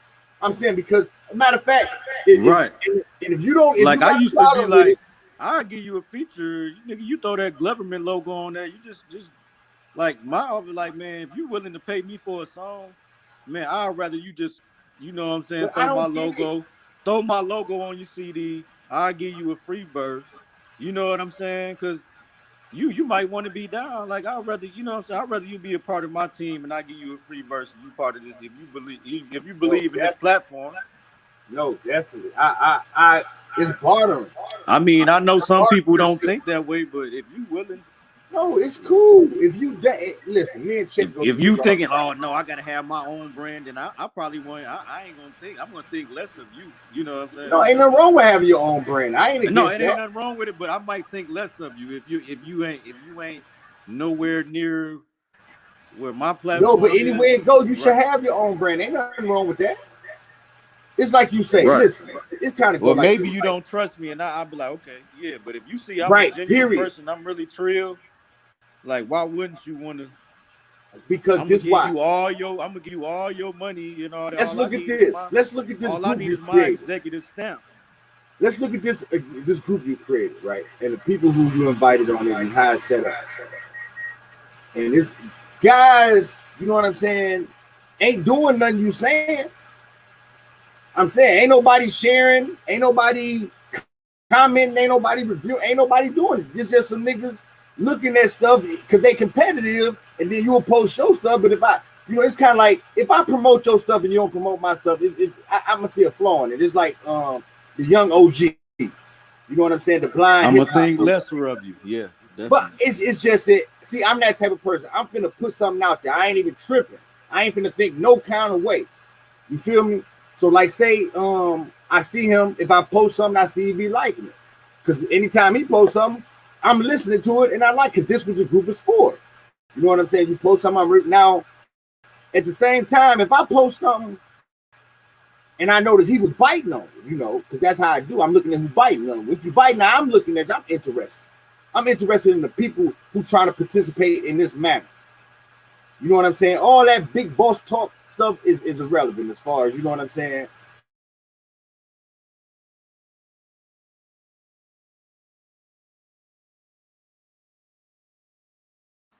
Creating them illusions.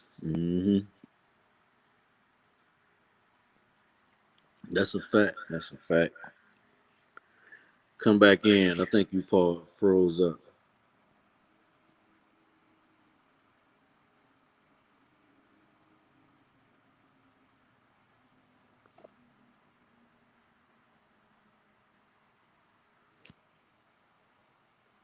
Yeah, that's a fact, though. That's a fact. Like, I ran, like, I'm responsible for thousands and thousands and thousands of brands being motivated. Because you keep dropping them facts. They keep disconnecting you. You dropping too many facts. They trying to keep up with what you did. They don't want you to say too much. They don't know what you're gonna say next. That's how it is. They don't care how many people on the stream. They don't know what you finna say next. That's how they be showing their hand. When your phone get to disconnecting and all of that, that's because they doing too much.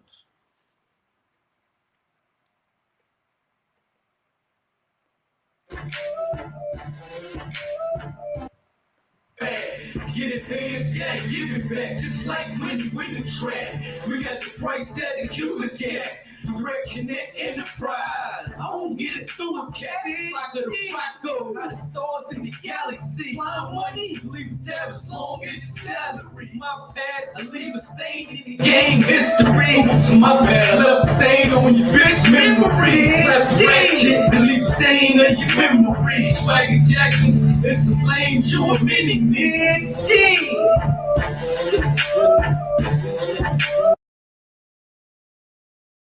It's that heat music. Can you hear it? Can you hear the volume?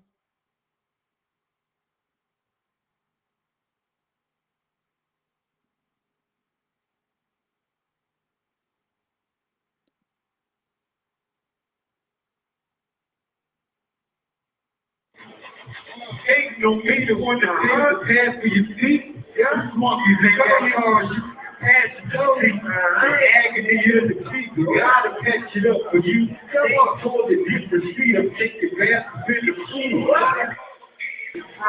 Money is no fun. If you waste my time, can you hear the volume? Glove is lost now. Bow down. Kiss the converse. Get how power it is the sound you hear we born first. Yeah. I get my own. You ain't really grown until you get your own. Feel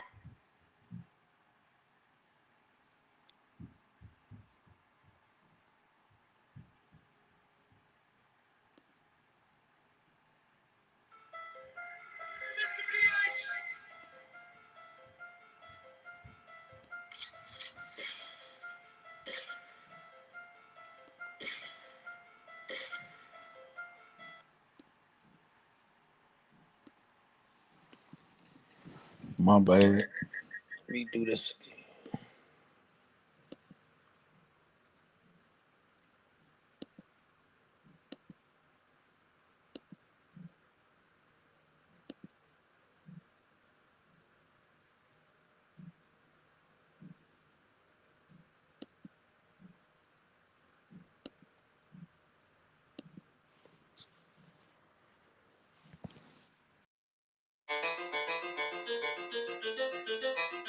Guess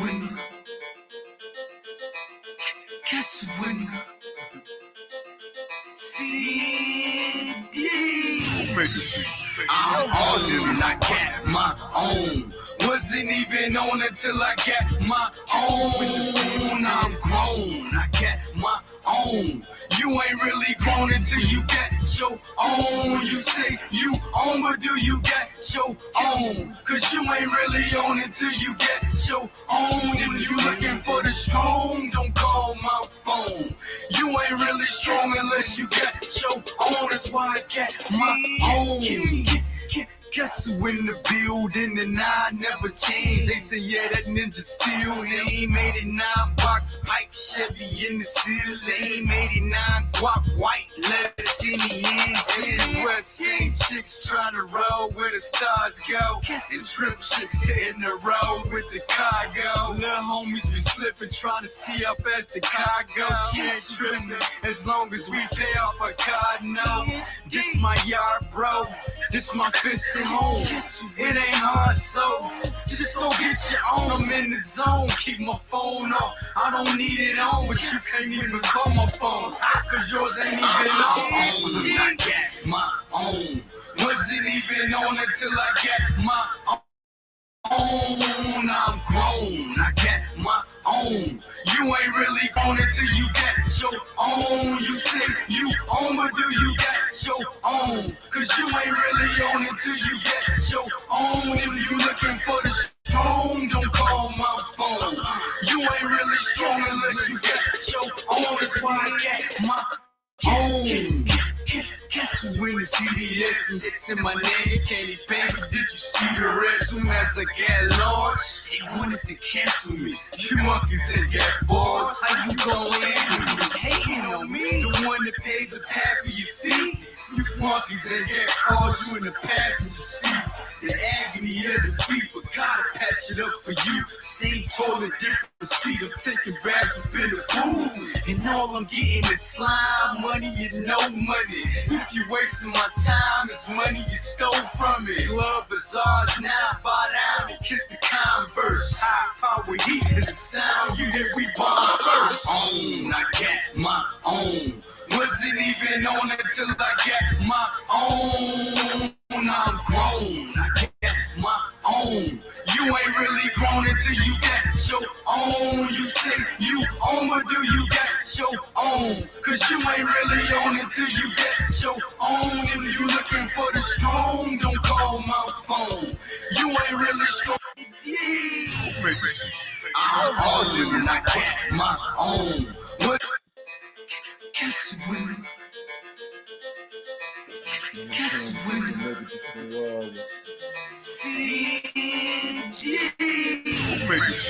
I'm on, I get my own. Wasn't even on until I get my own. I'm grown, I get my own. You ain't really grown until you get your own. You ain't really on until you get your own. If you looking for the strong, don't call my phone. You ain't really strong unless you get your own. That's why I get my own. Guess who in the building and I never change. They say yeah, that ninja still same 89 box pipe Chevy in the city. Same 89 guap white letters in the engine. West same chicks trying to roll where the stars go. And trip chicks hitting the road with the cargo. Little homies be slipping trying to see how fast the car goes. She ain't tripping as long as we pay off our car. No, this my yard, bro. This my fist and home. It ain't hard, so just go get your own. I'm in the zone, keep my phone on. I don't need it on, but you can't even call my phone, cause yours ain't even on. I get my own. Wasn't even on it for the strong. Don't call my phone. You ever heard a nigga snap and he ain't say nothing negative and nothing ratchet? It's kind of hard to do. It's what Kanye trying to do right now. Hey, Kanye, sign me. I can make it do what it need to do. Because you right there. You right there. You need me. You need me. Listen to this. Phone. You ain't really strong unless you get your own. That's why I get my own. Guess who in the building and I never changed. They say, yeah, that ninja still ain't 89 box pipe Chevy in the city. Same 89 guap white letters in the engine. Where same chicks trying to roll where the stars go. And trip chicks hitting the road with the cargo. Little homies be slipping trying to see how fast the car goes. She ain't tripping as long as we there for God no. This my yard, bro. This my fist at home. It ain't hard, so just go get your own. I'm in the zone, keep my phone on. I don't need it on, but you can't even call my phone, cause yours ain't even on. I got my own. Wasn't even on until I got my own. I'm grown. I got my Trill City on the Kanye beat.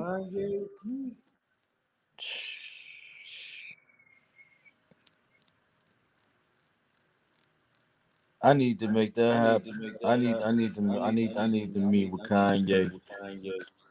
I need to meet with Kanye.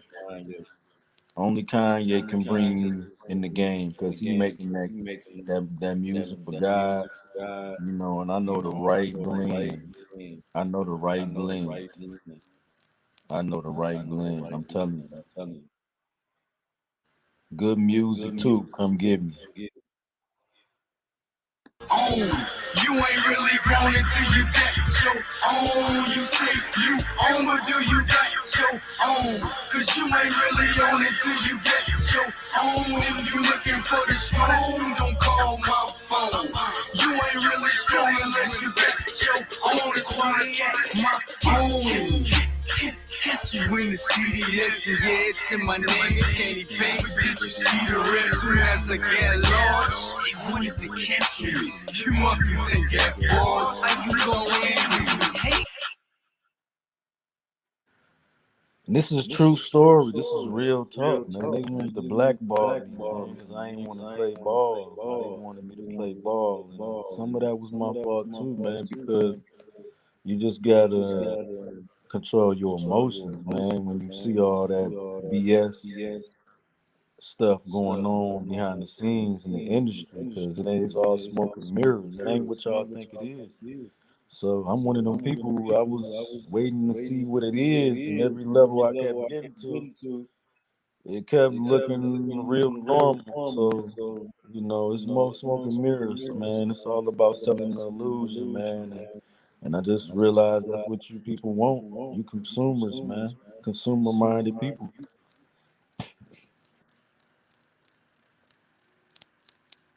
As soon as I got large, they wanted to cancel me. You monkeys ain't got bars. How you gonna handle me? Handlebars, monkey bars. You see what I did right there? You see what I did right there? You monkeys ain't got bars.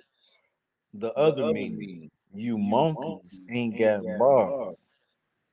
Bars, meaning bars, like lyricism. Listen, man. Listen, man. These niggas at Griselda took my flow. Shout out to Griselda. I don't know what label or whatever took my music from them free sites. I'm not the only one, of course not. But yes, my music was used. I met Drake before y'all knew Drake. I met Drake on imeme.com. Do your research on what imeme.com was. It was like an independent billboard. I was really getting some real traction. I was getting really 30,000 streams on Stones and all of that, bro. Like instantly, I was on the charts. I was top 5, top 3, something. And I didn't get number one because this nigga named Drake was number one, and I couldn't get number one. Yeah. So when he said he was stealing them beats and sneaking on Wayne tracks, he was doing that. He was stealing features from Wayne. Wayne had unreleased tracks with verses that weren't done. He didn't never finish, never do it. Drake threw verses on them bitches. Drake was smart, bro. I know Drake way before y'all did. Look up ImeanCom. They stole my music. I have features with a lot of people. Gorilla Zoe, Hating on Me and Making Situation Worse. Man, I snapped so hard on that shit, bro, and I don't even know where to listen to that song at other than Guap Pop Radio. Shout out to Guap Pop Radio. I've been doing radio and podcasting, bro, while I was rapping. You know me, the one that paid the path for your feet. You flunkies ain't got cars, you in the past. You win the CDS, and yeah, it's in my name. Hating on me, the one that paid the path for your feet. You flunkies ain't got cars, you in the passenger seat. I'm just saying, like I built this. I put in the work to get this platform that I got. You flunkies, and when I'm saying you flunkies ain't got cars, you in the passenger seat. Like, this is my thing right here. Like, you can't go around me. Why would you want to go around me? You know what I'm saying? Something wrong with you. Something wrong with you if you want to go around me. I built this. I built this scene. How you gonna go around me? How you gonna champion somebody for my accomplishments? That you gotta ask yourself that. You gotta ask yourself that. And that's what I was displaying in this song. Like, you flunkies ain't got cars. You in the passenger seat. I'm carrying this shit. And I'm gonna keep carrying your ass even though you hating on me. You know what I'm saying? If I was like you, I would have said, fuck where I'm from, and not build that scene up like that. It'll be way behind. It'll be way farther behind than it is right now if I focused on myself and not y'all. But at the same time, I could have just focused on myself, got as big as possible, and then came back and did whatever. But you think you can outsmart the system of how things go when you guys is mine. So you flunkies ain't got cars, you in the passenger seat. For real, listen to this verse, bro. Understand where I'm coming from. The nigga that's leading the charge, the nigga that's got the compassion, the nigga that's promoting everybody. You know what I'm saying? And I'm the nigga that should be promoted. And I watch niggas act like I shouldn't be promoted. But I still continue to do my job, bro. My calling. But at the same time, I didn't do all of my calling, which was continue to make that music and vent the way I do through that music. The music is marketing music. I promote through the music. You know what I'm saying? I'm a promoter, but I can promote through the music even better. I can market through the music even better than I can do without it. That's why I try to get you guys to do music so bad and so much, because I was in that place that I'm trying to put you in. You understand? So, and I shouldn't have took my bad. And I shouldn't have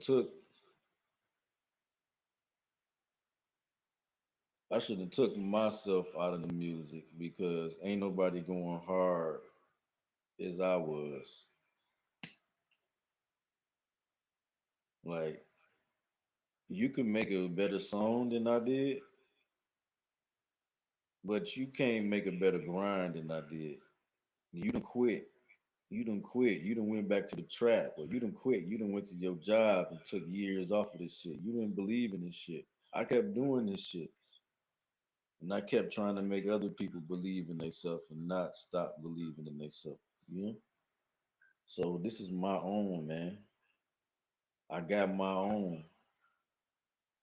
This is my yard. This is my fence in my yard. Get your own fence in your yard. Let me run this all the way back, bro. This is before the Open Winfrey Network was official. Guess when CD, I'm all in and I can't my own. Wasn't even on until I got my own. I'm grown, I got my own. You ain't really grown until you get your own. You say you own, but do you get your own? Cause you ain't really on until you get your own. If you looking for the strong, don't call my phone. You ain't really strong unless you get your own. That's why I got my own. Guess who in the building and I never changed. They say, yeah, that ninja still same 89 box pipe Chevy in the seal. Same 89 guap white letters in the engine. West same chicks trying to roll where the stars go. And trip chicks hitting the road with the cargo. Little homies be slipping trying to see how fast the car goes. She ain't tripping as long as we pay off a car. No, this my yard, bro. This my fist at home. It ain't hard, so just go get your own. I'm in the zone, keep my phone off. I don't need it on, but you can't even call my phone, cause yours ain't even on. I got my own. Wasn't even on until I got my own. I'm grown, I got my own. You ain't really grown until you get your own. You say you own, but do you get your own? Cause you ain't really on until you get your own. If you looking for the strong, don't call my phone. You ain't really strong unless you get your own. That's why I get my own. Guess who in the CDS? And yeah, it's in my name. It can't even pay, but did you see the rest? Soon as I got large, they wanted to cancel me. You monkeys ain't got balls. How you gon' handle me? Hating on me, the one that paid the path for your feet. You flunkies ain't got cars, you in the passenger seat. The agony of defeat, but gotta patch it up for you. Same toilet, different seat. I'm taking baths up in the pool, and all I'm getting is slime money and no money. If you wasting my time, it's money you stole from me. Glove bazaars now, bow down and kiss the Converse. High power heat is the sound you hear. We bomb first. I got my own. Wasn't even on until I got my own. I'm grown, I got my own. You ain't really grown until you get your own. You say you own, but do you get your own? Cause you ain't really on until you get your own. If you looking for the strong, don't call my phone. You ain't really strong unless you get your own. That's why I get my own.